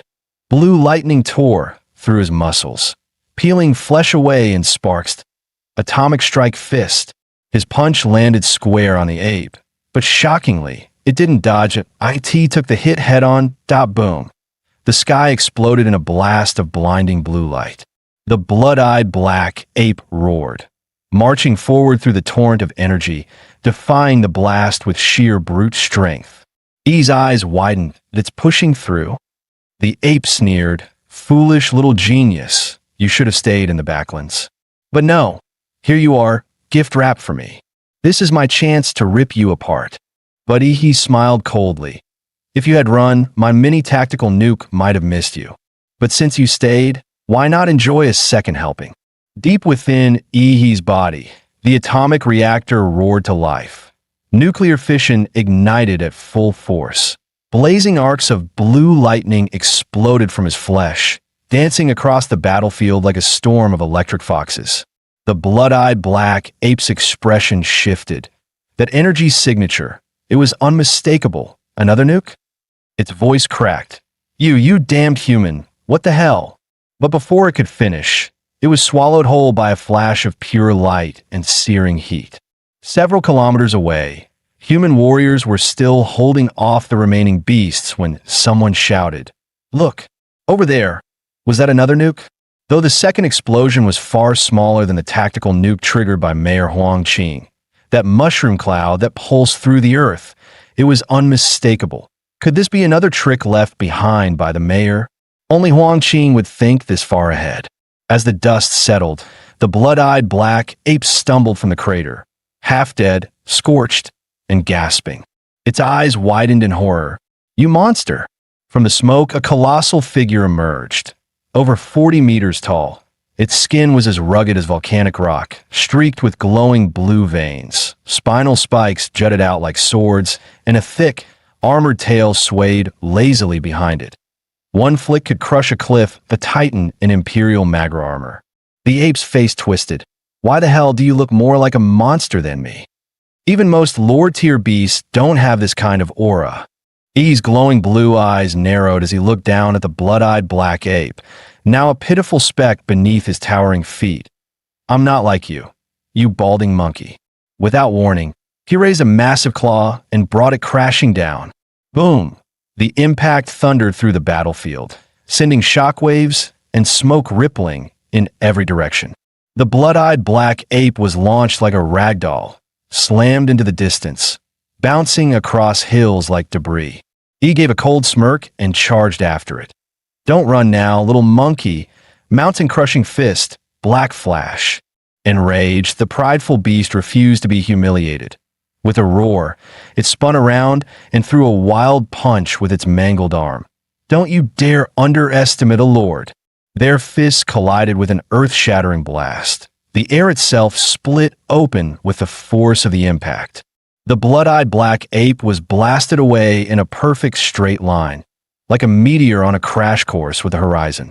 But E's arm didn't come out unscathed. It twisted from the force, flesh torn, bones cracked. Even in its half-dead state, the ape's power was terrifying. It may have looked skinny, but it was still a beast. Even with his titan form, his stats well past the 30-point threshold, he found himself unable to completely overpower the ape. It had actually injured him. Fortunately, the titan's hyperregeneration kicked in. In just a few seconds, his arm was good as new. He looked down again, eyes cold. "Still standing? Too bad. You're already beneath me." The blood-eyed black ape stared at He's arm, fully healed within seconds. Its face twisted. That punch, that full-force blow, and it just heals. Are you kidding me? Finally, it gave up any notion of killing He head-on. "Nope, I can't win. Can't win. Can't freaking win. This human was a monster." And so, the great Tier 5 overlord turned and ran. He watched the retreating figure with a cold smirk. "Run? You think that'll help you now?" Suddenly, the glowing cracks on his chest ignited, and a brilliant blue spinal structure, like a crystal blade, shimmered down his back, pulsing with pure, godlike power. "A filthy beast like you doesn't deserve to be the reason Mayor Huang gave his life." With a roar, he unleashed his finishing move, atomic breath. A divine beam of sky-blue energy blasted from his mouth, cutting through the battlefield like a god's wrathful sword. Boom! The blood-eyed black ape took the hit head-on, staggering as flames engulfed its body. But after everything it had endured, Can it still survive this? The atomic breath struck like divine punishment, slamming the massive blood-eyed ape straight into the earth and leaving a gaping crater. He narrowed his eyes. He sensed that the beast wasn't down yet. It was trying to escape underground. Without hesitation, he unleashed Godzilla's biomagnetic field. Waves of energy spread like a net, locking onto a swift-moving presence beneath the soil. As expected, the ape was tunneling madly, aiming to reach the entrance to the forbidden domain just ahead. He smirked, bloodlust flashing in his eyes. "You're not going anywhere, you damned monkey." The second blast of atomic breath erupted with a thunderous roar, tearing through the ground. A beam of blinding white energy ripped open the earth, blasting the ape out of hiding, flinging it through the air in a mess of blood and mud. Crashing hard onto the ground, the blood-eyed ape roared in fury. "Damn it! I was so close! The gate to the domain was just ahead, if it weren't for this damn human." But before it could finish, the sky darkened as a colossal fist descended, wrapped in a violent shockwave. Boom! The ape was smashed back into the crater, dust and debris exploding everywhere as its insides churned from the impact. Yi's voice cut through the air like a steel blade. "You dared lay hands on Mayor Huang? This is the price that I'll make you beg for death." After being crushed blow after blow, the blood-eyed ape was on the verge of mental collapse. It forcefully burned the last reserves of its core energy, restoring its right arm to peak strength, veins bulging, cracks forming across its skin. With a sky-shaking roar, it lunged forward like a beast gone mad. "Die, you pitiful insect." The ape's colossal fist came crashing down, trailing a trail of destruction. But Yi didn't flinch. Instead, he stepped forward, meeting the strike head-on. Fist met fist. The impact compressed the air into a vacuum, black and red lightning streaking across the sky. Yi's arm exploded on contact. Muscles tore, blood sprayed, and bones shattered like brittle glass. And yet, there wasn't a hint of fear in his eyes that he smirked coldly, staring the beast down like it was already defeated. That one punch had drained the last of the blood-eyed ape's strength that it was finished. He began channeling another atomic breath, the destructive energy swirling in his throat, ready to unleash a blast that would end it all. But before he could fire, a sudden jolt of soul-ripping pain exploded in his mind. His vision blurred, nearly passing out on the spot. Gritting his teeth, he quickly surged demonic energy through his core, activating the star god's protection to forcefully anchor his crumbling spirit. Regaining control of his spirit, he scanned his surroundings, every muscle tense for battle. From the charred ruins, countless slender white arms had silently sprouted, elegant like carved jade, swaying gently in the wind, beautiful and terrifying. The heavily wounded blood-eyed ape was being carried away by those arms, passed along slowly like some twisted relay toward the distance. Yi's gaze turned sharp as a blade. With a flick of his wrist, he attempted to pull the beast back by force. But the moment he moved, he felt it. His own titan body had been bound. From his shoulders to his elbows and knees, the same pale hands had grown out, locking up his joints like a frozen machine. "You think some parlor trick can hold me?" he roared, detonating the atomic reactor within. His power surged like a volcanic eruption. 200 degrees Celsius, 400 degrees C, 800 degrees C. The moment his core broke past 1,000 degrees C, the 40-meter giant exploded in a blinding blaze of cobalt blue. The Godzilla-like armor melted away, revealing molten blue flesh beneath. His entire body now a walking furnace of destruction. The ground beneath him boiled and cracked under the heat, and all the jade hands binding him were instantly reduced to ash. Meanwhile, the crippled, blood-eyed ape had been carried by the sea of hands to within 50 meters of the rift to the secret realm. As it looked back at the towering titan, closing in like a wrathful god, for the first time, it felt the chilling grip of death. Nothing was left but pure, primal fear. He crushed the charred earth beneath his steps, each footfall scorching away entire fields of ghostly arms. With a furious roar, he extended his blazing hand, about to snatch the beast back from the brink of escape. But at that very instant, an eerie woman's laughter echoed from within the towering rift. It was sharp, chilling like nails clawing at the soul. Then, pale arms surged out like a tidal wave, pouring from the crack in endless waves. At the center of the tide, a woman's head slowly emerged, her face partially hidden by two long, mask-like white hands covering her eyes. Only her lips were visible, curled into a disturbingly elegant smile. Seeing that grotesque figure emerge, Ihi's heart sank. What the hell was that, another beast? No, this wasn't just a beast. That overwhelming pressure. It had to be beyond apex class. If her true form descended, he'd be vaporized before he could even kneel. As if sensing his presence, the woman's head twitched. Her mouth suddenly opened wide, emitting a screech so piercing it felt like the wail of a banshee ripping through the world. The sound wasn't just noise. It penetrated the giant's defenses and slammed straight into Ihi's consciousness. He howled in agony as the psychic shock tore at his soul like burning razors. Then, crack, the back of the Titan's neck split open in a gory explosion. Bursting out through the torn flesh, Ihi emerged, soaked in blood, eyes glowing red with unhinged fury. He roared with madness. You think you can massacre all those people and walk away untouched? Dream on.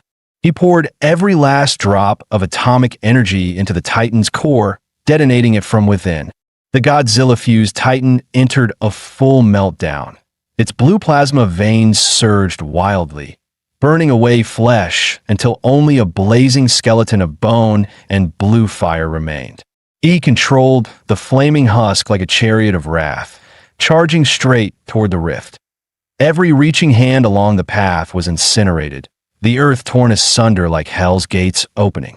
He bellowed with teeth clenched. Here's a little gift from back home. It's called a nuke. Hope you like it, witch.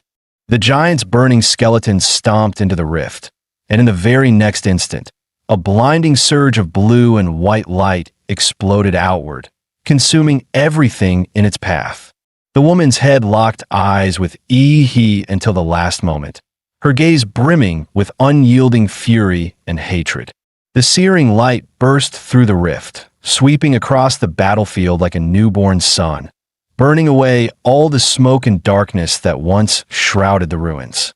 Several kilometers away, stunned warriors looked up in shock. Look, the rift, it just blew up. Wait, is that Mayor Huang? Did he actually take down that apex beast? Stay sharp. Now's our chance. Don't let his sacrifice go to waste. Anqing still has hope.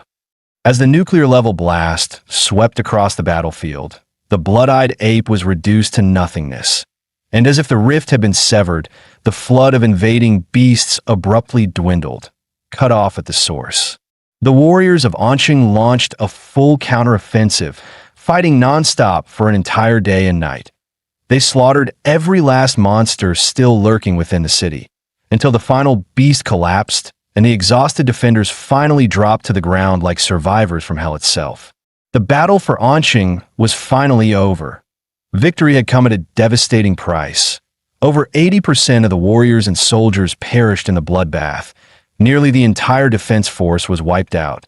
But still, Anqing stood, deep within the scorched ruins of what was once Swan Lake, now ground zero for a nuclear apocalypse.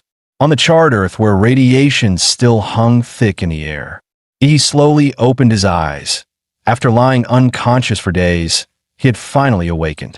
Though he had poured every ounce of atomic energy into detonating the Titan form, this land, bathed in fresh radiation and nuclear residue, had ironically become the perfect battery, keeping him alive and slowly recharging his body. Glancing down at his hands, he let out a dry chuckle. That fight had pushed him to the brink. If Mayor Huang hadn't risked everything to drag the blood-eyed ape into the blast zone, if the fallout field hadn't become his advantage, and if he hadn't used the infinite monster template to keep detonating himself again and again, Then that monster might have slipped away with that cursed head intact. It was only through a perfect storm of timing, terrain, and sheer luck that he managed to kill a beast of that caliber.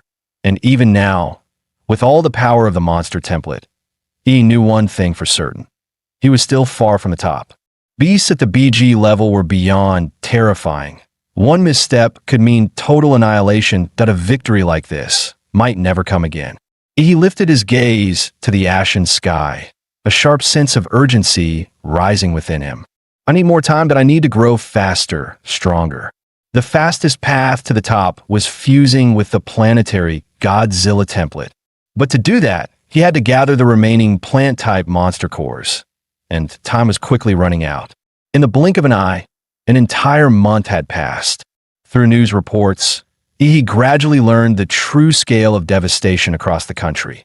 The nationwide rift outbreak had turned out far worse than anyone expected.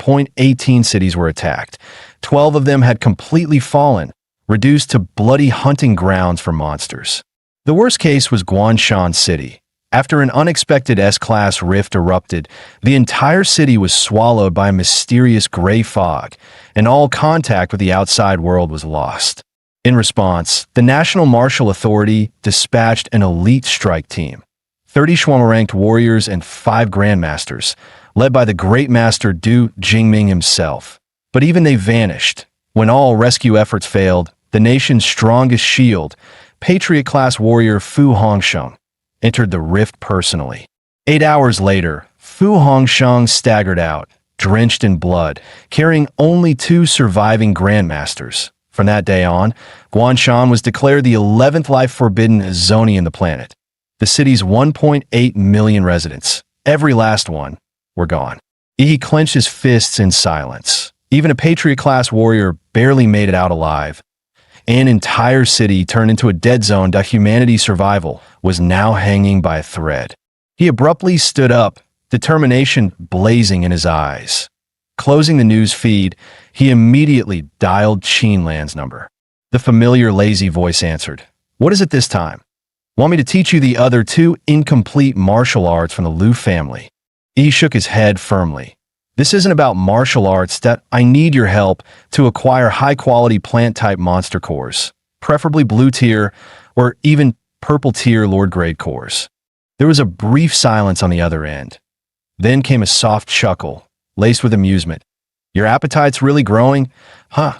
Lord-tier plant cores? Do you have any idea how rare those are? Plant-type beasts are rare enough. High-quality ones are practically legendary." Her tone sharpened. "So tell me, what do I get in return?" He didn't hesitate for a second. His voice was steady, resolute. "At the entrance exam for Huadu University this year, the Secret Realm trial, I'll team up with Liu Qingzhu and secure first place. Guaranteed." Qinlan let out a soft chuckle, her red lips curling slightly. "Are you underestimating the top prodigies from the other provinces?" Her tone was casual, but held a note of warning. "Let me be blunt. Liu Qingzhu's strength might look decent here, but in the capital's top academy, she'd barely make the middle ranks. And just because you can suppress her in the ring doesn't mean you can compete with those real monsters." He remained calm, a quiet confidence in his voice. "Still, Aunt Qin, you're not betting the Liu family's future on anyone else, are you? So here's my offer. I'll put it in writing that if I fail to win first place, I'll serve the Liu family for life, be your personal assistant, your servant, your old age caretaker. No complaints, no regrets." Qinlan couldn't help but burst out laughing. Her tone was equal parts exasperated and amused. "Huh. Serve me for life. You're really good at making bold promises, aren't you, little brat?" She exhaled softly, her voice sultry but resolute through the phone. "Fine, I'll help you, just this once. But remember, this chance only comes once." Outside Anqing First People's Hospital, a sleek black and gold motorcycle screeched to a stop. He hopped off, riding his generously gifted brother-in-law's prized machine. "Whoa, that's Ihi, the top martial candidate himself. We're all busted up in here, and he looks untouched. I heard he took down a whole horde of monsters. Ihi, I'm your fan. Can I get your autograph? Can I add you on Qping?" The crowd swarmed with excitement, and Ihi barely managed to wave them off. He never expected to be this popular in Anqing. He made his way to room 6, where Chu Zhou and Luo Xian were both recovering. The moment Yi stepped inside, he nearly burst out laughing. Chu Zhou, usually the city's poster boy for charm, was now wrapped head to toe in bandages, leaving only one eye visible. "Ha ha! Is that our pretty boy Chu Zhou? Look at you now. This is gold, absolute gold." Chu rolled his eye. "You here to check on the wounded or just to laugh at us? And what's with all the stuff you're carrying?" Yi shrugged innocently. "Fan gifts got mobbed on the way in." Just then, another voice chimed in. "Well, if it isn't a he." Sorry you are?" "Luo Xian, that I was your first opponent in the qualifier." "What, already forgot me?" Yi blinked, but then caught sight of Luo Xian's injured leg, and his tone shifted. Yeah, Luo Xian might have been weak on the battlefield, but his spirit, that was a real warrior's heart. Luo Xian noticed both Yi and Chu Zhou giving his injured leg that awkwardly respectful, pitying look that he rolled his eyes. "Guys, seriously? Don't look at me like I'm already dead. The leg's not gone. Worst case, I'll get a limb repair surgery. And if that doesn't cut it, I'll slap on one of those new laser bird combat prosthetics. They come with built-in cannons now, you know." Just then, Yi's phone started ringing from inside his pocket. He glanced at the screen, unknown number. Without a second thought, he hit decline, flagged it as spam, and blocked it. Smooth, efficient, brutal. But 10 seconds later, BZZ, the phone buzzed again. Same desperate tone, different number. Someone really wasn't taking the hint. This time, the call was from his high school principal. "E, did you seriously block that bigwig from the Capitol? Unblock him now." E froze. Oh no, he just pulled the ultimate career suicide move. Blocking a VIP like he was junk mailed at IT was like slamming the door in a government official's face mid-speech, with a smile. E silently pulled the block number out of phone jail, removed the spam label, and answered, hoping this social damage could still be salvaged. "Hello, E. This is Wang Tao, head of admissions from Huadu University. We're calling to inform you that the Capital University will begin the semester 1 month early. A private train will pick you up in 3 days. Oh, you have any questions?" E's inner voice. What the hell could I possibly say? Ask for a delay, a summer break extension, but on the outside, he answered smoothly, understood that I'll follow the university's arrangements. Meanwhile, Chu Zhou also received a call from the same university. "Hello, Chu Zhou. This is Director Liu from the Huadu University admissions team. I understand that I'll be there on time." "Thank you, Director Liu." Chu ended the call like a model student, calm and polite. 2 future Capital University elites lying in the same hospital room. The place might as well be renamed the Top Score Suite. Gonna have to raise the price on this room, 0.5 grand per night, minimum. Luo Xian looked left, looked right, then slowly pulled the covers over his face. Yeah, he thought that he didn't belong on the bed. He should probably be under it. Still, before he reported in, there was one more important thing he had to take care of. Days later, the skies above the Swan Lake blast zone were still blanketed by thick gray clouds. Hundreds of tons of debris from the nuclear explosion had been hurled into the atmosphere, turning the entire region into a land of eternal twilight. And there, in the heart of the irradiated wasteland, Ihi sat cross-legged in meditation. The ground beneath him, scorched by unimaginable heat, had melted into a glassy surface, gleaming like warped crystal. Entering his Manhwa state, Ihi began channeling the lingering radiation from the air into his body. Jagged, obsidian-like skin coated his frame, while the crystalline spine on his back pulsed with blue light. Misty energy circled him, making him look like some celestial immortal. If that immortal were breathing in toxic nuclear gas instead of spiritual essence. His muscles, broad and powerful like an eagle mid-flight, slowly relaxed, and his pores released thick steam like a living pressure engine. His eyes snapped open, a sharp flash of blue cutting through his pupils that he pulled up his status panel to see the results of his 3-day training. Infinite monster template host, Ihi overall physique, 27.4 active template. Berserker Demonra template sync rate, 38.9% Titan form sync rate, 90%. After the battle against the blood-eyed ape, his Damonra sync had jumped by 1.5%, a massive leap at this level. And with 3 days of exposure to pure radiation and atomic decay energy, he'd gained another solid 6%. This wasteland wasn't just a battlefield. It was a training paradise. But time was up. He had to leave. He bent his knees, gathering atomic energy beneath his feet like a coiled spring. With a flash of blinding blue light, he launched upward, but a thunderous boom followed as a shock wave burst behind him, splitting the air like a sonic cannon. At Anqing's bullet train station, the PA echoed calmly. "Attention, passengers. Train G6666 to Huadu West will depart in 5 minutes. Please proceed to ticket check-in if you haven't done so." Inside the station, Chu Zhou stood with his suitcase, calm as ever, waiting near the platform. His eyes twitched as he looked to the sky, and a faint smirk crossed his lips. He's here. Boom! Boom! Explosive shockwaves ripped through the sky. All across the station, martial artists instantly went on high alert, hairs standing on end. That pressure, is it another high-level beast? We just survived one invasion. Don't tell me there's another. Still reeling from the recent chaos, fighters instinctively entered combat mode. Some had even drawn their weapons. "Relax, it's me." A familiar voice echoed from above. A split second later, a figure dropped from the sky and landed perfectly. No cracks on the pavement, no shockwave, just heat hissing from his glowing legs. Blue halos flickered around his calves as steam curled up. Ihi brushed off his pants with a grin. Made it just in time. "Holy crap, that's Ihi. Bro, you nearly gave me a heart attack. I thought another damn monster was coming." Even top-tier warriors burning their blood wouldn't create pressure like that, someone muttered. No doubt about it. He's truly Anqing's pride. Chu Zhou, however, barely blinked. "You've gotten stronger. Again." Anqing, once drowning in beasts, was now fading into the distance.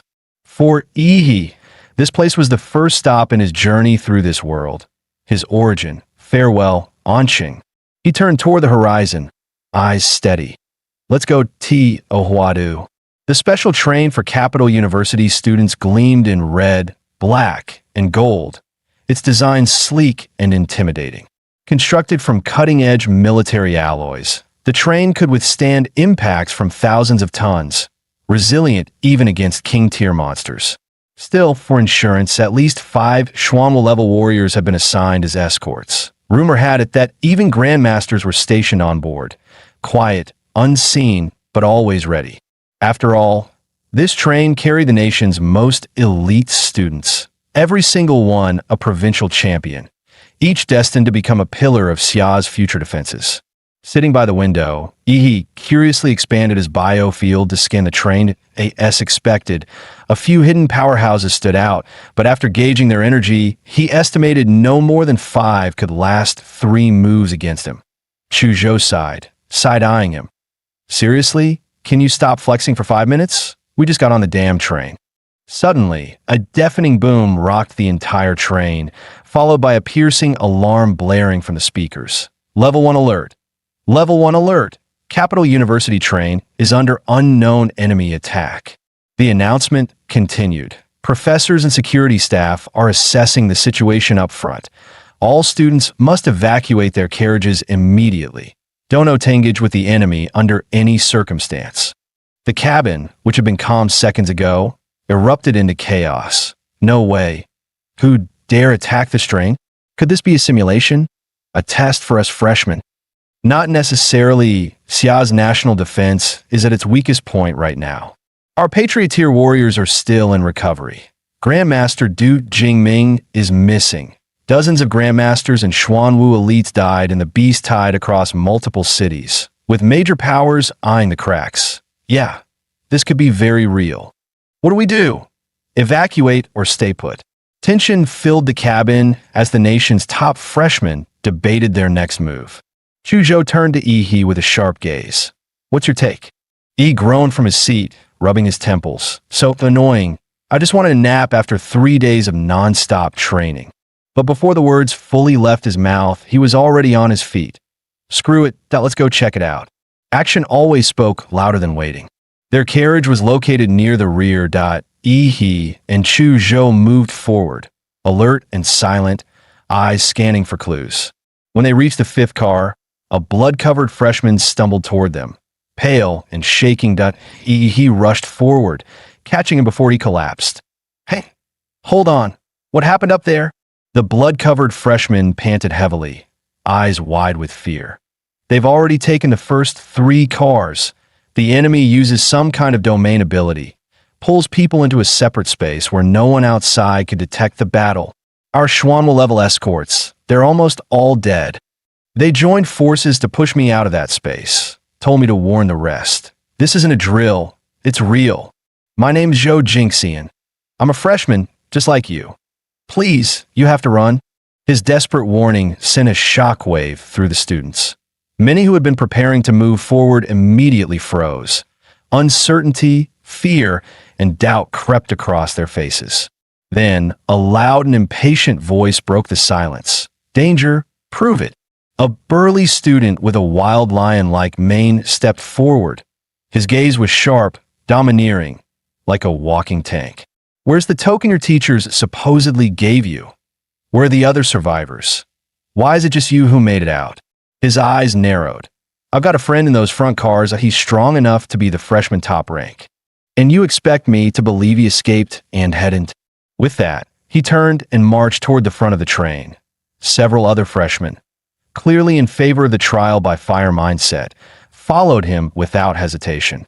Zhou Jingxian's face twisted in panic as more and more students ignored him. "Wait, please. I'm telling the truth. It's real. You'll die in there. Don't go." Just then, the freshman's eyes lit up as he locked onto Yi. "Wait, are you Yi?" "Yeah. How'd you know?" He narrowed his eyes, already sensing something unusual about the guy's internal energy flow. "A girl named Lu Qingzhu showed me your photo. She said if anything happened, I had to find you and tell you not to go to the front cars." "She told you that herself?" "Yeah. She took a hit to protect me, got seriously injured. I couldn't stop the others from rushing in, but you're different. She entrusted me with her final wish, to keep you alive." He was just getting choked up when, smack, he slapped him on the forehead. "Bro, seriously? She's not even dead yet, and you're already doing the last wish speech?" With a sigh, he patted Chu Zhou's shoulder. "Let's go check it out." "You're actually going?" Chu asked. "Of course that I promised, Aunt Sheen." But Zhou Jingxian suddenly stepped in front of them. "No, I can't let you go."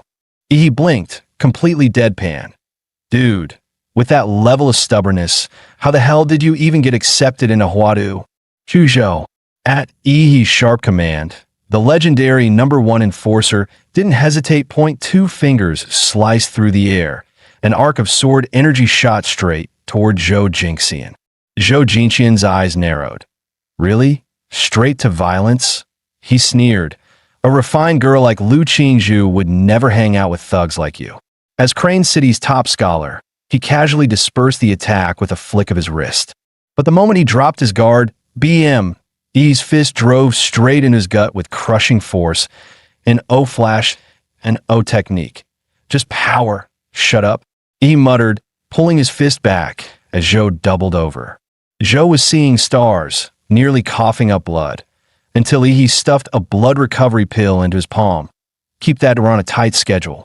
He dusted off his sleeves. "Chu Zhou, let's go see what kind of mess we're dealing with up front." The two reached the doorway connecting to car 3. The air felt heavier there, like it was holding its breath. A swirling layer of murky gray energy shrouded the door, pulsating faintly. It looked like stepping through it would lead to a completely different dimension. He looked around, spotted an abandoned suitcase nearby, picked it up, gave it a test swing. "All right then, let's see what we're dealing with." The suitcase vanished into the mist without a sound. No impact, no echo, nothing. It was like the fog swallowed it whole. Even Yi's life force detection completely failed to penetrate the haze. He squinted. Plenty of freshmen walked this way earlier. Looks like they all went in.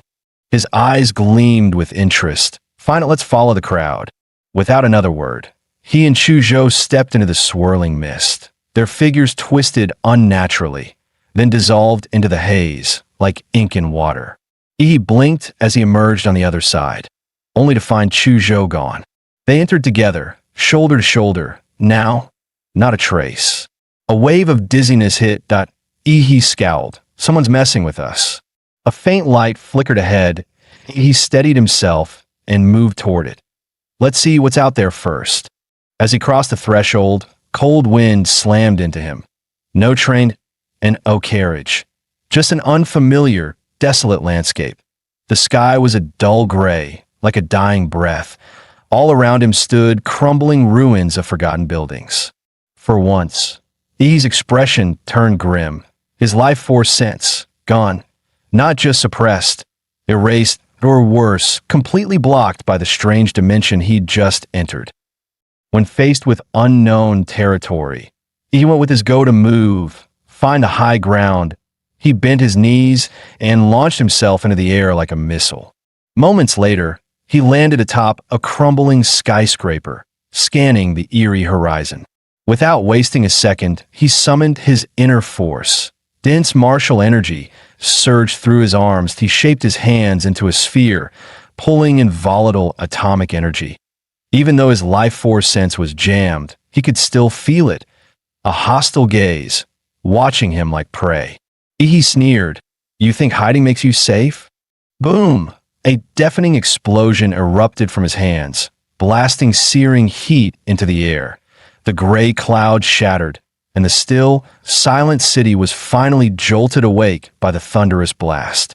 He hurled the energy sphere high into the sky. A heartbeat later, a terrifying blast erupted among the clouds, its blinding light and searing heat ripping the gray mist apart. The deafening shockwave shattered the silence of the entire city.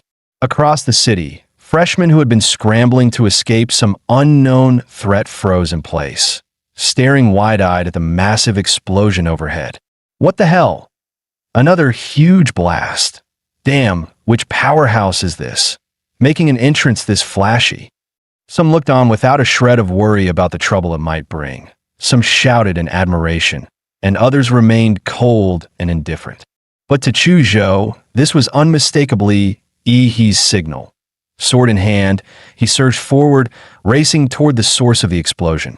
In a high rise elsewhere, Lu Qingzhu's pale face reflected the blue-tinged light flashing through the window. She knew instantly. It was He. He had told her not to let him come.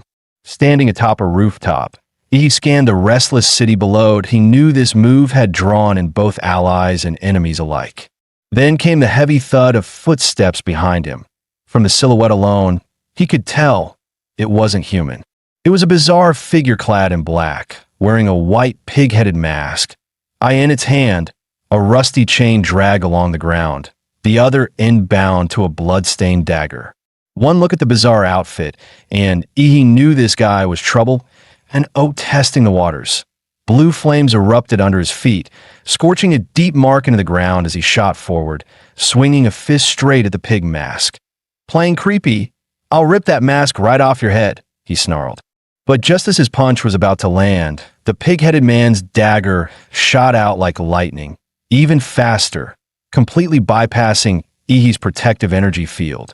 The blade pierced through his defenses like a demon's scalpel, stabbing deep into He's abdomen, and the same moment. He's fist slammed square into the pig-headed man's skull. Heat intense enough to melt steel erupted instantly, a torrent of blue energy engulfing the pig-headed man's head.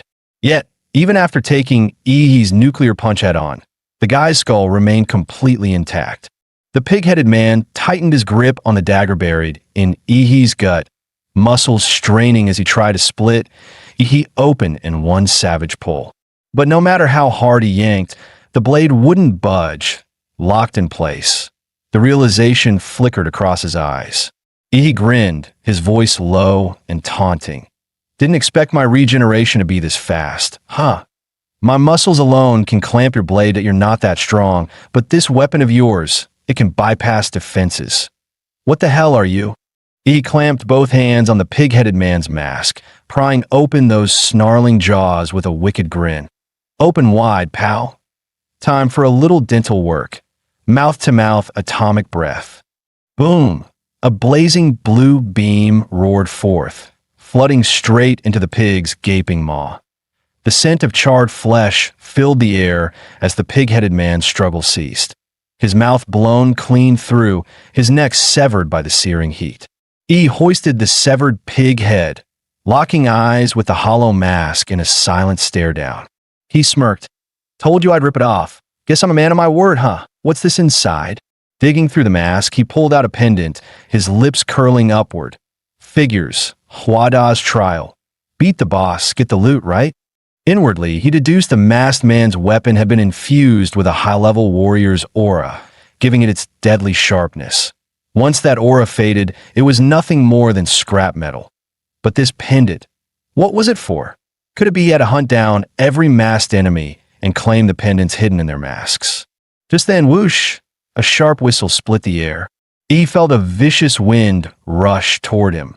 Murderous energy erupted from within, manifesting as several shadowy maws that lunged from all directions, biting down on the arrow aimed at his forehead and snapping it in half. Already on to the next wave? He growled, I hate sneak attacks the most, and was about to charge forward, when agony shot up from beneath his feet. A razor-sharp spear burst through the concrete floor, skewering his foot and driving straight for his heart. At the same time, the shadowy archer seized the opening, loosing a rapid volley of arrows like a storm, each one aimed for Ihi's vital points. In the archer's mind, Ihi was about to be turned into a pincushion. Ihi sneered, think you can kill me with that? Dream on. With a roar, he summoned the giant's power from deep within his bloodline. Blazing heat burst across his body as massive rib bones sprouted from his back, quickly weaving together with molten, regenerating flesh, the demon armor personified. The spear aiming for his heart was forced aside by the giant's bone and flesh. Standing within the dissolving rib cage, he clamped one hand onto the weapon, refusing to let the attacker below pull it back and escape. He wrapped his other hand in black and crimson killing intent and slammed his fist into the ground. The violent blast shattered the rooftop, and he dropped down in one smooth motion to avoid any more ambush arrows. From afar, onlookers had no idea what had just happened, only that the entire building suddenly collapsed. Ihi sneered. Time to see who'd just try to turn him into grilled meat on a stick. What he didn't expect was a rabbit's head. Sure enough, one of the Zodiac, a short figure in a black suit, wearing a red-eyed rabbit mask, stood before him, clutching a pristine spear. Apparently, as long as these masked fighters weren't killed, their weapons could regenerate endlessly. The figure bent his legs, and his calf muscles bulged to the size of basketballs.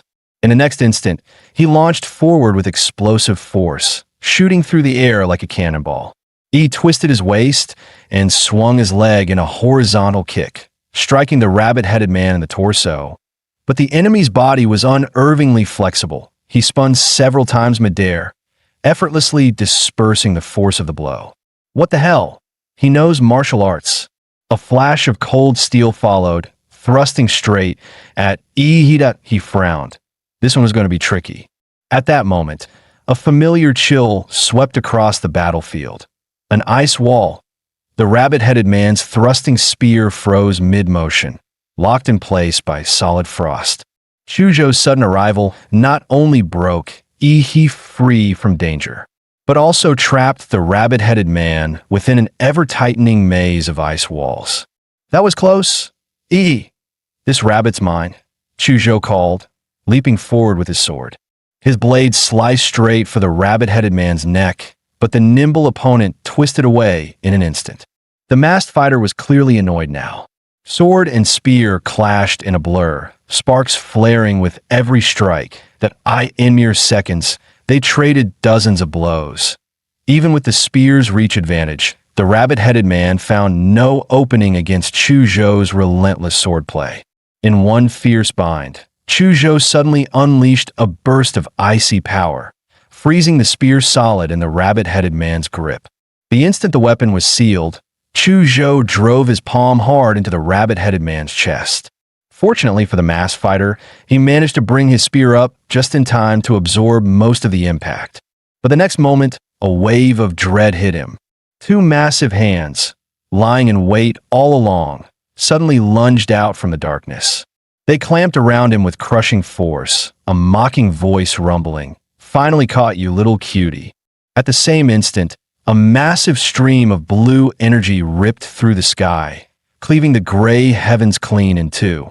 A few minutes earlier, inside an abandoned high-rise, why is it still dead quiet over there? That loudmouth who barged in. You think he's already dead? He has to be. Those mass fighters can take on more than a dozen of us without a scratch. Their weapons can cut through any defense, way beyond what we can handle at our level. The voices belonged to a man and a woman. The woman sneered. That guy who came in blasting the sky was way too full of himself. Probably just some small-town kid who lucked his way in a Hwada, frog in a well, thinking he's all that. Honestly, the top scorers from big cities aren't even on the same playing field as those from small towns that I've heard that Yin Zhengxiong and Ouyang Zhe from Magic City, Lan Yusi from Deep City, and Xian Shun from Lily Island have already started hunting mass fighters, and no idea how they're managing it. That's strong. Then the freshman champion has to be one of them, right? No. Almost every freshman champion comes from Huadu itself. Against those monsters from Huadu, students from the rest of Xi'an Nation can't compare. The martial training resources they've had since childhood are worlds apart. Another boom split the air. The two of them instinctively looked up, their faces frozen in shock. They exchanged glances, both stunned. What the hell was that massive beam just now? A railgun. But how could there be a railgun here? Elsewhere in the city, freshmen actively hunting animal mass fighters also paused mid-chase, silently watching the blinding beam in the sky. Yin Zhengxiong planted his massive broadsword into the ground, its sheer weight driving the blade deep into the earth. The tip rested on the corpse of a horse-headed fighter. "Zhe, what do you think?" The jacket-clad Ouyang Zhe, also a freshman, replied in a low voice, "That kind of attack doesn't match the masked fighter's style. Most likely, it's the work of another freshman. Aside from the few in Huadu, how could anyone else have power that insane?" Yin Zhengxiong muttered, disbelief flickering in his eyes. "We have to go," Ouyang Zhe said grimly. "We've already collected the rat, dog, monkey, and horse pendants. Lan Yusi from Deep City has at least the sheep pendant. Xian Shun from Liuli Island holds the snake, and a girl named Lu Qingzhu apparently killed the minotaur and took the ox. If the masked fighters really follow the 12 zodiac, that leaves only the pig, rabbit, rooster, tiger, and dragon pendants. And the dragon, you know as well as I do, that thing is instant death that a boss you run from, not fight. As for the remaining pendants, that freshman who fired the blue beam definitely has a few. Xian Shun and Lan Yusi will almost certainly be drawn to him too. Zhengxiong, this game's already in the final round, and if we want to win, we'll have to take them from someone else. Half of Ouyang Zhe's face was hidden beneath his hood, but his eyes burned with raw ambition. Meanwhile, he had already slain the rabbit masked fighter and claimed the rabbit pendant. What's that?" Chuzhou asked, eyeing the pendant in his hand with curiosity. "Before you got here, I took down a guy wearing a pig mask. Found this pendant with a pig carved on it inside his headgear. If I'm right, this trial's goal is to collect every pendant hidden inside the animal masks." "So, we're going to actively hunt the masked fighters?" Chuzhou asked. "Exactly. Back on the rooftop, someone took a shot at me with an arrow. Pretty sure he's one of them, slipped away in the chaos. But his arrow hit me, I can track him through that. Let's move." By the time they arrived, however, the place was deserted. All that remained were traces of a fight. Someone else had gotten here first. Chuzhou crouched down, running his hand over the scorch marks on the ground. They were still warm, which means they haven't gone far. They're still nearby. Chuzhou gripped his blade, lone frost, and swung instinctively toward a certain direction. A 10-meter spike of ice erupted from the ground, smashing straight into what appeared to be empty air. TSK, my optical camouflage got spotted. A sultry voice rang out as the figure shimmered into view. It was a stunning woman. Lurking nearby with ill intent, she was met with another flash of Chuzhou's blade, cold light slicing forward. But in the next instant, a sharply dressed man appeared out of thin air. The moment he materialized, the air temperature spiked, and his palm glowed red-hot like a branding iron. Lan Siyu darted aside. Genetic art, flame demon battle form. Xin Shen's palm slammed into the incoming ice spike, fire bursting within the ice, sending a billowing cloud of steam across the rooftop. Busted. Huh. Lan Siyu, your optical stealth is pathetic. As if you're the one whose powers clash with this tall, cold, pretty boy. You exposed us. Don't pin it on me. Lan Siyu shot back with a glare. He stepped toward them, cutting straight to the point. Were you lying in ambush for us? You've got it wrong. Handsome, Lan Siyu said innocently. We just took out a guy with a chicken mask. We were hiding to lure out more masked fighters. Beside her, Xin Shen casually clamped a cigarette between his lips, flicked his fingers, and lit it with a tiny spark. He clearly didn't buy their story. Oh yeah, then what's this supposed to be? He asked coldly. In a flash, his hand shot out, grabbing something out of thin air. A woman identical to Lan Siyu materialized, choking and struggling in his grip. Lan Siyu bit her finger in mild frustration. Even my clone got spotted. Looks like these two boys have some skill. Xin Shen smirked. I never expected you to pull off that sneak attack anyway. That would have been boring if you had. Time for me to step in. He flicked his cigarette to the ground, his cheeks swelling up like two oversized balloons. Then he spewed a massive cloud of black smoke toward Yi and Chuzhou. He crushed the clone's neck in his hand and pulled back alongside Chuzhou. But before they could retreat far, Lan Siyu whipped out a yellow folding fan etched with glowing runes. Sneering, trying to run? Lan Siyu lifted her fan and gave the black smoke a graceful flick. Wind rise. A violent gust surged forth, propelling the smoke until it swallowed Yi and Chuzhou whole. Xin Shen rolled a fireball between his fingers, smirking. Not done yet. Let's add some heat. Boom! The black smoke ignited instantly, blooming into a blazing fire cloud so hot it warped the air around it. Skill means nothing if you still lose to us, Xin Shen boasted, shooting Lan Siyu a smug eyebrow raise. But the next instant, a thunderous clap echoed like a cannon blast. He emerged from within the burning cloud, slamming his palms together. The resulting shockwave snuffed out the entire firestorm in an instant. The hell are you laughing at? He snarled. Xin Shen's worldview crumbled, snuffing out his flames with a single clap. That kind of power was unreal. Before he could dwell on the shock, Yi's fist was already in his face. Mountain-crushing fist overdrive. Xin Shen tried to block or dodge, but compared to that punch, he was painfully slow. In an instant, he was sent flying in a straight line, blasted away by Yi's strike. Lan Siyu hadn't expected Yi's speed and strength to be so overwhelming. The sheer physicality sent a chill through her. None of them had yet cultivated techniques to break through to the warrior stage. As martial trainees, their bodies were always held back by an invisible barrier.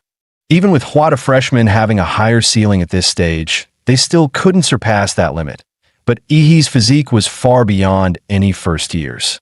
To them, this was pure dimensional suppression. But her despair was only beginning. Suddenly, a freezing chill wrapped around her ankles. While she'd been fixated on the punch-throwing guy, Chuzhou had already frozen her feet solid. Damn it, I was so focused on the fists, I forgot about the ice guy. Even working together, Xin Shen and I can't beat them. They're monsters. Continuing this fight, there's no chance of winning. At that moment, Lan Siyu's mind held only one thought. Run. She let out a sharp cry, swinging her magic weapon with all her strength as currents of air swirled violently around her, forming a hurricane-like barrier. The ice at her feet shattered under the slicing wind, and her light frame was lifted into the air by the gale. No, I have to get out of here, she thought in panic and rage. But Yi's hand shot out, seizing her slender ankle. The shock nearly made her lose control. Get down here, Yi roared, slamming her into the ground. Dust and debris exploded upward as the impact carved a crater into the earth. He raised his fist again, ready to unleash another brutal strike. Gritting her teeth, Lan Xiu burned through a massive amount of martial energy, determined to break free. Xianhuang martial art, shapeless shadow scatter, she shouted as thick smoke erupted around her. Countless duplicates of Lan Xiu burst from the haze, scattering in every direction. He grinned darkly. Run, Xianhuang martial art, flesh prison, demon veil illusion, activate. From Yi's body burst a swarm of black and crimson demonic shadows, outnumbering Lan Xiu's clones several times over. They morphed into countless monstrous beasts, swarming in to tear her illusions apart. In Xianhuang martial arts, there were clear gaps in power, and her clones couldn't match Yi's shadows in either numbers or strength. Outmatched and unable to run, Lan Xiu felt a wave of despair crash over her. She realized, to her horror, that she couldn't even move. What are these things? Yi's grin was equal parts lecherous and menacing. Can't beat me. Can't run. So just accept your fate. One look at that expression, and Lan Xiu caved instantly. I surrender. I surrender. Take my pendants. In moments, 2 more pendants fell into Yi's hands. See? Would have been easier if you'd done that sooner. Now, tell me everything you know. Without hesitation, Lan Xiu sold out her ally Xen Chun, spilling every detail about the snake and tiger pendants he held, along with the abilities he'd shown in battle. She also confirmed what he had already suspected. Winning this trial required gathering all 12 pendants at this late stage.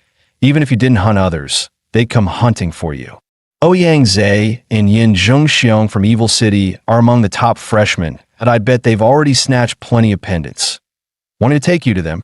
Lan Xiu batted her eyes, her blue-violet eyeshadow glinting.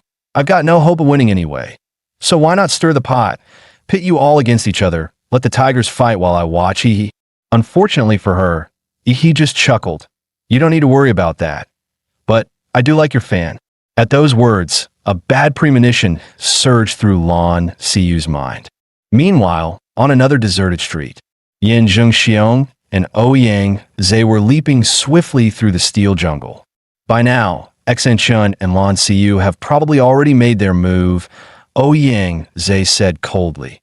Doesn't matter who wins. Once it's over, we'll just take the pendants from them. All they're doing is holding on to them for us for a while. Yin Zhengxiong didn't seem surprised. To him, it was simply the truth. Suddenly, his pupils shrank. Zhe, look at that body, he said sharply.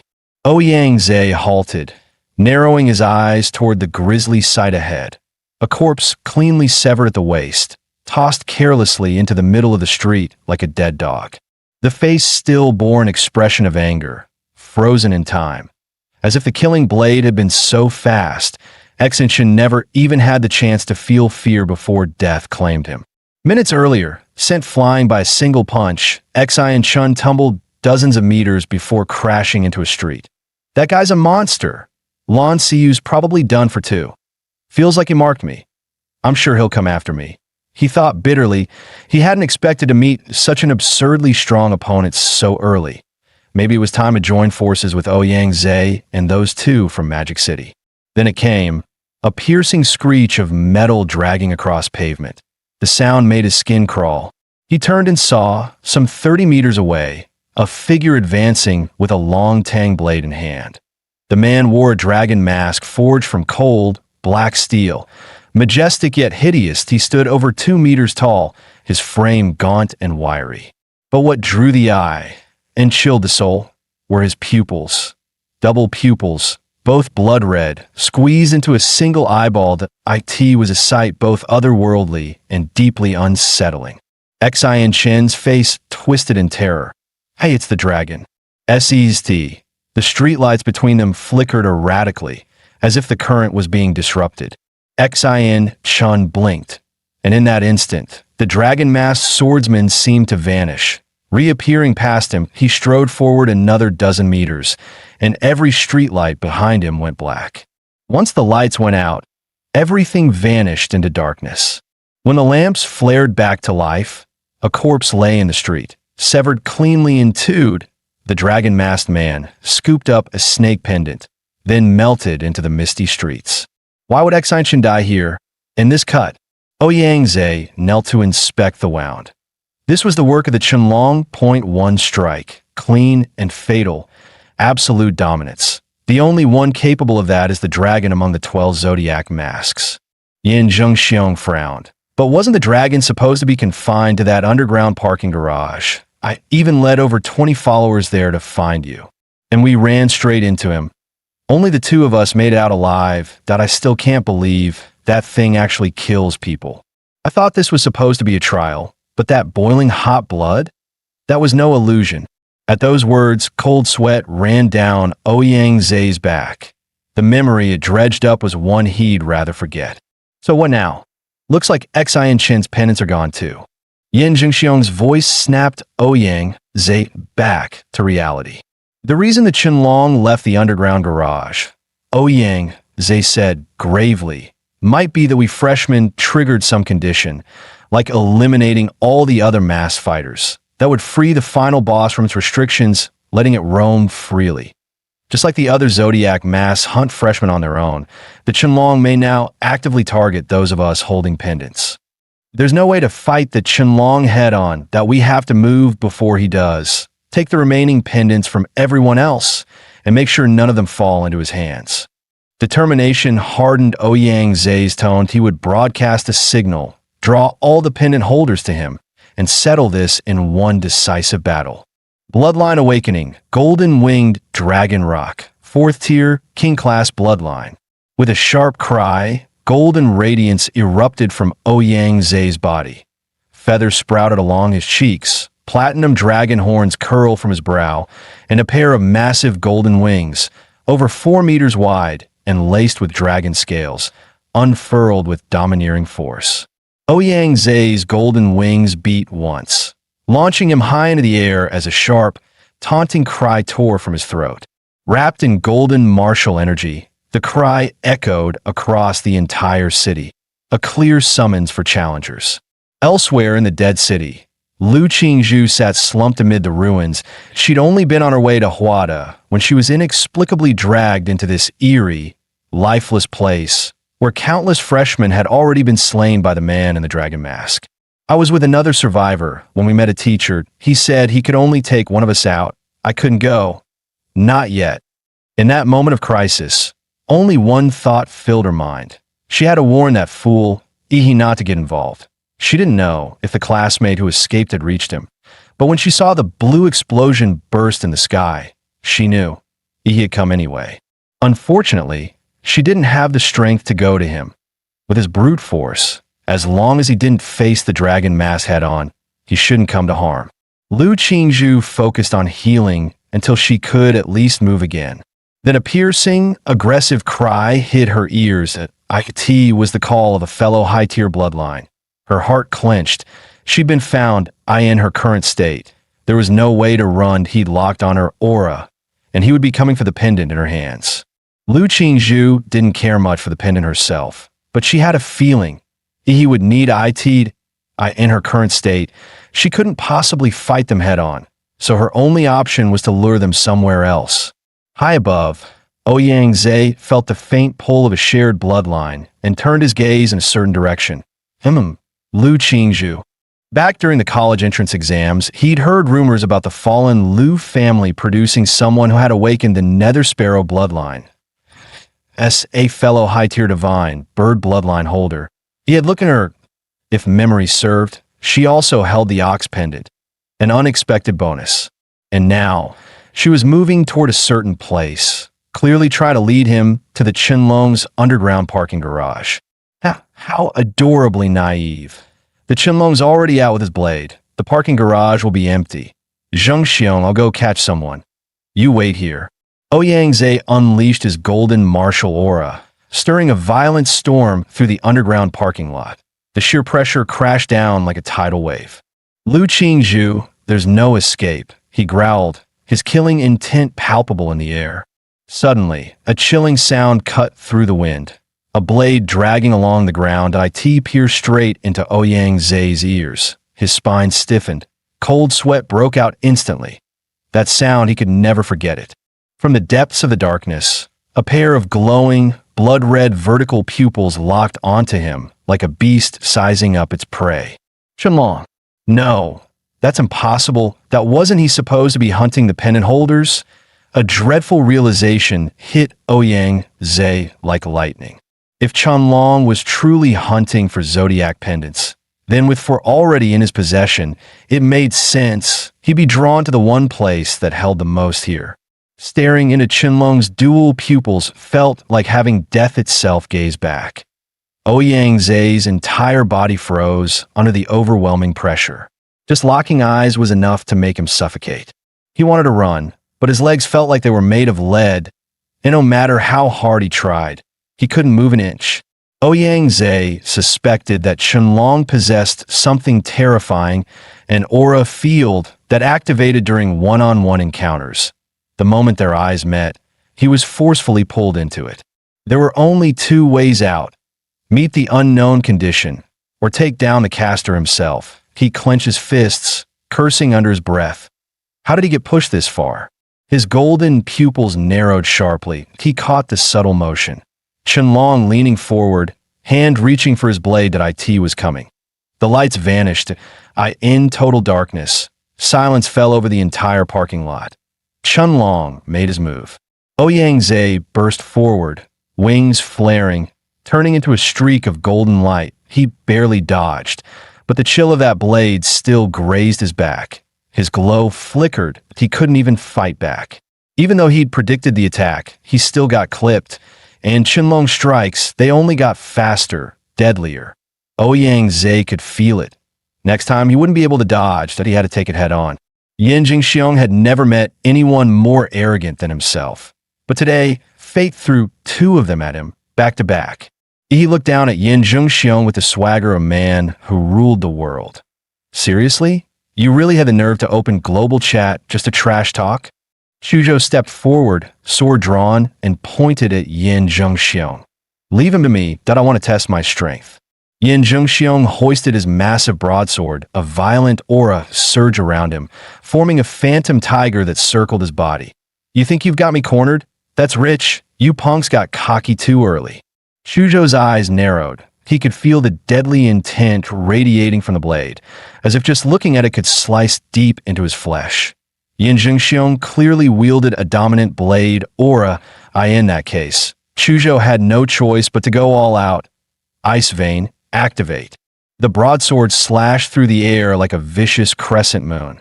Xuzhou moved like a slippery spirit fish, gliding across the frozen ground and narrowly dodging the blow. But Yin Jingxiong wasn't just a brute. Mid-air, he shifted weight with surprising finesse, arms flexing, and launched another slash from a new angle. The blade came crashing down like a mountain, but Xuzhou didn't dodge. He wanted to find out, between his sword intent and his opponent's blade aura, which one truly reigned supreme.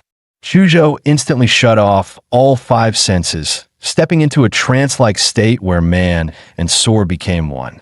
Soul-cutting sword intent. Compared to the college entrance exam a month ago, his intent now was far purer, sharper. He'd even begun to infuse his sword with his own elemental traits. Within the blade's glow, a faint dragon's cry rang out. The broadsword, roaring with tiger's fury, clashed violently with the dragon song of the longsword. Blade chi and sword chi twisted and tore at each other, their roars echoing across half the street. Dragon versus tiger. He sat casually on his massive golden blade. Watching from the sidelines, he knew a warrior like Xuzhou had his own pride. Some battles had to be fought alone. Suddenly, Yin Jingxiong's brows twitched mid-duel that he sensed it. Ouyang Zhe's aura did a distress signal. Exploding with martial force, he tried to force Xuzhou back and retreat. But Xuzhou wasn't about to let him go. This opponent, he couldn't afford to lose. Yin Jingxiong snorted coldly. If I wasn't in a rush today, I'd make sure to break at least 8 of your bones. Just then, Yi's voice cut through the air. Talk tough, and think you can walk away? Did I say you could leave? What? You think I'm just here for decoration? His fist surged with power and flew straight at him. What the? Yin Jingxiong barely saw a shadow before the impact hit him like a truck. His body shot through the air like a rag doll, smashing through 3 streetlights before crashing to the ground in a wild roll. Gritting his teeth in pain, he tried to sit up. What the hell, did a magical beast just swap me? That was me, he said casually. Your battle cry was just way too awful. Maybe I went a little overboard. You sucker punched me. Yin Zhengxiong shouted in disbelief. He shrugged. Nah, that wasn't a sneak attack. You were just too slowed and my fist came, and your brain didn't keep up. Yin Zhengxiong roared with fury. You arrogant punk, I'm gonna end you. In that moment, he completely forgot about Ouyang Zai's cry for help. 3 minutes later, he lay sprawled out on the ground. Lifeless eyes, motionless body. He spun a massive broadsword in his hand. Nice weight on this thing, I think I'll borrow it for a while. Don't mind, right? Yin Zhengxiong stayed silent, utterly broken. Just remembering how he kept slamming him into the ground like a basketball made his body twitch. He gave a rare smirk. Come on, don't be so down. Lasting 3 minutes against me is already impressive. Xian Shun, that guy got one punched. He examined the blade and muttered, but this weapon still needs some upgrades. With a simple motion, the blade began to morph, its shape twisting into something resembling a demon shark weapon. Just then, Chuzhou walked over. There was no pendant in his storage ring, but I did find this. He handed over a jade token with the word Ouyang carved on it. It was pulsing faintly, as if transmitting a signal. At this point, Ouyang Zai had already lasted 5 full minutes against Qianlong. But the price was steep. Both his golden wings had been severed, and every life-saving trick he had was spent. That was the terror of the domain. He'd even tried launching an attack, and lost an arm for it. Now, with blade energy raging inside his body, his condition had gone from bad to worse. He never imagined this would be as far as he'd go. His gaze fell on Qianlong's chest, where a bronze spike was embedded, a relic from a hidden ruin. If it struck the heart directly, it could block his martial energy and internal flow completely. Sadly, even after sacrificing an arm, he'd missed the mark by just 3 fingers. It still managed to suppress Qianlong's output by roughly 30%. But for Ouyang Zai, already broken and bleeding, it only meant one thing. What should have been a killing blow now required a second strike, a second he no longer had. His only chance to win was gone. Moments later, the lights flickered back on in the underground lot. With his wings shattered, Ouyang Zai was pinned to the wall. Qianlong's blade driven straight through his heart, a brutal, eerie image, frozen in time.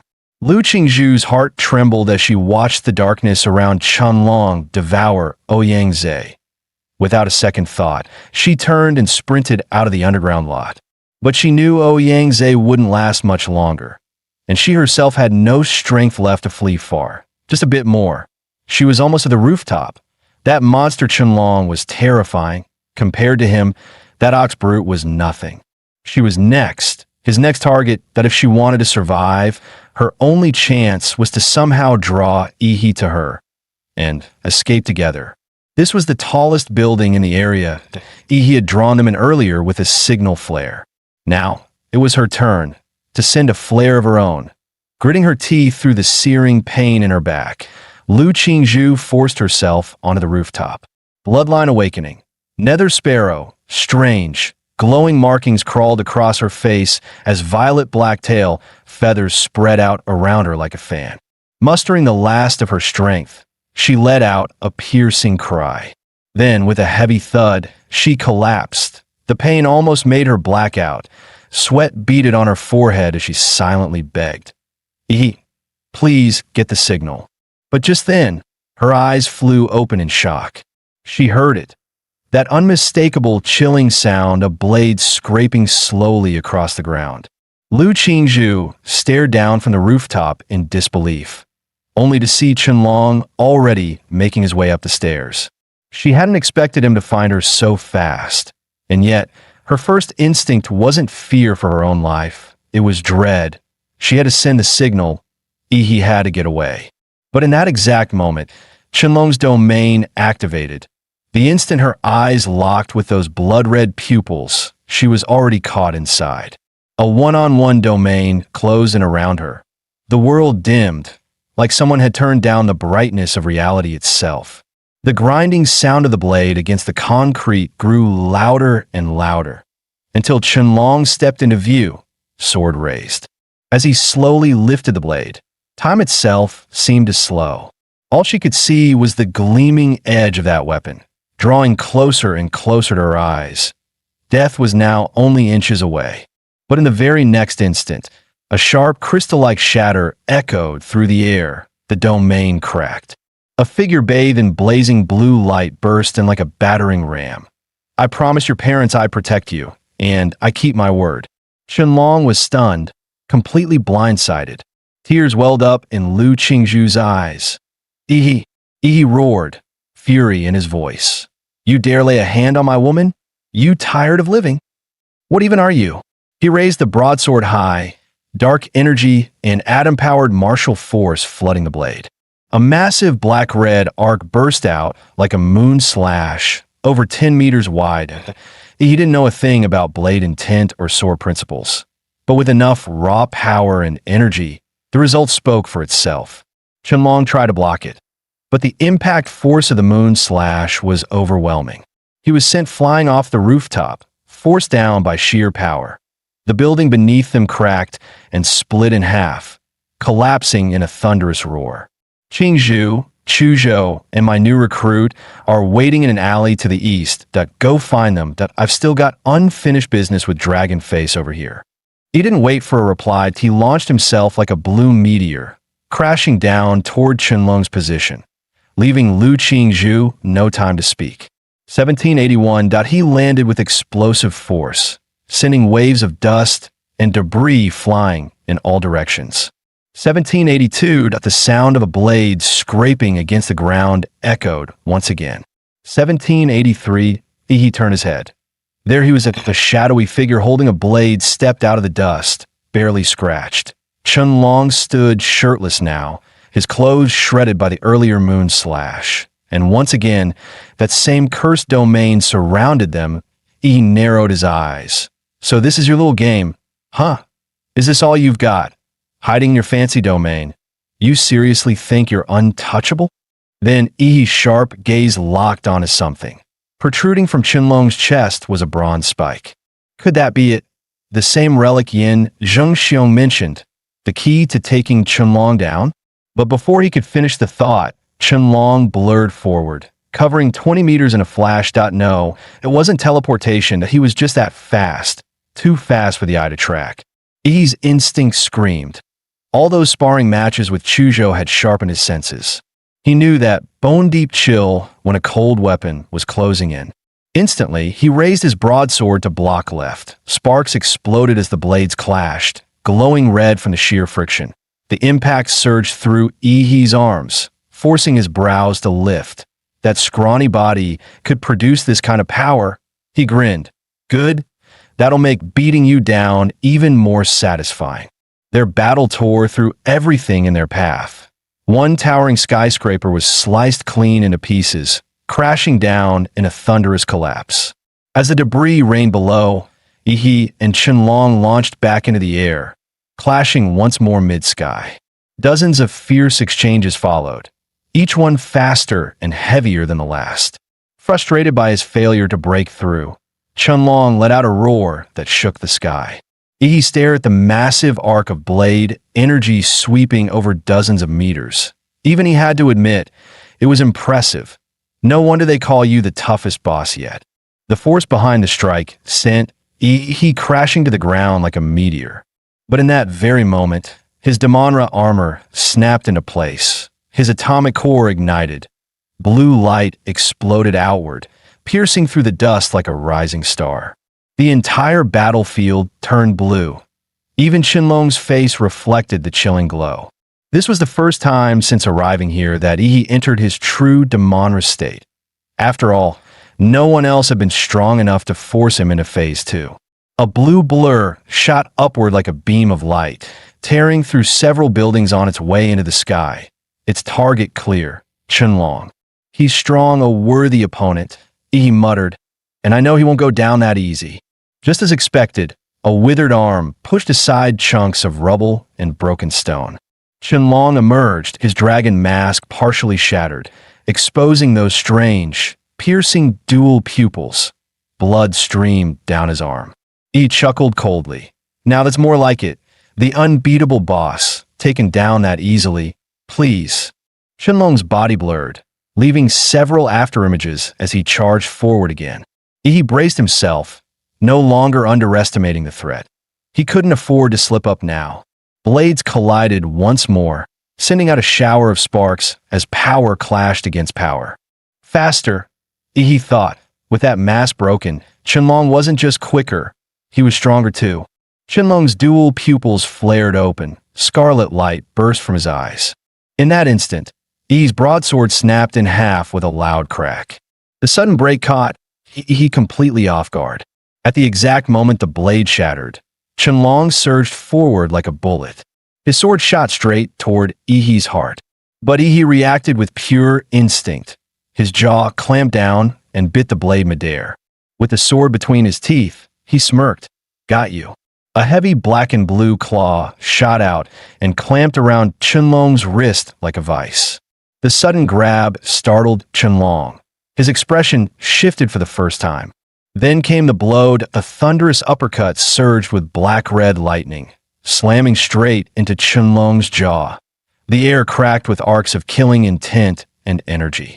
Qianlong's body was launched into the air, his mask shattering completely, revealing a grotesque face with no lips, no nose, only eyes. He didn't give Qianlong even a second to recover. One hand clamped onto Qianlong's sword arm, locking it down completely. His other fist blurred into motion. Technician number 23, at your service, he muttered with a wicked grin. Like a hurricane of steel, his punches rained down. Temple, throat, heart, spleen, kidneys, groin. Every vital point was struck with terrifying precision. Each blow carried condensed killing aura, drilling deep into Qianlong's pressure points and meridians, wreaking havoc from within. And with the bronze spike still embedded in his body, his flow of martial energy was already severely blocked. The combined trauma pushed his body to the brink. Blood erupted from his pores as his aura collapsed. But even so, Qianlong stared at Yi like a coded boss in a video game. Relentless, locked on with deadly intent. With his trapped hand, he suddenly dropped his blade, then flicked it upward with his foot, aiming the tip straight at Yi's chest. But Yi was ready, effortlessly dodging the vicious strike. I knew it, that you're the type that just won't die easy, Yi sneered. Your only real shot at killing me was right at the start, when I first arrived. If you'd ambushed me, then using the element of surprise, maybe, just maybe, you'd have had a 30% chance. After all, up to this point, he hadn't even used his full strength. He flipped his palm, revealing a yellow fan engraved with runes. Time to take off. With a powerful swing, a fierce, swirling wind erupted from the ground. The artifact, now infused with killing intent, was far more potent than when it was wielded by Lan Yusid. It swept Qianlong up midair like a ragdoll. Dark red wind blades slashed across Qianlong's body while the vortex launched him dozens of meters into the sky. With no ground beneath him, he became nothing more than a helpless, airborne target. He leapt into the air like a blinding blue meteor. Faceless freak, I'm not done with you yet. First strike, nuclear impact fist. Boom! The explosion mimicked a nuclear detonation. Tiles shattered. Glass exploded. The surrounding buildings shook. Caught in the blast, Qianlong was violently launched backward, swallowed by fire and smoke. Blue flames burst from Yi's feet, giving him a midair boost as he rocketed forward again. Second strike, mountain-splitting fist. Black flash. From across the city, every new student looked skyward to witness the chaos. A glowing blue figure repeatedly pummeling some poor soul through the sky. Blow after blow, like playing cosmic ping pong, he drove Qianlong from the eastern district all the way to the western edge. With a final devastating punch, he smashed Chunlong into the city's outer barrier. So hard, the air itself rippled like water. Staring at the bloodied, broken mess that was Chunlong, Yi scoffed. A dragon? Pleased I thought you'd be something you're just a bug with an ego. Once seen as invincible and suffocatingly powerful, Chunlong now lay like a busted blood sack, his bones shattered, his strength gone. But even now, his body clung to one final command, kill. He stepped in front of him, lifted his broken blade, and delivered mercy the only way he knew how. Chunlong's head fell to the ground with a dull thud. He reached down and plucked the dragon pendant from his body. With this, he had collected every zodiac pendant, except the ox. The game was finally coming to an end. Yin Jingxiong couldn't believe it, that he had done it. And not just one, but crushed his way from the eastern district to the west. Every new student in the city had witnessed his overwhelming strength. When Yi stood before him, Yin Jingxiong couldn't even make eye contact. He didn't dare mention the broadsword Yi had broken. Lu Qingzhu finally exhaled in relief at seeing him safe, but her anger simmered beneath the surface. You shouldn't have fought that dragon-masked freak alone. Thankfully, Chuzhou had more sense. Let's be honest. If anyone but Yi had gone up there, we'd just be corpses on the floor right now. Lu Qingzhu fell silent. Chuzhou was right. She was too injured to even use martial arts. If she'd joined the fight, she would have just been a liability, forcing Yi to protect her. For the first time, she realized it wasn't orders from Qin Lan or pressure from her clan that drove her. Now, for once, she truly wanted to become stronger, because she didn't want to be the one holding Yi back anymore. Yi waved a hand in front of her face. Hey, Earth to Qingzhu, you zoning out on me? Her long lashes fluttered. Yi sighed. The ox pendant? Don't tell me I have to beat you up to take it. Snapping out of it, Lu Qingzhu's cheeks turned a soft pink. She quickly pulled out the ox pendant and handed it over. Let's try placing them in zodiac order, Yi muttered, rat to pig. Maybe that triggers something. He arranged them accordingly, but nothing happened. Everyone frowned, unsure what they'd done wrong. Yin Zhengxiong chimed in. From what I know, Chunlong wasn't meant to be a boss you hunt down. He's a programmed hunter, built specifically to track and kill pendant holders under normal conditions. You're not even supposed to collect the dragon pendant to clear the game. Hearing that, Yi took out the dragon pendant and rearranged all 12 according to the proper zodiac order, rat to pig. Instantly, the entire city trembled violently. Yin Zhengxiong's face paled. What was that? Did we trigger something? Above them, the ever-present gray fog began to swirl, slowly twisting into a massive vortex in the sky. He felt a strange pull in his chest and looked up. Look, what is that in the sky? Emerging from the center of the swirling clouds was a massive platinum gold eyeball. The moment Yi locked eyes with it, his body was hit with an intense free-fall sensation, like skydiving without a parachute. What the hell? The world around him flipped completely upside down. Somehow, he was falling upward, toward the eye in the sky. His body spun violently like being tossed into a giant washing machine. When he finally opened his eyes again, he was back on the train seated as if none of it had ever happened, like it had all been a dream. But judging by the reactions around him, maybe it hadn't all been a dream. Oh my God, I'm alive. A freshman clutched his chest, gasping for breath, eyes wide with lingering terror. I swear, I got killed by some dog-faced mascot. I was in that weird city just a second ago. How the hell am I back here? The train car erupted in chaos. Everyone began shouting over each other, recounting the nightmare they'd just survived. Some still hadn't mentally recovered from the trauma of dying. Just then, a comm chime rang out from the overhead speakers. Ding dong. Attention, students. Please remain calm. What you just experienced was an illusionary dreamscape constructed by the magical artifact, Mirage Eye. This was part of Imperial University's annual freshman trial. Take a deep breath and welcome back. The announcement continued. Special bulletin. In this year's trial, the team from Anqing, composed of Yi, Chuzhou, and Lu Qingzhu, successfully collected all 12 zodiac pendants and secured first place. Among them, Yi showed exceptional performance. His grand reward will be distributed after official enrollment. After the announcement ended, silence fell across the train car. Brief, stunned silence. Then chaos erupted. Who the hell is Ihi? I died early. I didn't see anything that happened after. Wait, didn't Ouyang Zhe from Moda win? Where even is Anqing? How did a no-name city's freshman beat out all the elites? Collected all 12 pendants? No way. I couldn't even beat a single mask. And yet the center of all this chatter, Ihi, simply sat there calm and quiet, as if none of it had anything to do with him. But at that moment, every freshman on the train had the same thought. We have to meet this guy. This wasn't just a top scorer. He was a walking legend.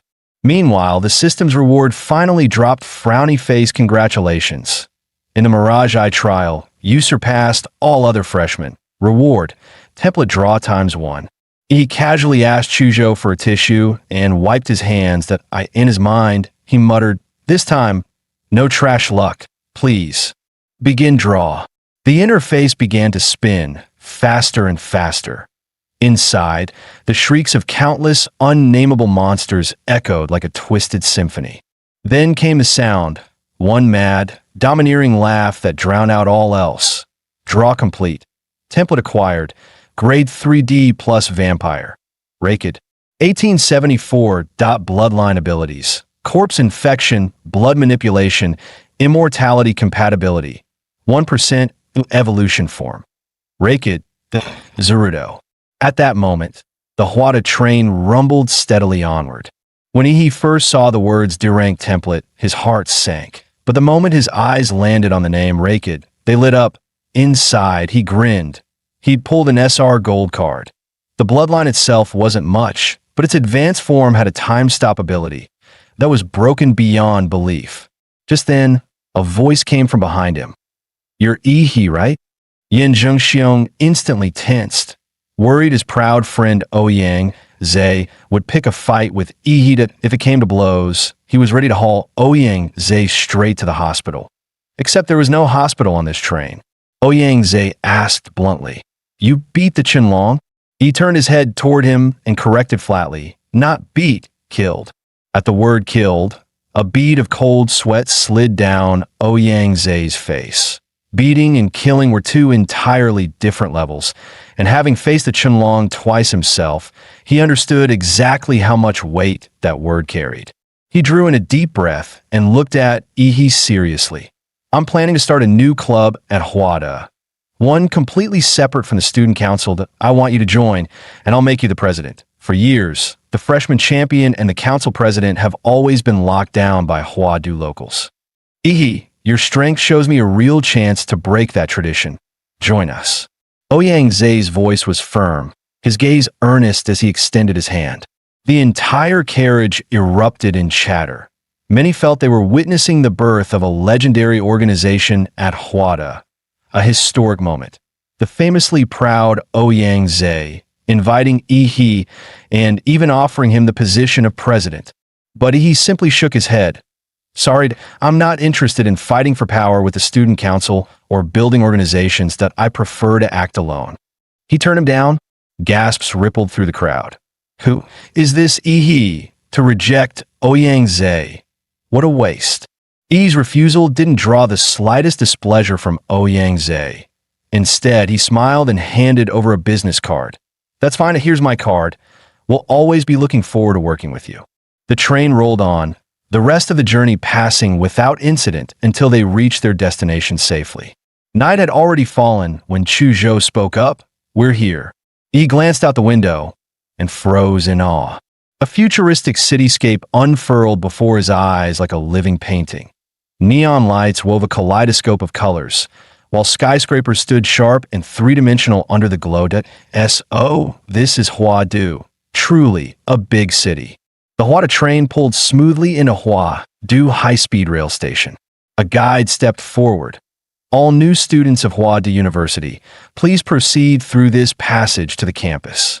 For many, it was their first time in Huadu, and they couldn't help but be awestruck by the city's dazzling prosperity and advanced technology. The sound of people swallowing in amazement rippled through the crowd. Led by Huada's staff, they arrived at a helipad. Please board in an orderly fashion. Your seat number corresponds to the one you had on the Huada train, the staff reminded them. Yi stepped up behind Lu Qingzhu and poked her in the lower back.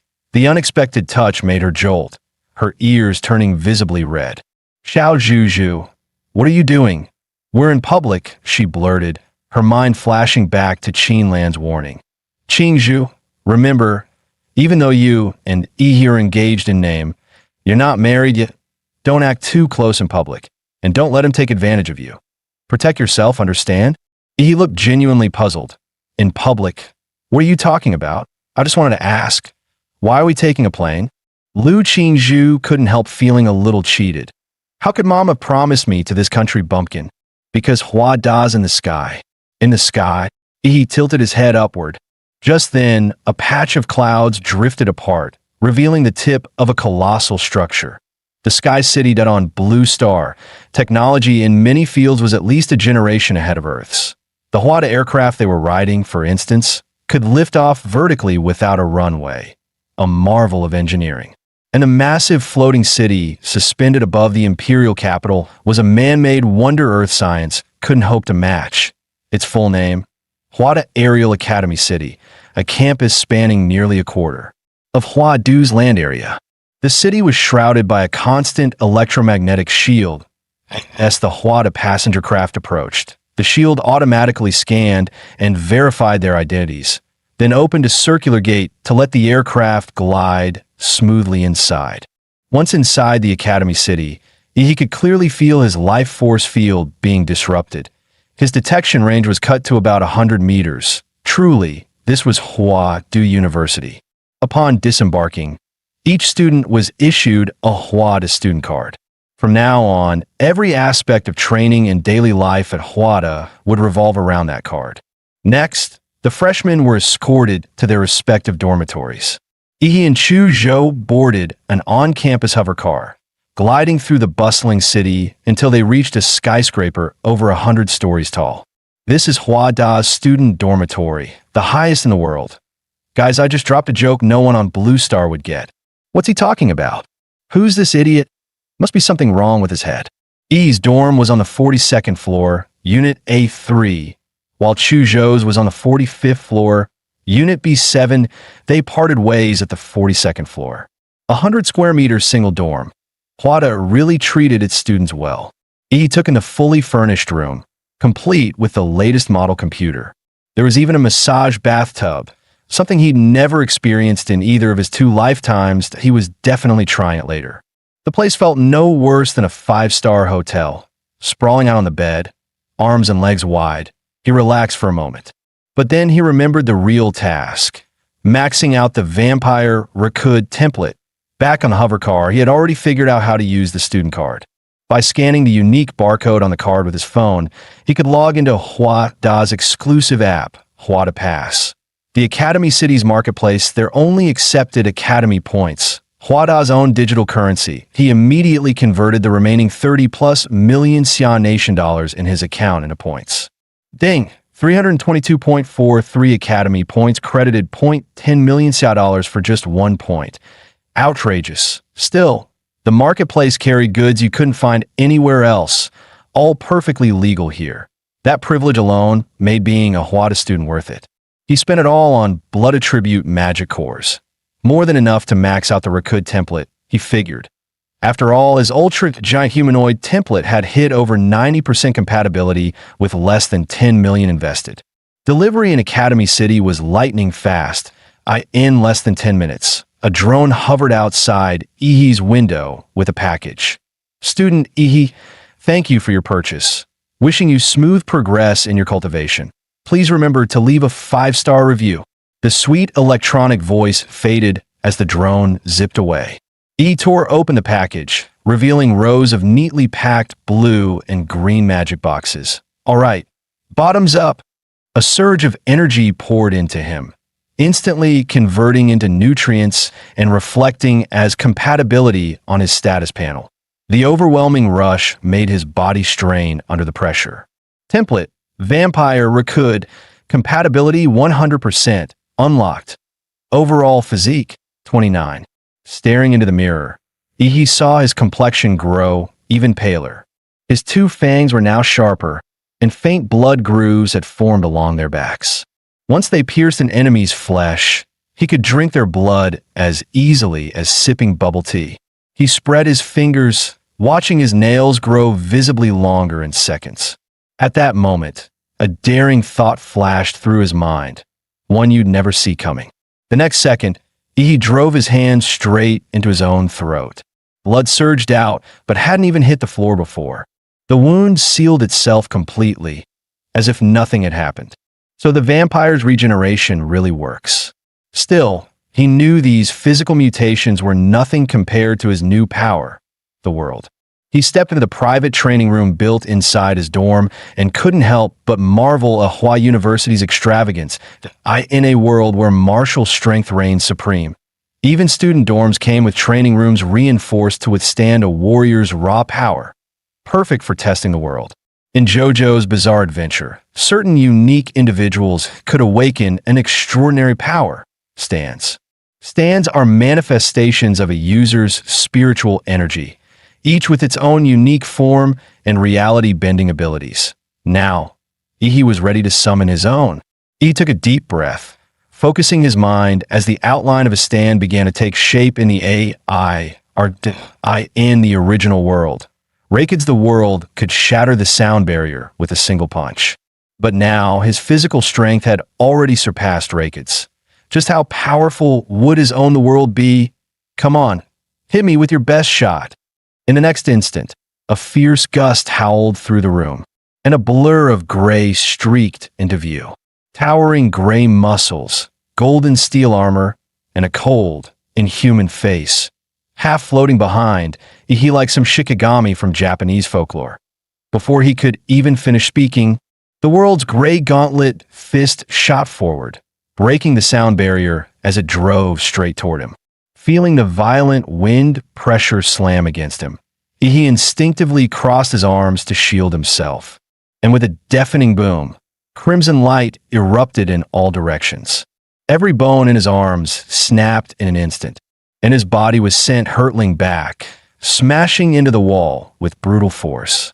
He coughed up several mouthfuls of blood and shook his limp, noodle-like arms. In the next moment, his blood slithered like living serpents, weaving bone and flesh back together until his limbs were fully restored. He licked the blood from the corner of his mouth and grinned. Good. Fierce enough. Now it's time to test. Time stop. The world, stop time.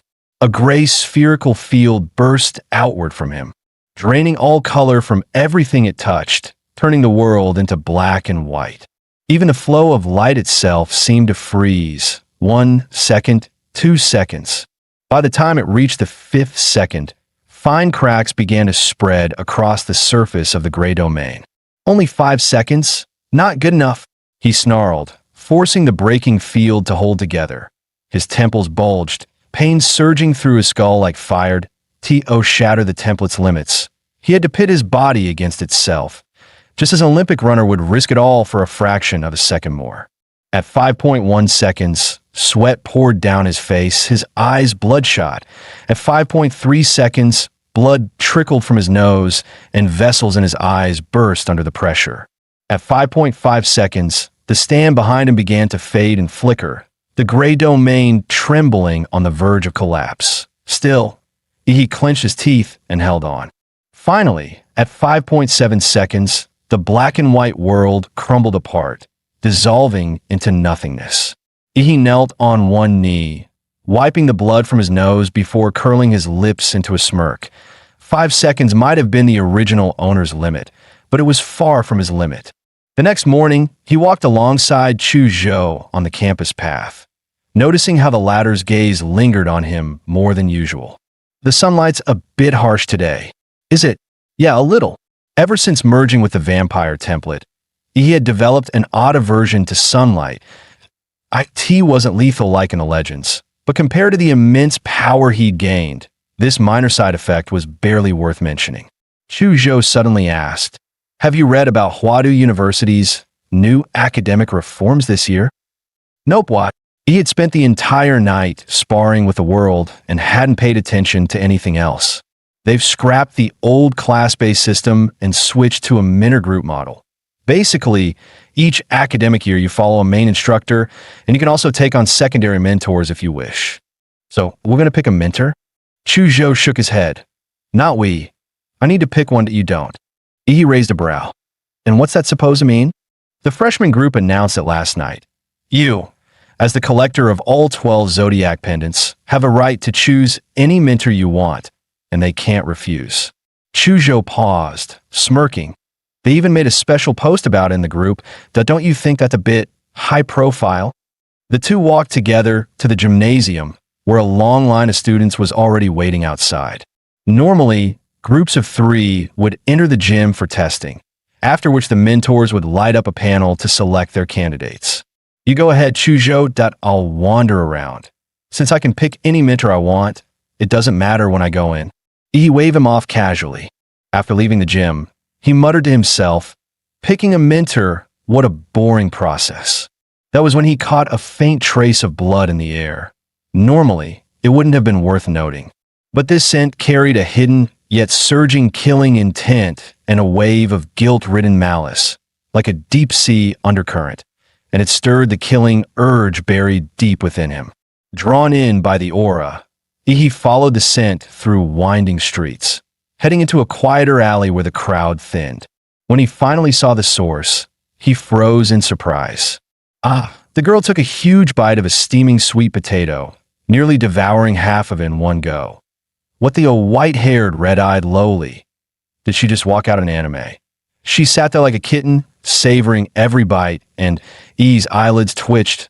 In a way, something this cute can't possibly be the source of that vicious aura. I must be imagining things. Yet despite her adorable appearance, the white-haired girl radiated a killing intent so fierce it felt suffocating. He stood frozen, still clinging to the thought that he must have gotten it wrong. Then, without warning, the girl turned her head and locked her crimson eyes on him. Kid, you've trained in flesh prison magic? He was stunned. How do you know that? The girl chuckled softly. Because that martial art, I'm the one who helped Little Tiger perfect it. E's mind instantly jumped to the fierce brute in the martial rhythm space who kept calling himself Old Man. Little Tiger, you don't mean. The white-haired girl planted her hands on her hips, nodding like a grumpy elder. Lu Qing Tiger.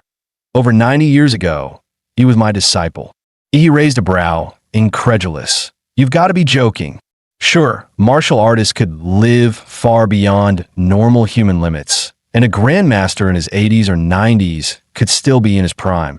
But this pint-sized baby-faced girl, while it was possible for a practitioner of certain secret techniques to alter their bones to a child's size, that pure, almost silly innocence she radiated, charmingly naive if you were being kind, empty-headed if you weren't, was something no Oscar-winning actress could fake. What? You don't believe me? Believe you? I'd sooner believe I'm Qin Shi Huang. Give me 50. His words cut short as his heart lurched violently, goosebumps flaring across his skin, an icy chill gripping the back of his neck. It was as if his head had been set on the block, a blood-soaked guillotine, one that had claimed thousands, poised to fall. The killing intent was so pure, so sharp, that he could almost see his own head rolling to the ground. Instinctively, he tried to activate his time-stop ability, but suddenly felt something shoved into his mouth. His tongue brushed against it. It was a strawberry-flavored candy. Sorry, kid, guess I went a little overboard. Just don't report me to the school, okay? I only get 1 or 2 hours of freedom a week. That it's pitiful. The little girl widened her crimson eyes, try her best to look adorable.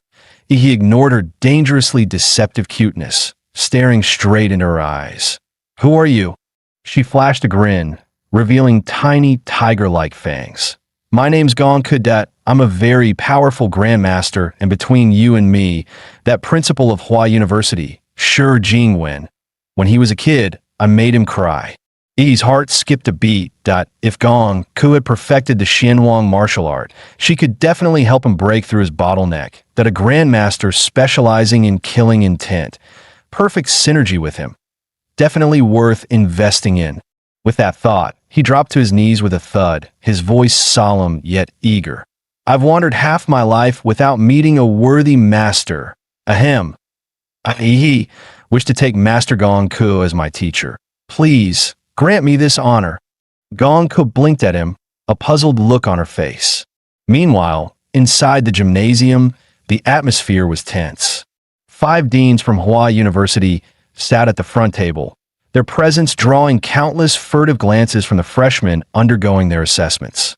Even knowing it was nearly impossible, many still fantasized about being chosen as a dean's personal disciple, rising through the ranks to become Hua University's next shining star. But those hopes were doomed from the start. The 5 deans were here for one reason only: to compete for the same person. What the freshmen didn't realize was that the Zodiac contest was being broadcast live to the entire faculty of Hua University. From the moment the train's announcement sounded, the teachers had been closely watching how each student responded to this sudden crisis. Using AI facial recognition analytics, the system graded their response capabilities. Anyone who treated it as just another trial and charged into the Zodiac City unprepared was guaranteed a low score. Once inside the city, their combat intelligence, practical skills, and leadership abilities during battles with the mass Zodiac warriors became key evaluation criteria. Even those who failed to defeat a Zodiac warrior could score high if they excelled in any one area. He was the only freshman to maintain a perfect score from start to finish. But what truly shocked the 5 deans wasn't just that. He had slain the boss Qianlong, a target not even meant to be attacked in the trial, one considered certain death for anyone who faced it. He probably had no idea just who the Qianlong he'd slain really was. That creature was a top-tier simulation created by China's supercomputer, Manhwa, using the complete combat data left behind by the national guardian, martial artist Fu Hongxiang, when he first enrolled at Hua University. Even Manhwa couldn't fully replicate the godlike power of Fu Hongxiang's divine dual pupils within a mirage realm. Yet Fu was still recognized as the strongest martial artist in the history of China, and perhaps the world. His records at Hua University had stood untouched for over a century. For Yi to defeat a model trained from the data of such a legend, even without its full strength, was proof enough of his extraordinary talent. As long as nothing derailed his path, he was certain to become a grandmaster, perhaps even reach the level of a great grandmaster. The 5 deans could only suppress their excitement and wait patiently for Yi to choose a master. But then, a sudden urgent call came in. Bad news, Dean. He's just become the disciple of former Hua University professor and current special grade operative, Gongku. What? The 5 deans froze in shock on the spot. Outside the gym, Yi shamelessly went all in, dropping to his knees and wrapping his arms around Gongku's leg. Master, I made up my mind. It has to be you. Gongku shook her head and replied, Too bad. I think I've already been expelled from Hua University. He instantly started painting the dream. Teacher, you said you only get 1 or 2 hours a week to relax, right? Take me as your disciple, and within 2 years, I'll find a way to set you free. Gongku's eyes lit up at once. Really? Fine, I accept. Just as he had successfully talked her into it. 5 powerful auras suddenly closed in at high speed. Hold on, Senior Gongku. Didn't you agree not to interact with students during your leave time? And in your current mental state, you're not suited to teach anyone. That's right, Senior Gongku. Please head back home. Gongku's expression darkened slightly. She turned to Yi. Go home. Sure, what's your name? Yi immediately replied with full respect. Yi. Gongku gave a small nod, ignoring the 5 deans entirely as she turned toward the campus. All right then, Yi, come home with me. Soon after, Gongku led Yi all the way to Huada's Research Institute. She swiped her card and stepped into an elevator that descended deep underground. As the elevator dropped, Yi asked curiously, Teacher, why do you live so far out of the way? Gongku raised an eyebrow, her lips twitching into a wry smile. For decades, I had episodes and people got hurt that Hori located me to the underground levels of the Institute. Luckily, in recent years, I've been able to control myself, so I finally get a little time outside. So, I'm your first student in all these decades. Gong Ke glanced up at him. You have a strange way of thinking that shouldn't you be afraid? Sweat beaded on Ihi's forehead. Afraid you'll chop me up, teacher? As they spoke, the elevator arrived at level 666. Before Ihi was a narrow passage barely wide enough for one person. To the far end stood a reinforced alloy door with an electronic timer mounted on it. He frowned. Such a huge research institute. And you made the hallway this narrow? Gong Ke replied flatly. Because this path was built for me alone. At that moment, the countdown on the display at the end of the corridor showed only 11 seconds left. Damn, we're out of time, Run. Gong Ke bolted toward the far end like an arrow from a bow. She called back while sprinting. Every time I go out, the timer starts counting down. If I don't make it back in time, the principal's office gets an alarm, and then I'll have the entire university hunting me down. He felt his heart skip a beat and dashed after her, barely making it through the door in the final second. The alloy door slammed shut with a deep thud, and a strange electromagnetic field spread through the room. He instantly noticed his martial energy couldn't gather outside his body, meaning his combat skills would be severely weakened here. Gong Ke let out a breath and explained casually, to keep me from escaping, Sure, Jingwen and his brats built me a 3-story house down here. It's got everything, training rooms, entertainment, but they also set up a high-powered electromagnetic field to suppress martial energy, so I don't get bored enough to smash the door down. He glanced around, curious about the lavishly furnished space, and realized it was more like a luxury apartment where Gong Ke was being kept than any kind of prison. Meanwhile, inside the president's office at Huada University, dressed in a plain Zhongshan suit, Shi Jingwen calmly listened to the report over the phone. President, bad news.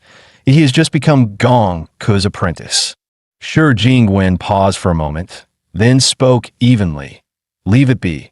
Remember, Huada's reform goal isn't to produce a group of mid-tier elites. It's to forge a single top-tier powerhouse who can carry Summer Nation and humanity on their shoulders. Give geniuses full resources and let them grow freely. Let he stay with Gong Ke for now. The freshman boot camp here in Huadu will wrap up soon. When that happens, we'll send him in as the whetstone to sharpen those blades still taking shape. Just then, a cold synthetic voice came from the computer. President Shi, freshman, he has entered the sealed chamber with Gong Ke. Status: normal. However, based on big data analysis, there is still a 5% chance that special class combatant Gong Ke will lose control when in prolonged contact with others. He has an 89.7% probability of not surviving until the Imperial University rescue, and even if rescued, a 95.3% chance he won't make it. Special class combatants are either death row level warriors granted reprieve or immensely powerful fighters who, for various reasons, cannot control their strength. Their freedom is heavily restricted, and only in times of grave national crisis are they unleashed onto the front lines as the nation's ultimate trump card.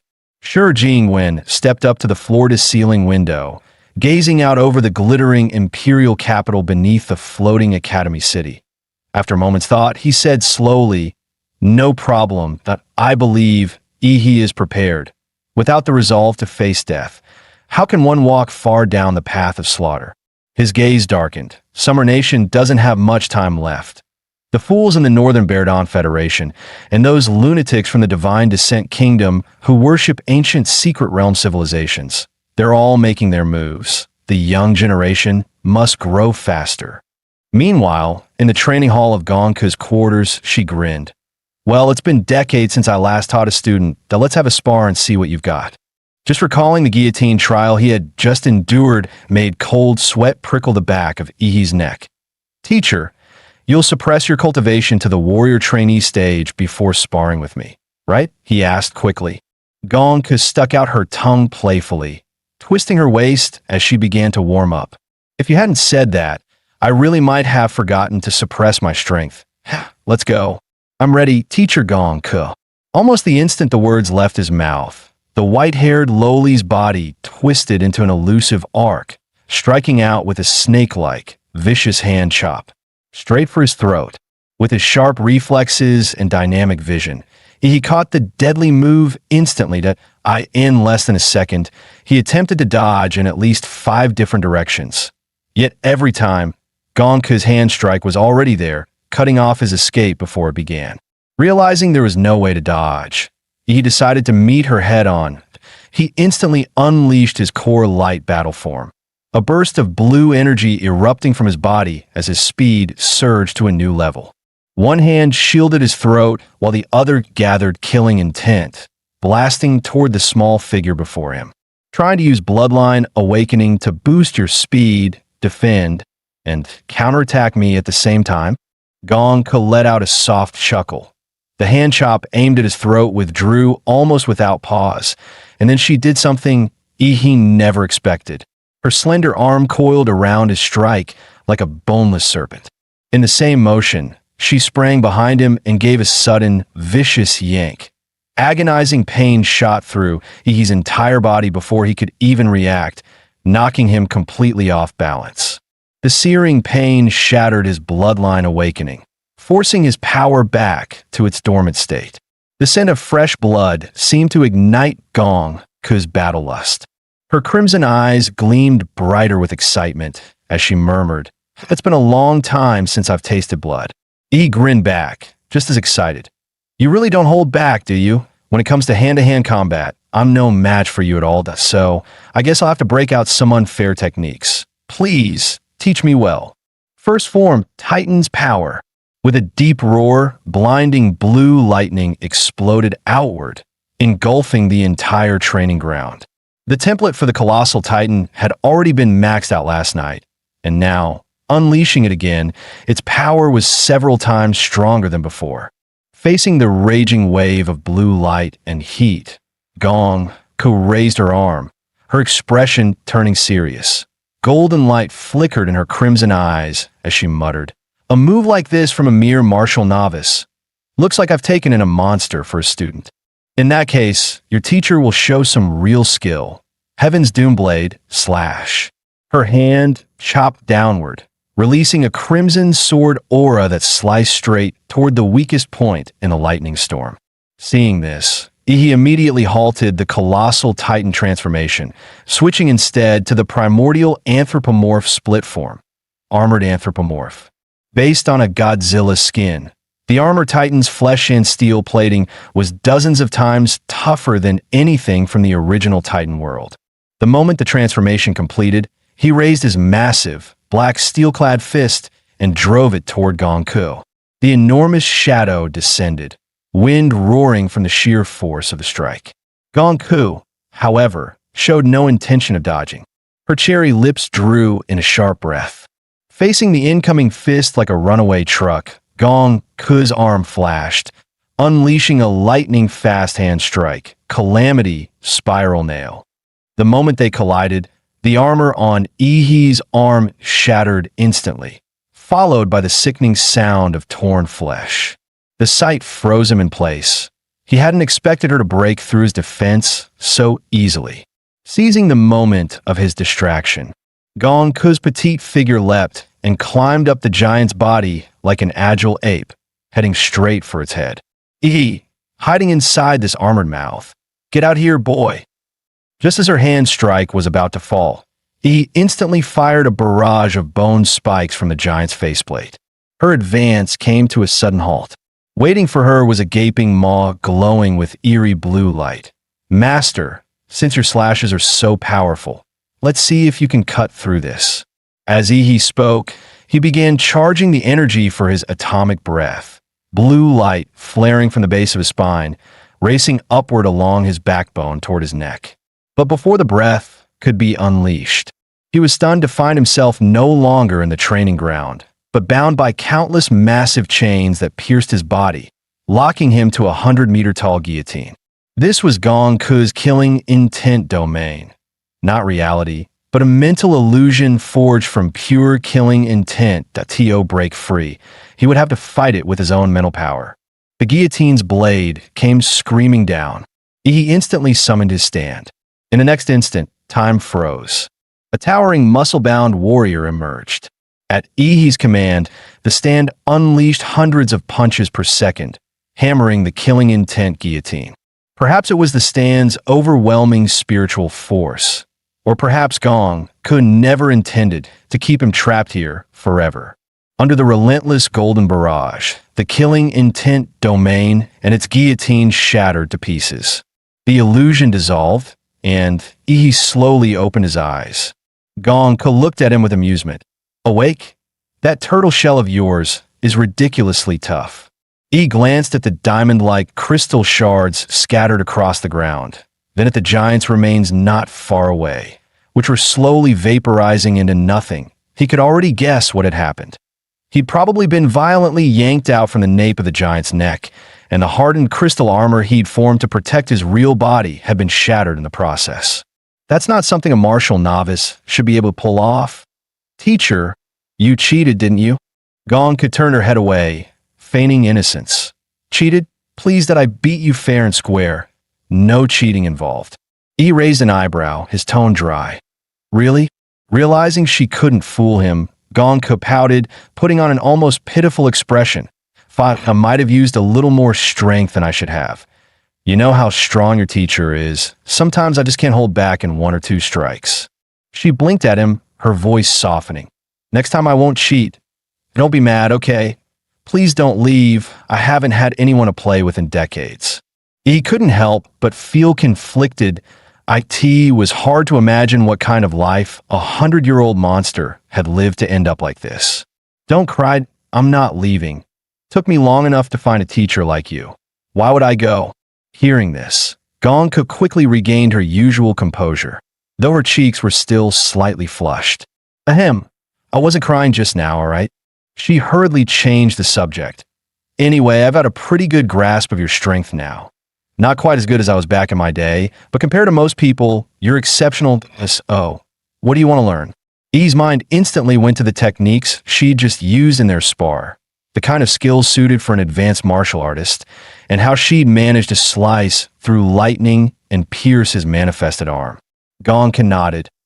Ah, you mean my slashing technique? That's not something easy to teach. You just need to cut enough things until you develop the right feel. What kind of feel? He asked curiously.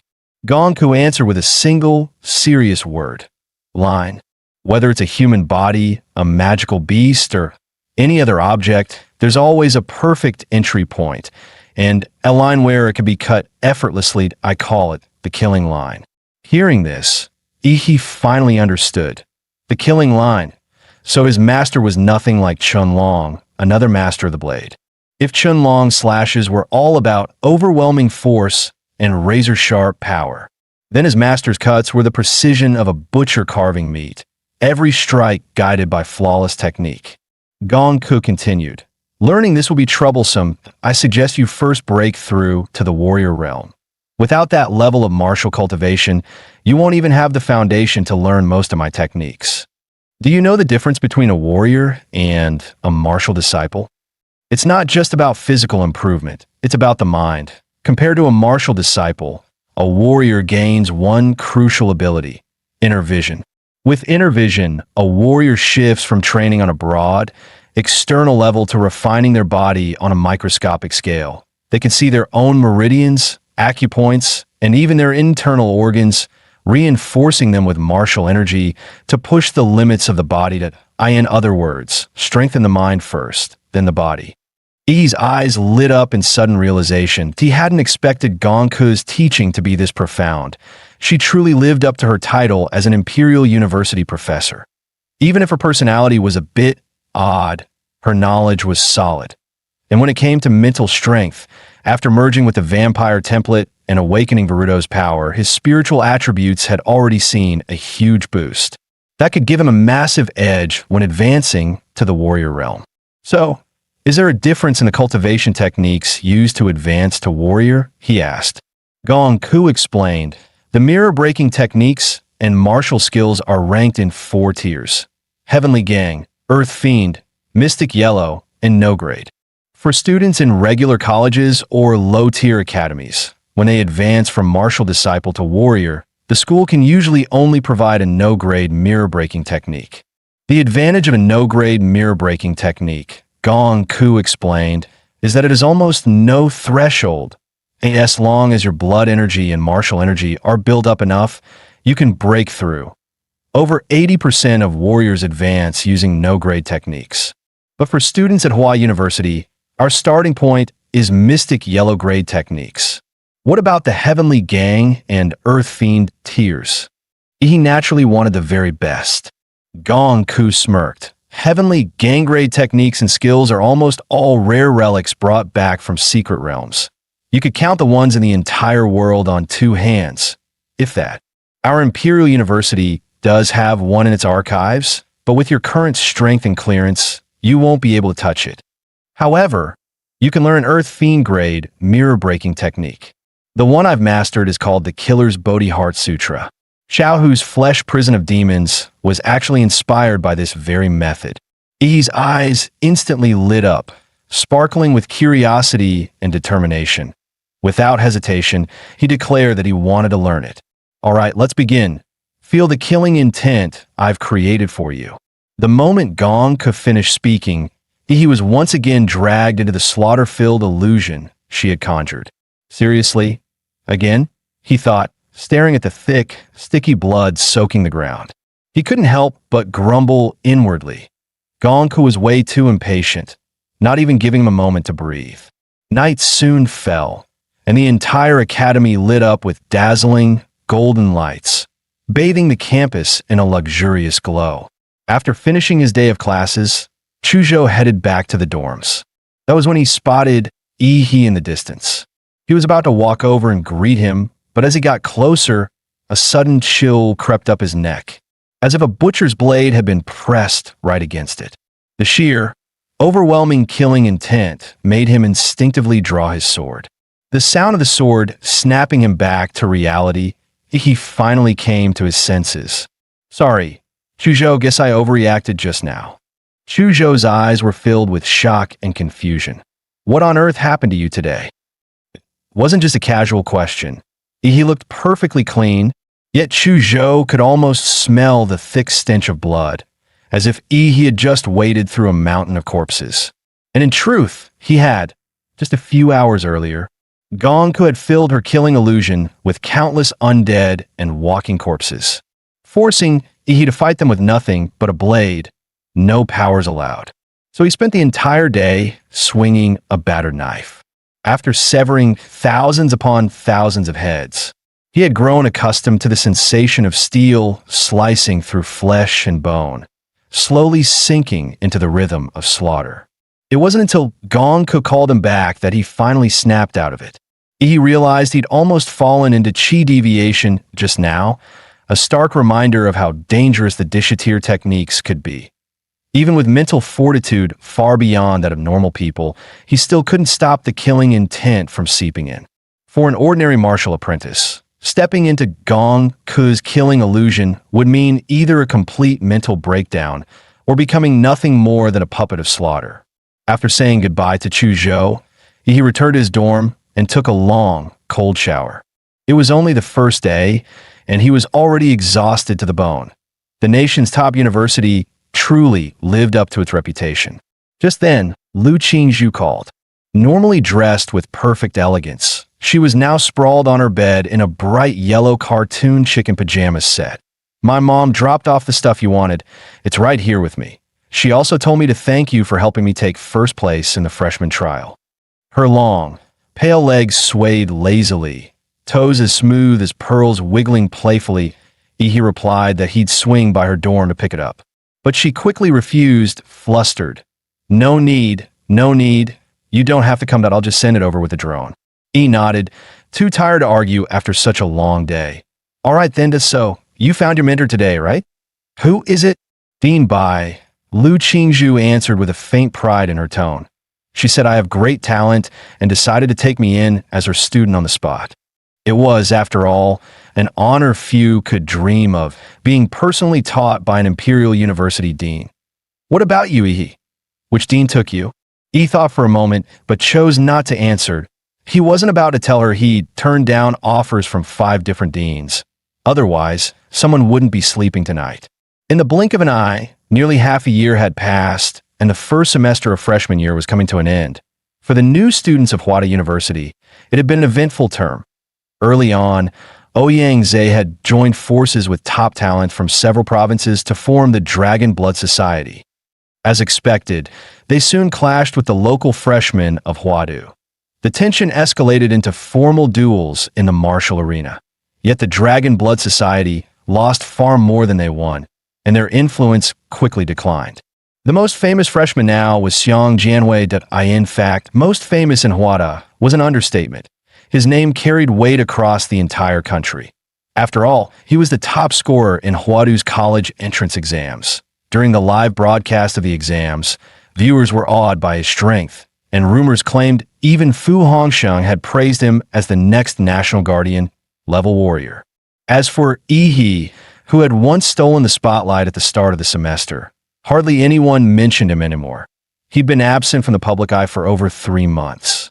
At that moment, deep in the underground levels of Hwada's Research Institute, Gong Ku stood barefoot, her soft, pink toes pressing into Yi's back. Faster, come on faster, she urged.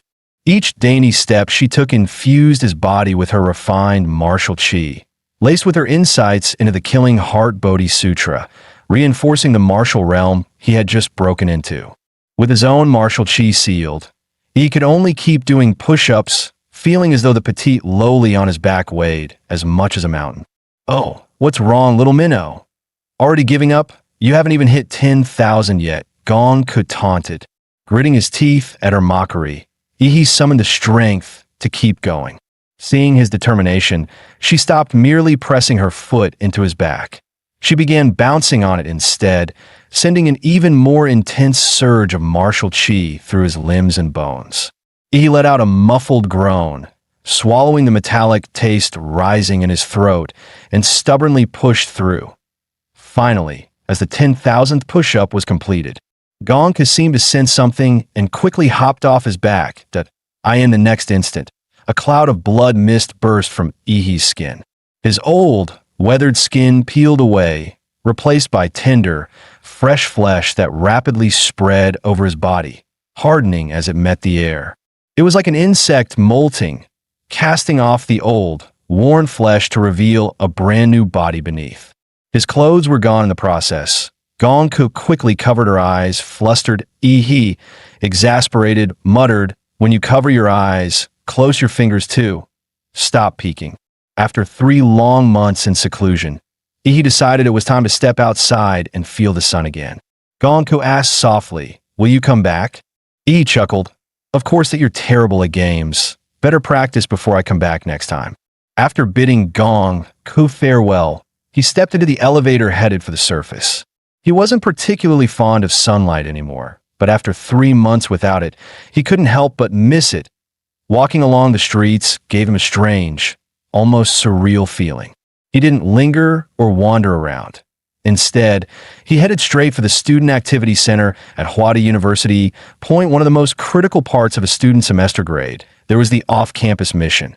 Tasks ranging from hunting down wanted martial criminals, investigating secret realms, and aiding in beast-hide defenses, to striking at illegal organizations or even foreign forces. This time, his sole purpose for leaving seclusion was to complete his mission for the semester. When he arrived at the center, Chu Zhou was already waiting, dressed casually. Upon seeing him, Chu Zhou smiled. Finally, you've been keeping me waiting forever. Hey Chu Zhou, how's it going? How much stronger have you gotten? Broke through to the warrior level 2 months ago, Chu Zhou replied. When his eyes landed on Yi, he paused. Yi's aura and physique didn't seem much different, yet Chu Zhou could feel a far stronger pressure radiating from him. 2 months earlier, after his breakthrough, Chu Zhou had been invited to watch a private duel between Xiang Jianwei, the star freshman of the imperial capital, and Ouyang Zhe, vice president of the Dragon Blood Society. That fight lasted only 10 minutes before Ouyang Zhe admitted defeat. Chu Zhou was certain Xiang Jianwei hadn't fought seriously, yet even so, he still believed Yi's strength surpassed his. He had no idea about his friend's fanboy thoughts. His gaze drifted toward the street as he waited for another teammate to arrive. Moments later, Lu Qingzhu came into view. Even among the countless beauties of Huadu University, her presence made the others pale in comparison. She offered a warm smile. "Sorry, I'm late." He raised an eyebrow at her apology. "And what else?" Lu Qingzhu asked in confusion. Even after 3 months apart, having Yi's gaze fixed on her still made her ears turn red. After all, her mother had been whispering all sorts of blush-inducing couple advice in her ear. "Qingzhu, remember, you and Yi are a couple now. Even at school, you need to act like one." Thinking about her mother's words, her face flushed even deeper. "Does that mean we have to act like a couple right now?" She overthought for a moment.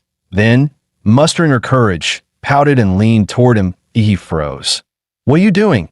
After 3 months apart, you're not even going to say hello first." Lu Qingzhu hadn't expected that to be what he meant. Flustered, she quickly turned away and ignored him. They soon stepped into the university's activity center, a massive 5-story dome-shaped building. In the first-floor lobby, a huge central screen displayed the latest popular missions, as well as the rankings of top-performing students. Chu Zhou and Lu Qingzhu had already completed 3 missions, surpassing their quota. Today, they were here mainly to form a team with Yi. After browsing the mission list, they narrowed it down to 3 suitable ones: Serial Psychopath in Hung City, Beast Tide Investigation in Lian City, and Anomaly in Linshui County. Originally, all 3 missions were level 2, but the Linshui County mission suddenly jumped to level 3 today. The university's off-campus missions are ranked from level 1 to level 5, with difficulty increasing by rank. Freshmen can usually only take level 1 missions. The only level 2 mission Chu Zhou and Lu Qingzhu had ever joined was a 10-person team job. Getting approval for a 3-person freshman squad to take a level 2 mission was already rare. Yi, however, had a special privilege card from Gong Ku, handed to him right before she left. "You're already capable of handling things on your OWN that in all of freshman and sophomore year. There are only a handful who can spar with you. You need high-difficulty missions to sharpen yourself. With this card, you can accept any mission on campus, regardless of rank. Just don't mess with level 4 or 5 missions. They're too unpredictable. Even Xuanwu-level warriors have died on those." Truth be told, Yi didn't want to try a level 4 or 5 mission, but out of consideration for his teammates' limits, he held back. Chu Zhou asked, "Which one are we taking?" Yi thought for a moment before replying, "Risk and reward go hand in hand. The first mission is pure pursuit. It'll be inefficient if the criminal investigation unit couldn't catch this rat in months. The challenge is in tracking, not in the kill. The second mission is auxiliary investigation. With the Great Xia Dragon Sparrow Division involved, we'd be relegated to trivial tasks. Neither the main fight nor the real investigation would fall to us. The third mission, on the other hand, would be entirely in our hands and no safety net. Yes, but the bigger the risk, the greater the reward. That if we're too scared to face danger and just grow in a greenhouse, then why call ourselves warriors?" Yi's stance was firm. Chu Zhou nodded in agreement, and Lu Qingzhu felt the same way. Seeing both of them agree, Yi handed the mission registration form to the receptionist. The receptionist's eyes widened in disbelief. An all-freshman team daring to take on a level 3 mission. This was madness. Didn't they know a sophomore squad had already been wiped out in Linshui County? Before she could refuse, Yi flashed his privilege card. Her expression immediately turned serious, and she called the Student Activity Center's director to confirm. Once verified, her tone shifted to respectful as she processed their registration. "May fortune favor your blades," she wished sincerely. Leaving the activity center, Yi said he needed to pick something up before heading to Linshui County. The first place prize in the Zodiac Pendant Tournament was either a Disha-level martial art or a weapon forged from special-grade alloy. With Gong Ku, that old monster, as his mentor, high-tier martial arts were the least of his worries. So he chose a weapon that fit his style. After all, ordinary materials couldn't withstand the sheer brutality of his fighting methods. This weapon was forged from special-grade alloy, Starfall steel, a perfectly tailored war blade built to match his physique and strength. 3 months had passed. It should be ready by now. He rushed to the Mechanical and Magitech Academy's forge, eager to claim his weapon. The war blade measured about 1.2 meters long. Its broad, flat edge dark in color, but speckled with tiny, star-like glimmers, signature markings of Starfall steel. The spine of the blade was lined with dense, serrated ridges, adding weight and impact so that each swing could unleash devastating force. The hilt was wrapped in custom black leather for grip, with fine Starfall steel threads woven inside to channel martial energy directly into the weapon.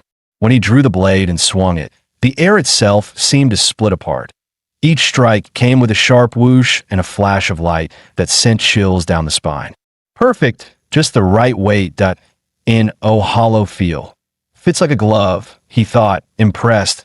It had been crafted using his measurements from 3 months ago, yet still matched his newly enhanced warrior strength. Truly, Huada's master smiths were in a league of their own. After stowing the blade, Yi set off with Chu Zhou and Lu Qingzhu toward Lingshui County, a small, unremarkable town. With no secret realms ever appearing in the area, local warriors were rare, and the place felt far more outdated and closed off compared to the outside world. Most residents still relied on old buses, tricycles, or electric scooters for transportation. For this mission, the three of them were posing as ordinary university students. Huada had already forged their identities and complete background records. Upon arrival, Yi activated his life magnetic field to scan the surroundings. Although his range could easily cover the entire county, he deliberately restricted it to less than 100 meters. He didn't want to startle any rats hiding in the shadows. After all, in pest control, the hard part wasn't killing them, it was finding them. Let's go double check out the house Huada arranged for us first. Just as they were about to head out, a tricycle slowed to a stop in front of them. The elderly driver called out, "Hey kids, where you headed? Want a ride?" Lu Qingzhu instinctively started to wave him off, but he quickly stopped her. He had sensed something unusual in the old man's aura. Playing along, he smiled and said, "Sure, Grandpa, we're carrying luggage and could use the rest." Once they were seated in the tricycle, the old man pedaling glanced back curiously. "You boys look like well-educated students. Which school are you from?" "Here on vacation?" He answered calmly, sticking to his cover story. "I'm a local from Lingshui County, just bringing 2 classmates over to visit. I'm studying in Yinqing now." The old man's brows rose. "A local? Huh. Who are your folks? Can't seem to recall you." He chuckled. "My grandfather was Ishorong. He passed away a few years back. I moved away after that." He was glad he practiced some Lingshui dialect on the plane, and that the ID Huada prepared for him matched a real, verifiable person. Turned out the old man really did know Ishorong. His suspicion eased, and he grinned. Good, good. You still remember your roots. To a man like that's bound to have blessings." He dragged out the last word, eyes glinting with a strange excitement. Soon, they arrived at the old house Huada had arranged for them. Once Ishorong's home, he thanked the old man, got off with a suitcase, and stepped into the yard. Interestingly, the old man didn't take any fare. Instead, he reminded Yi, "In 2 days, we'll have Lingshui County's biggest festival, held only once every 3 years. You must come, but if you're too shy to step out, I'll come fetch you myself." Yi smiled. Got it. He could tell the man wasn't just being polite. He meant every word. The three stepped into the courtyard of the old house. Years of neglect had left the concrete ground cracked and riddled with weeds, giving the place a desolate feel. He motioned for Chu Zhou and Lu Qingzhu to step back, then slammed his foot down on the ground. In an instant, a wave of intense radiation swept through the courtyard and the entire house. Every insect dropped dead on the spot, and the weeds withered and rotted at a speed visible to the naked eye. Pest control and weed removal done in seconds. Lu Qingzhu wasted no time inspecting the condition of the house, while Chu Zhou discreetly set up miniature surveillance cameras at the gates and around the perimeter. Come take a look at this." Following Lu Qingzhu's voice, Yi stepped into what had once been the owner's bedroom. There, embedded in the wall, was a wooden shrine. Inside sat a clay statue, its head draped with a small red cloth. A shrine made of wood should have rotted long ago if it had been here all along. Yet despite the thick layer of dust, Once it was brushed away, the shrine looked surprisingly new. That meant someone had placed it here later. Chu Zhou stared at the statue, an uneasy feeling creeping over him, and drew his sword, intending to smash it first and ask questions later. Lu Qingzhu thought Chu Zhou was being reckless. How could they destroy such a crucial lead without examining it first? He, however, fully agreed with Chu Zhou's approach. Seeing Yi side with him, Lu Qingzhu reluctantly compromised, but suggested, "At least let's see what's under the statue's veil before smashing it." As she spoke, she reached out and lifted the red cloth from the statue's head. In that instant, Yi suddenly sensed a surge of sinister energy and quickly shouted for her to stop. "Knew it! It's something filthy! Chu Zhou, smash it!" Without a moment's hesitation, Chu Zhou's blade flashed from its sheath, cleaving the clay statue clean in half. What happened next was grotesque. From the split surface, thick black blood began to gush, and a wave of foul psychic energy erupted like an explosion.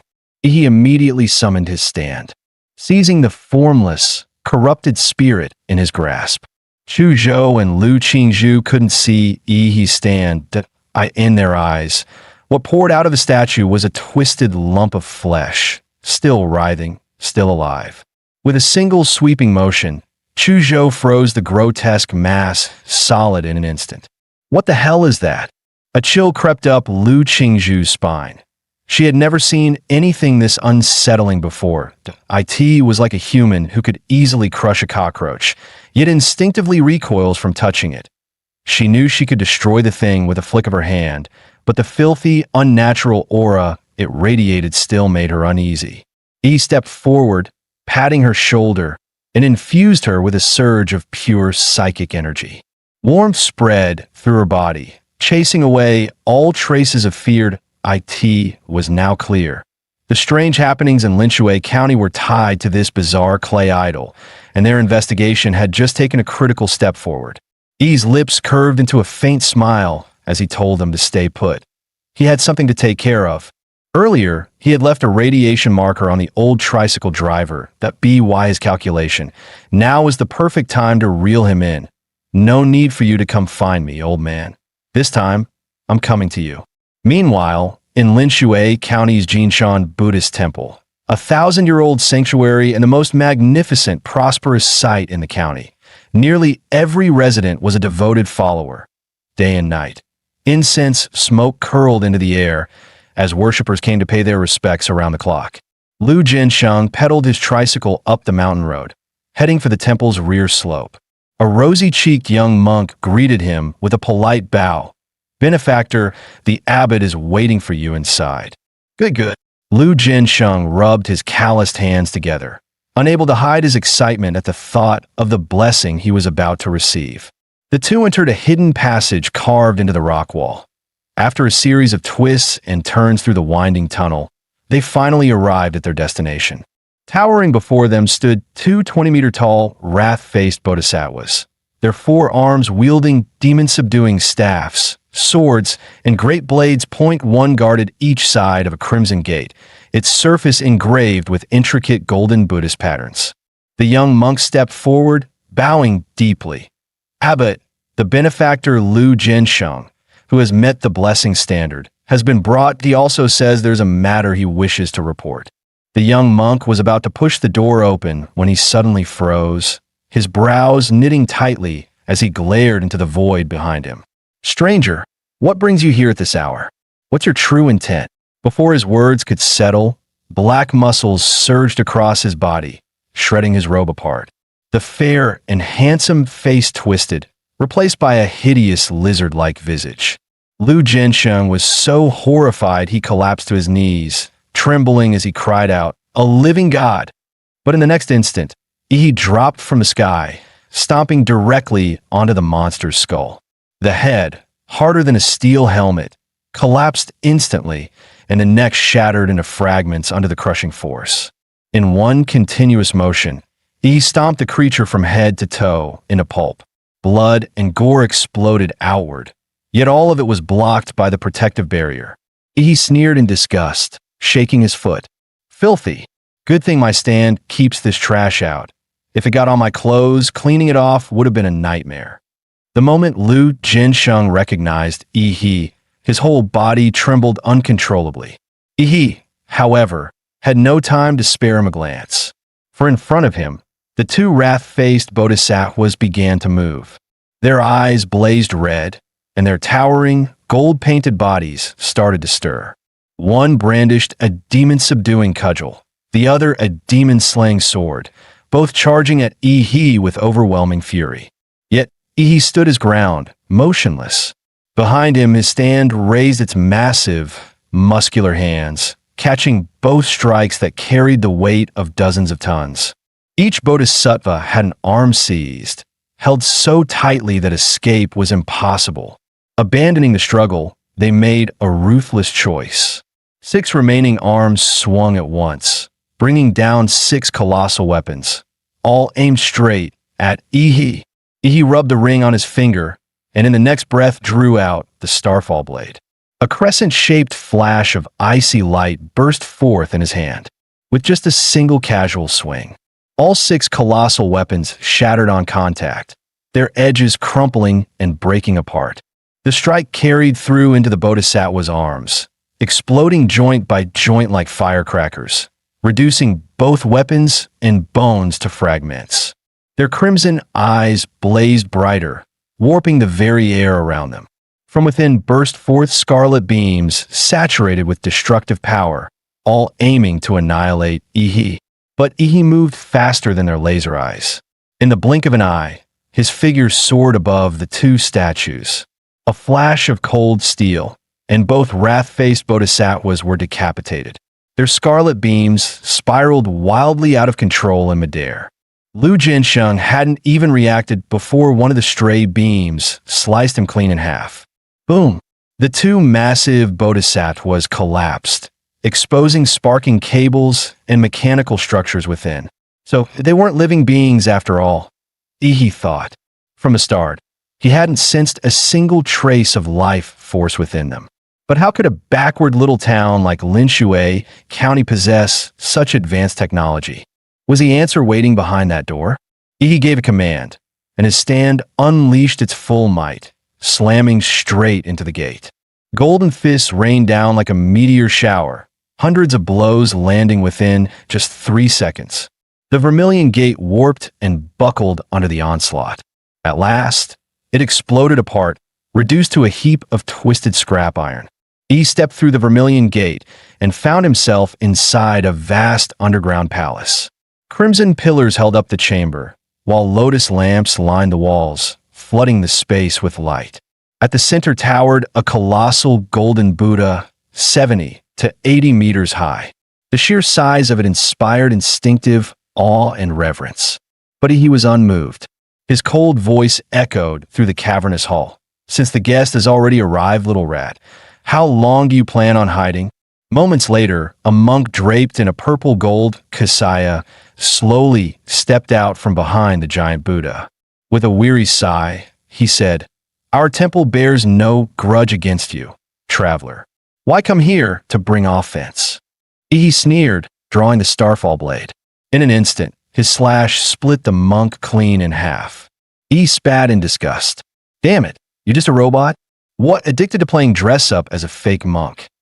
Another monk emerged from behind the giant Buddha, his voice chilling. "Your sins are far too heavy. Better you spend some time with the fiends of the 18th hell to temper that vicious nature of yours. Cut the crap." He snapped, lifting his blade to strike. But before he could swing, the entire floor of the underground palace began to sink. He plunged downward with it. After falling nearly 20 meters, he landed hard at the bottom. Around him, 18 massive holes split open the walls. From them poured a swarm of humanoid monsters, their black, gel-like skin glistening, faces twisted into lizard-like shapes. Each one radiated the energy of a level 1 or level 2 warrior. Their life force signatures were almost identical, like products of mass production. He sneered, "Trying to drown me in numbers?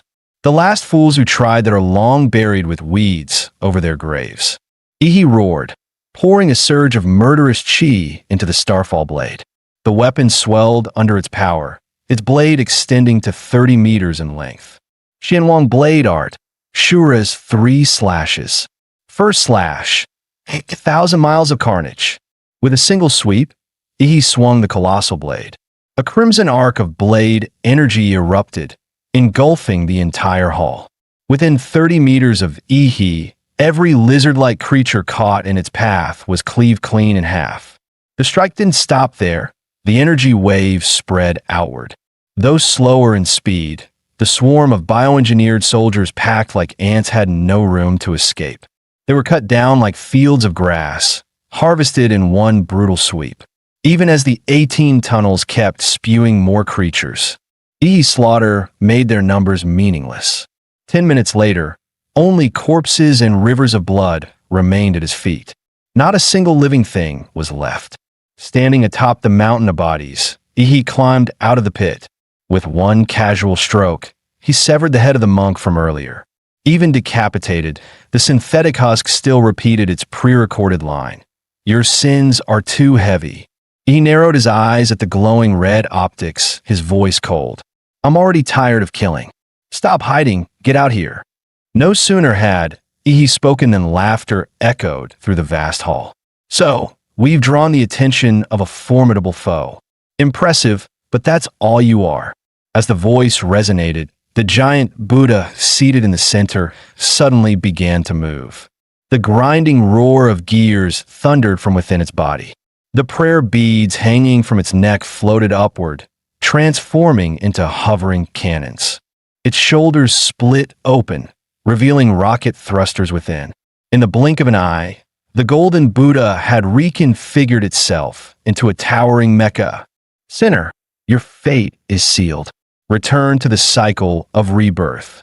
The massive Buddha hand rose, descending like a mountain to crush Yi beneath it.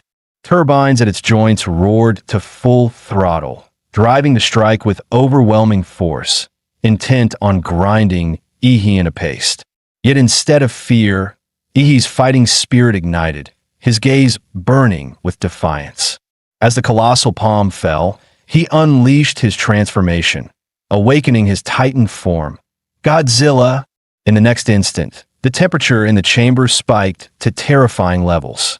Thick steam spread rapidly, shrouding the entire hall. The operator behind the giant Buddha hadn't even figured out what was happening when a towering black-armored titan, even larger than before, loomed into view. No chance was given to react.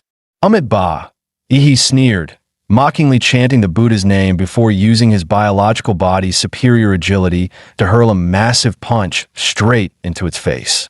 Immediately after, Yi seized the Buddha's head with one hand and drove his iron-hard knee upward in a brutal strike. The impact shattered the mecha's facial armor, tearing open a gaping crack. Sparks erupted from its steel skeleton within, accompanied by a harsh mechanical alarm. Critical warning. Multiple damages detected in head unit. The Mecha Buddha staggered, its massive body tilting backward.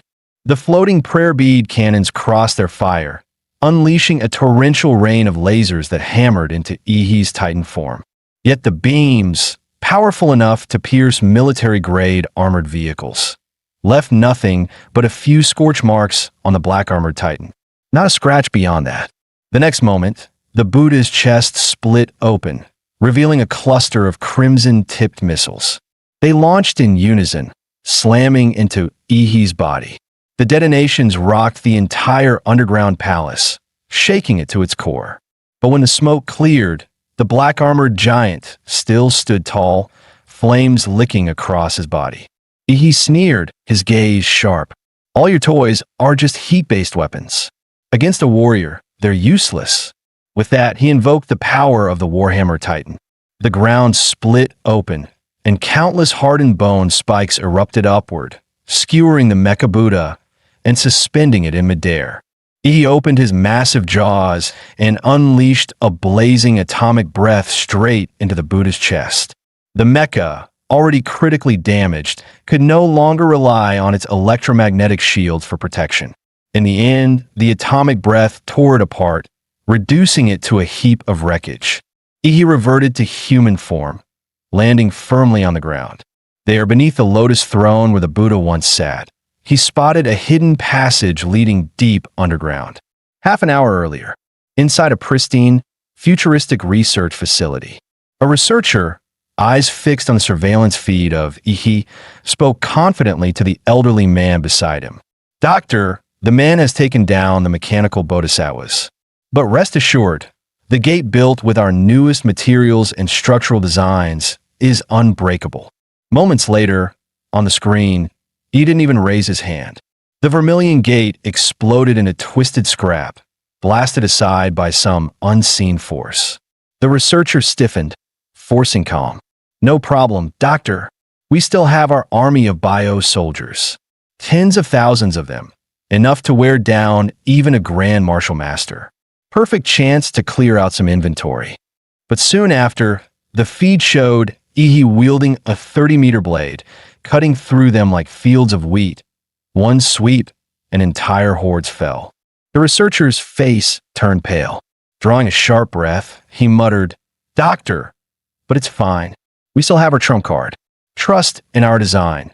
This Mecha Buddha was engineered specifically to counter Lord-class beasts. Against a mere martial warrior, it'll crush him with ease." A moment later, when a researcher saw the Mecha Buddha torn apart by Ihi's bare hands, he was struck dumb. "It's fine, doctor. We still have."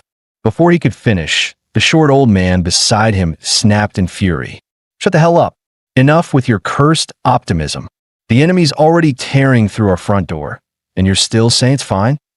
The guards above might buy us a few minutes at best. We need to retreat immediately.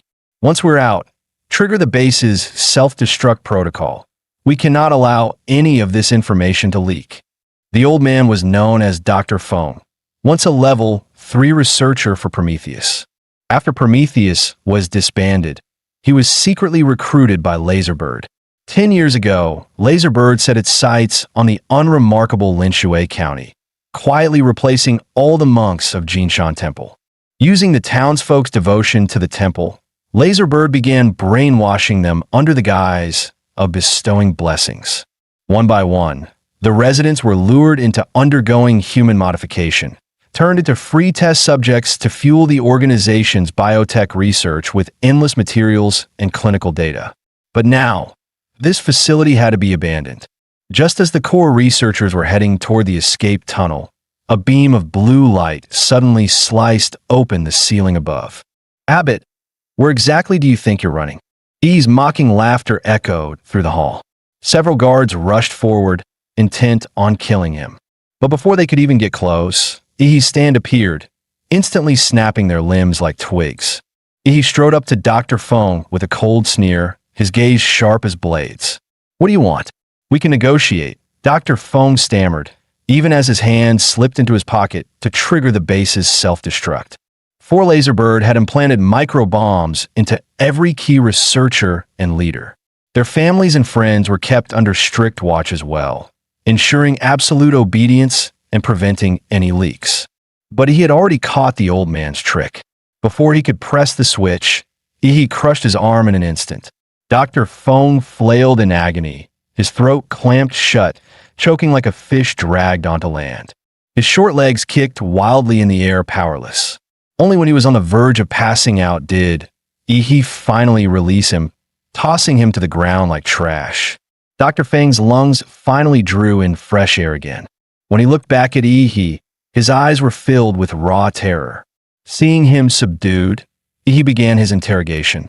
"Now, you're going to tell me everything you've done here in Linshui County. 2 weeks ago, were you the ones who killed those 3 young martial artists? What the hell are you people doing here?" At that, Dr. Fong let out a twisted, deranged laugh. This lab's secrets will never reach you. There's a signal monitor wired into my brain. The moment I utter any corporate keywords, the bomb in my body detonates. Either way, I'm dead. So I'll take the quick way out." He bit down, shattering the poison capsule hidden in his mouth. Instantly, the entire facility glowed crimson, warning sirens blaring. With Dr. Fang's heartbeat ceasing, the self-destruct system linked to it activated. He only chuckled darkly. Laserbird, all of you really are nothing but suicidal fanatics. Too bad. In front of me, even death will be a luxury you don't get to choose. He then unleashed his vampire powers, driving his finger straight into the artery in Dr. Feng's neck. The corpse virus surged into his bloodstream, spreading rapidly through his entire body. The heart that had already stopped suddenly began to beat again, pounding even stronger than before. Normally, vampire bloodlines could indeed infect humans or corpses, turning them into corpse-born thralls. But most would degrade into mindless zombies, without healing ability, losing intelligence, and rotting away, save for a rare few with innate talent. E's virus, however, had been modified with the power of the founding Titan. That power could transform ordinary humans into Titans, and grant him absolute control over them. Over the past 3 months, beyond honing his martial arts, he had delved into his template powers, experimenting with their chemical-like interactions. He discovered that when combined, their effects were far greater than the sum of their parts. For instance, by fusing Titan power into the vampire virus, he could now create perfect thralls, retaining their memories and talents, immune to sunlight, gifted with powerful regeneration, and bound in both body and soul to his command. As Dr. Feng's heart restarted, the base's self-destruct sequence immediately shut down. His body surged with vitality. Thin, sparse hair thickened once more. His frail frame bulked out, transforming him into a fit, broad-shouldered man in his 40s. Overwhelmed, he dropped to his knees, unable to meet the gaze of the youth who stood before him like a god. "My lord," he nodded in satisfaction. "This is the first time I've turned someone into a thrall. Looks like the experiment was a success. From now on, you'll be called Mad Doctor. Your past is irrelevant. The only thing left for you," his eyes gleamed coldly, "is to serve me." At that moment, a psychic link formed between He and the newly made Mad Doctor. This was the authority of the founding Titan, granting He, as the progenitor, the right to enter the spiritual worlds of all his bloodline subordinates. No more wasting time on surveillance.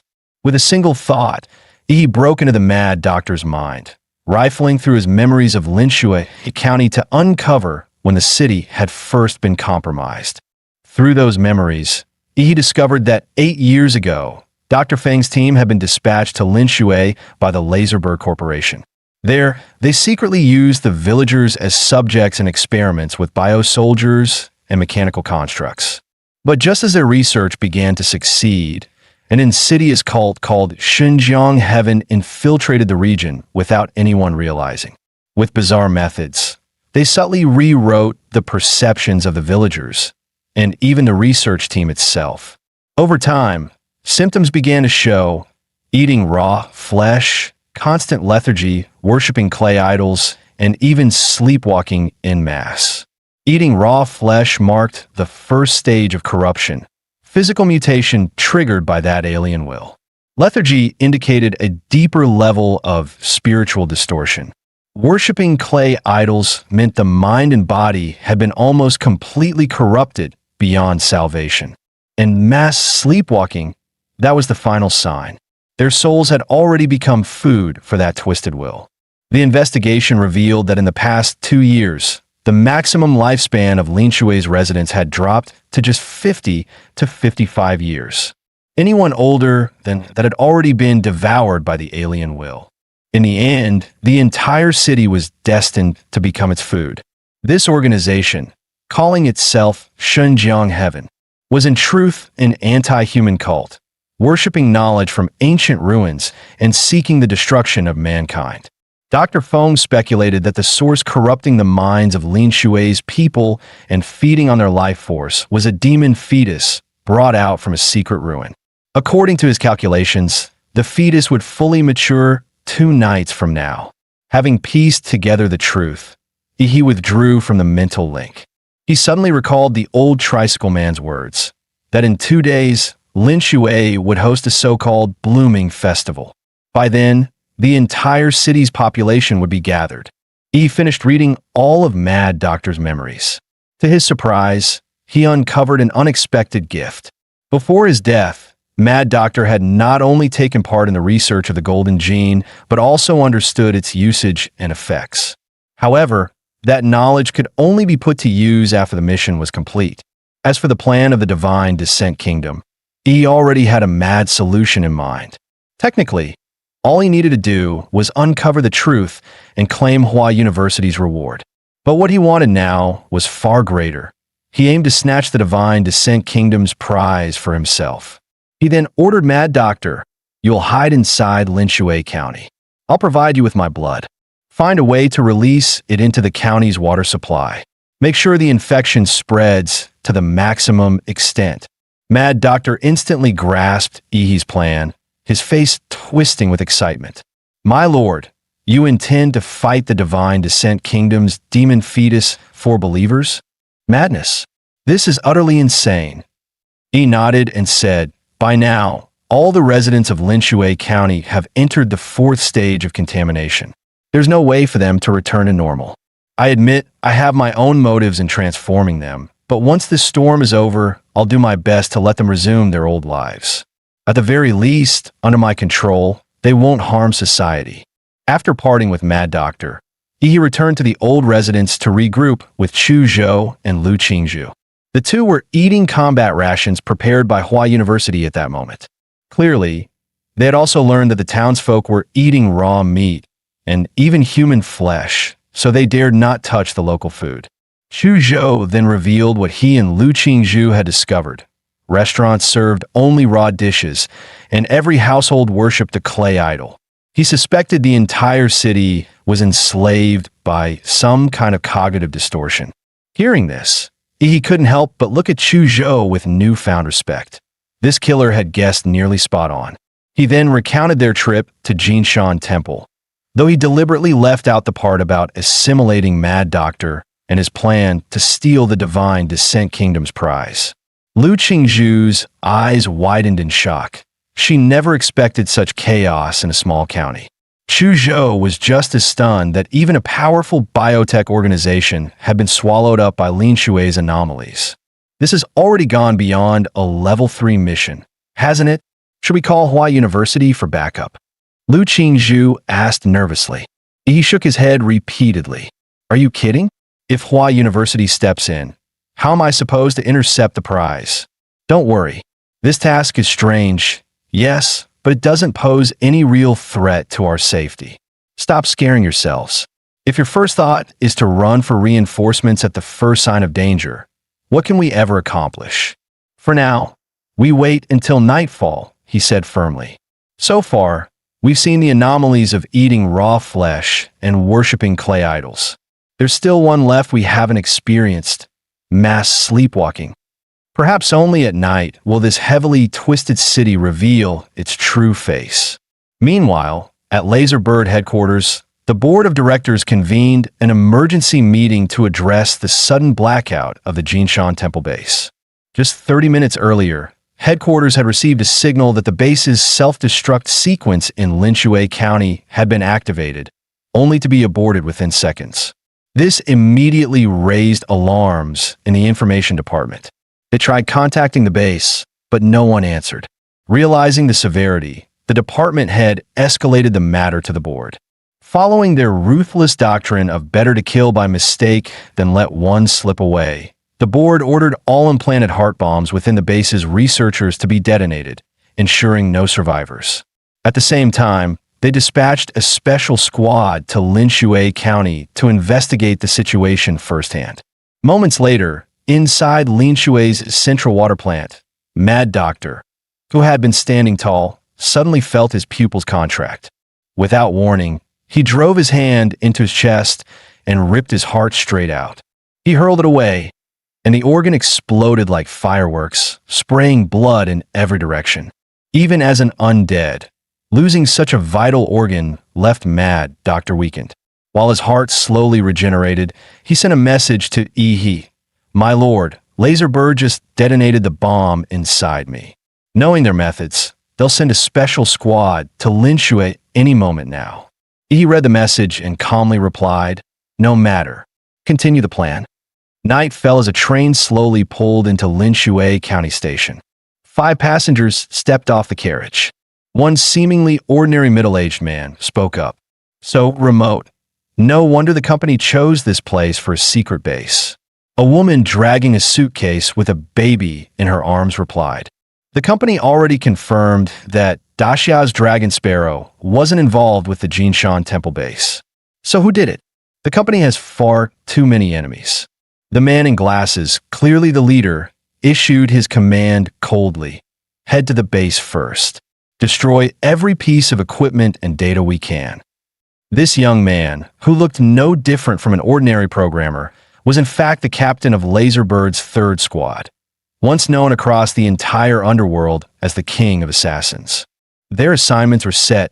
Golden Snake and Bluebird would investigate the state of Linshui County. Meanwhile, the programmer Captain Black Lion, along with the pot-bellied man Catfish and the woman with the baby, White Sheep, were tasked with heading to the Jinshan Temple base. Golden Snake and Bluebird, both masters of stealth, melted into the city's shadows as they quickly gathered and organized what they saw. Silently, they slipped into a residential home. The moment they entered, a nauseating stench of rotting meat hit them. After checking, they discovered the source, a severed human head placed in the kitchen. Bluebird stepped into the master bedroom, where she found a clay idol with a red veil draped over its head. Driven by curiosity, she lifted the cloth. In an instant, her consciousness was seized by the idol. Meanwhile, Golden Snake stood in the living room, listening through his earpiece to Captain Black Lion's update. They had uncovered the cause of the Jinshan Temple base's downfall. A lone warrior had single-handedly smashed through the entire facility. Tens of thousands of bioengineered corpses littered the underground palace. The fortress-class battle mech Great Buddha lay in shattered pieces, and not a single researcher survived. Even the lead scientist, Dr. Feng, was missing. At least, his body wasn't found anywhere near the temple. Just as Golden Snake finished listening to the report, his signal suddenly cut out. Looking toward the window, he froze on the spot. The once empty street outside was now packed with residents in pajamas. Their expressions were serene, eyes closed, moving forward slowly, closing in on his position. Realizing he was being surrounded by the townsfolk, Golden Snake hurried to warn Bluebird to retreat. But the moment he pushed open the bedroom door, a dagger coated in anesthetic slammed into his abdomen. As his consciousness faded, Golden Snake was horrified to see that his attacker was none other than his teammate, Bluebird. Just before blacking out, the last thing he saw was the clay idol on the bedside shrine, its red veil torn away. That idol was none other than the moon demon, Barrows, taken from the ruins of a secret realm. That night, the moon over Linshui loomed unnaturally large. Its cold white light bathed the city, illuminating every corner without the need for lamps. From the top of a clock tower, he stood at the spire, surveying the city. In the southeast, he spotted the outbreak of mass sleepwalking. Relaying this information to Chu Zhou and Lu Qingzhu, he then leapt down from the tower, heading straight to regroup with them. At that moment, Golden Snake slowly regained consciousness from the anesthetic haze. He and his teammate, Bluebird, were tied tightly to 2 massive pillars. "You're from the Divine Descent Kingdom, aren't you? We can talk this out. The organization behind me has real power," he shouted. But as he looked at the crowd surrounding him, Golden Snake tried to reason with them, yet no one responded. Every controlled villager wore the same eerie grin, their expressions deranged like lunatics. Just then, a deep tolling of bells rang out, as if proclaiming the descent of some presence. Instinctively, Golden Snake looked up to the sky. The clouds parted, and the moon grew even larger, so vast it seemed ready to descend upon the earth. The sleepwalking villagers now climbed upward like swarming ants, forming a colossal human ladder that reached into the heavens. The rest carried the 2 pillars bearing Golden Snake and Bluebird, ascending step by step upon the living ladder, like an ancient Mayan sacrifice climbing a pyramid. Only this time, their offering was for the moon itself. Meanwhile, inside the Jinshan Temple base, Black Lion realized Golden Snake and Bluebird had gone silent. Alarmed, he quickly rallied his two remaining teammates, suspecting that whoever had destroyed the base might have struck again. No matter what, something big must be happening in the city. We need to seize the initiative. Back to the city now. The three had barely stepped outside the temple when they caught sight of the massive full moon hanging in the night sky. At its very center, a visible beam of moonlight pierced downward. The light struck a specific point in Linshui County, resembling a divine miracle. Even Black Lion, a man who had seen it all, was left speechless at the sight. For the first time, he wondered if the fall of the Jinshan Temple base was far more complicated than the higher-ups had believed. Move! Head to where the moonlight lands. That could explain Golden Snake and Bluebird's disappearance. With that, Black Lion took the lead, racing toward the heart of Linshui. The three closed in quickly, drawing nearer and nearer to their destination. By coincidence, they ran straight into Chu Zhou and Lu Qingzhu, who were also making their way there. At the sight of the two newcomers, Black Lion's first instinct was immediate annihilation.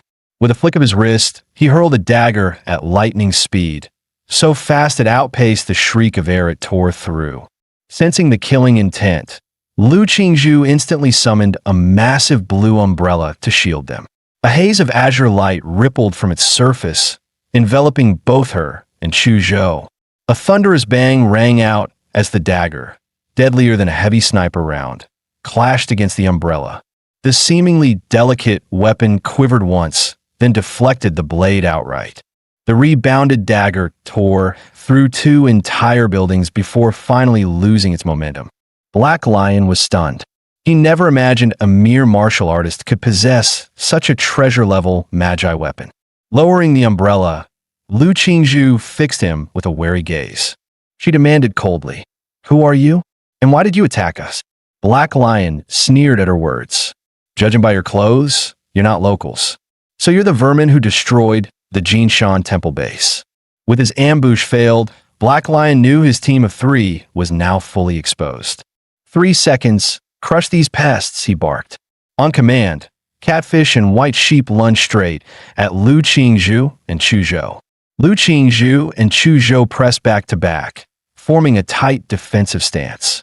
Catfish seized Lu Qingzhu's defensive magi weapon with brute force, his greedy eyes flashing as he licked his lips. "Huh, such a rare treasure. Shame to waste it by killing you. But don't worry, your corpse will do just fine. I'll savor it, ha ha ha." The sheer strength in his grip made Lu Qingzhu's arms go numb. She shouted angrily, "Get off me, freak." At that moment, Chu Zhou unleashed his full power. "Ice wall," he roared. A massive frozen barricade erupted from the ground, surging toward Black Lion and his squad. Chu Zhou knew full well that such a wide-area attack wouldn't deal much damage. But that wasn't the point. His real aim was to create enough noise to call heed to them. That earlier strike, silent yet carrying boundless killing intent, would have left Chu Zhou's corpse on the street had it not been for Lu Qingzhu's defensive magi weapon. A seasoned veteran, Black Lion instantly recognized Chu Zhou's ploy. Not good, he thought. He's calling for reinforcements. Unleashing the full pressure of a grand warrior, he shattered the incoming ice wall with a single gesture. Chu Zhou was stunned. My ice wall, broken so easily? Neither he nor Lu Qingzhu was foolish enough to clash head-on. In a flash, Chu Zhou tossed several of Hua University's custom smoke bombs. These three were clearly at least high-ranking warriors. Direct combat was suicide. Retreat. The two exchanged a glance, quick, decisive, and immediately fell back. But the very next second, Black Lion had already circled behind them. Twin daggers gleamed in his hands, poised at their throats, ready to decapitate. Only 1 second remained, when suddenly every hair on his body stood on end. Another presence had entered the field. Boom! A massive horse-slaying blade slammed down from above, embedding itself in the ground before him. Black Lion flinched, stepping back. "Tisich, that was close." He glared up. "Who are you?" "One of their allies." He grinned. "I'm the one here to take your life." "Ah, bold words. Assassination art. Phantom 12 forms. In a blur, Black Lion split into 12 afterimages, all surging at Ihi as he roared, "Die, brat!" Zawarudo. Time froze. The domain of stasis unfolded, and the 24 blades slowed, slower and slower, until they hung motionless in the air. A Grand Martial Master's body, reinforced by battle aura, could withstand even tank shells without breaking skin. Yet even they could still be killed. Black Lion's assassination technique, the Phantom Split, was indeed formidable. He couldn't tell which was the true body, but he didn't need to. Black Lion, real name long forgotten, plain in appearance, yet once the unrivaled king of assassins. One by one, his phantom doubles were shattered by Ihi's fists, and his true form was forced into the open. Time Stop was Ihi's ultimate ambush. Once unleashed, the enemy must die. No one could ever be allowed to glimpse this terrifying ability. With his vampiric bloodline talent, Ihi accelerated blood 1,000-fold, transforming it into high-pressure crimson jets, infused with the killing aura he had mastered. Killing art, heart-piercing blood fong. Time resumed. The so-called king of assassins, Black Lion, perished in an instant, his end abrupt and unceremonious. His final thought was disbelief. How had he appeared before him in a single breath? He sees Black Lion's corpse, his fingers speared into the throat as he sneered, "The body's best used warm. Your blood will help me break through from disciple to true warrior." Licking the blood from his hand, he muttered in satisfaction, "Not bad. This one had some value. I've already advanced to Warrior Stage 8. The battlefield fell silent. No matter how battle-hardened Catfish and White Sheep were, their minds went blank at the sight of their captain's sudden death. What the hell just happened? The captain, killed by that brat in an instant? This is insane. To leap to entire martial realms and kill the foe. It should have been impossible, even with a powerful artifact. A warrior simply lacks the aura to sustain such a weapon. Yet, he had done it. Worse, he drained the captain's blood dry. This thing isn't human. It's a monster. He stared at them coldly. It's not over yet. Now, let me show you something interesting. Flesh prison. Blood fiend puppet. From beneath his feet, his shadow boiled with black-red miasma. A massive, translucent hand of blood and darkness crawled forth from the abyss. As the phantom fully emerged, Catfish and White Sheep recoiled in horror. The figure looked exactly like their captain, drained to a husk just moments ago.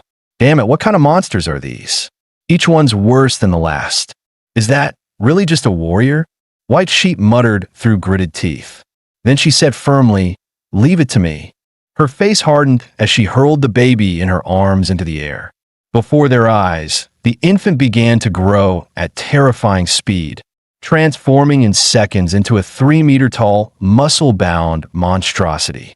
"My treasure, stop them. Quick, retreat," she cried, as she and Catfish fled in panic. "Chuzhou, Qingzhu, work with my shadow puppet. Take down that bioengineered beast. I'll go hunt down those 2 warriors." With that, Eve vanished from the battlefield in an instant. Chuzhou wasted no time. He unleashed his bloodline awakening, Ice Demon Dragon. The muscle monstrosity let out a furious roar. Its black muscles bulged, glowing with sinister red light, and a blazing palm strike, radiating scorching heat, came crashing down toward Chuzhou. Chuzhou responded with his profound martial art, Xianwang technique, Ice Soaring Dragon Shadow. Frost gathered on the lone cold sword, forming a dragon-shaped phantom. With a single slash, a tidal wave of icy currents surged forth, shaping into a ferocious dragon head that swallowed the bio-enhanced brute whole. The muscle monstrosity roared again, its black flesh glowing brighter with crimson light. Its burning heat clashed head-on with a freezing torrent, sending vast clouds of steam billowing into the air. Yet hidden within the icy surge was a far deadlier strike. "Taste my blade." A sword edge concealed within the icy dragon shadow suddenly cut toward the creature's throat. Startled, the muscle monstrosity jerked its head aside, narrowly evading the strike. Yet half of its face was still frozen solid, then shattered, revealing the alloy skull beneath. Chuzhou hadn't expected a creature of such massive size to react so swiftly. So this is what a bioengineered human truly is. Such speed. But Chuzhou wasn't fighting alone. The blood fiend Shadow, lying in wait, suddenly lunged forward, splitting into 12 crimson phantoms midair. Their blood-forged blades whipped into a dense storm of slashes, tearing through the bio-brute skin that was as tough as a martial master's defense. In moments, its flesh was flayed open, layer after layer. Even with its formidable regeneration, the wounds came faster than it could heal, leaving the bio-enhanced monster drenched in blood like a grotesque gourd. At the same time, Lu Qingzhu had finished gathering her power. From her back, massive violet wings spread wide. She stood aloft like a goddess, as countless violet-black feathers converged in her palms, compressing into a sphere of smoldering ash. When the ash sphere expanded to 5 meters in diameter, it suddenly ignited, blazing into a violet sun. Genetic art. Purple nether sunflame. At that instant, Chuzhou's ice bound the brute's legs, while the blood fiend Shadow locked it from the front, pinning it in place. From high above, Lu Qingzhu hurled down the violet sun in her hands. Boom!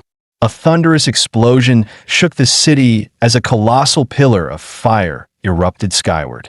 Its searing brilliance outshone even the frigid moonlight. The muscle monstrosity was engulfed in a sea of violet flames, its shrieks echoing through the night, until, consumed inside and out, it was reduced to nothing but ashes.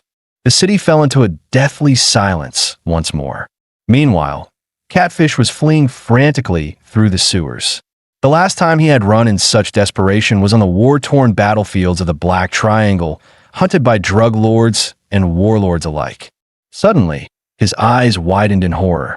A beam of azure light, like divine judgment, carved through the stone above, letting cold moonlight pour into the foul, reeking sewer. Rats truly do love to burrow into the sewers. The mocking, taunting words echoed in the tunnels. But Catfish couldn't summon the slightest anger. His heart was filled with nothing but fear. Outside, White Sheep fled desperately, her eyes darting warily to every corner. Suddenly, she spotted a 20-meter-long crescent-shaped blade aura slicing into the sky. That killing intent was unmistakable. It could only be Yi. Her heart sank. Catfish was surely dead, and she knew she was next. Golden Snake and Bluebird went silent. The captain was slain. Even Catfish is gone. Now it's only me left. Who the hell are those 3 kids? No, I can't die. I have to survive. But where can I run? Her gaze shot upward to the human ladder reaching for the moon. The grotesque sight twisted her gut. This must be the work of the divine Descent Kingdom. At this point, the only way she could think of to shake off Yi's pursuit was to surrender herself to that ladder. Even if it meant offering her soul to a demon, she had to live. But when she finally stood before the moonbound ladder, she couldn't help but gasp sharply. The bridge of naked, writhing human bodies stretched between earth and sky, every face frozen in a serene, unsettling smile. White Sheep shuddered. This is beyond terrifying. Just then, Yi's voice came from behind her. You're going up there? White Sheep's skin prickled with goosebumps. Damn it, he's caught up.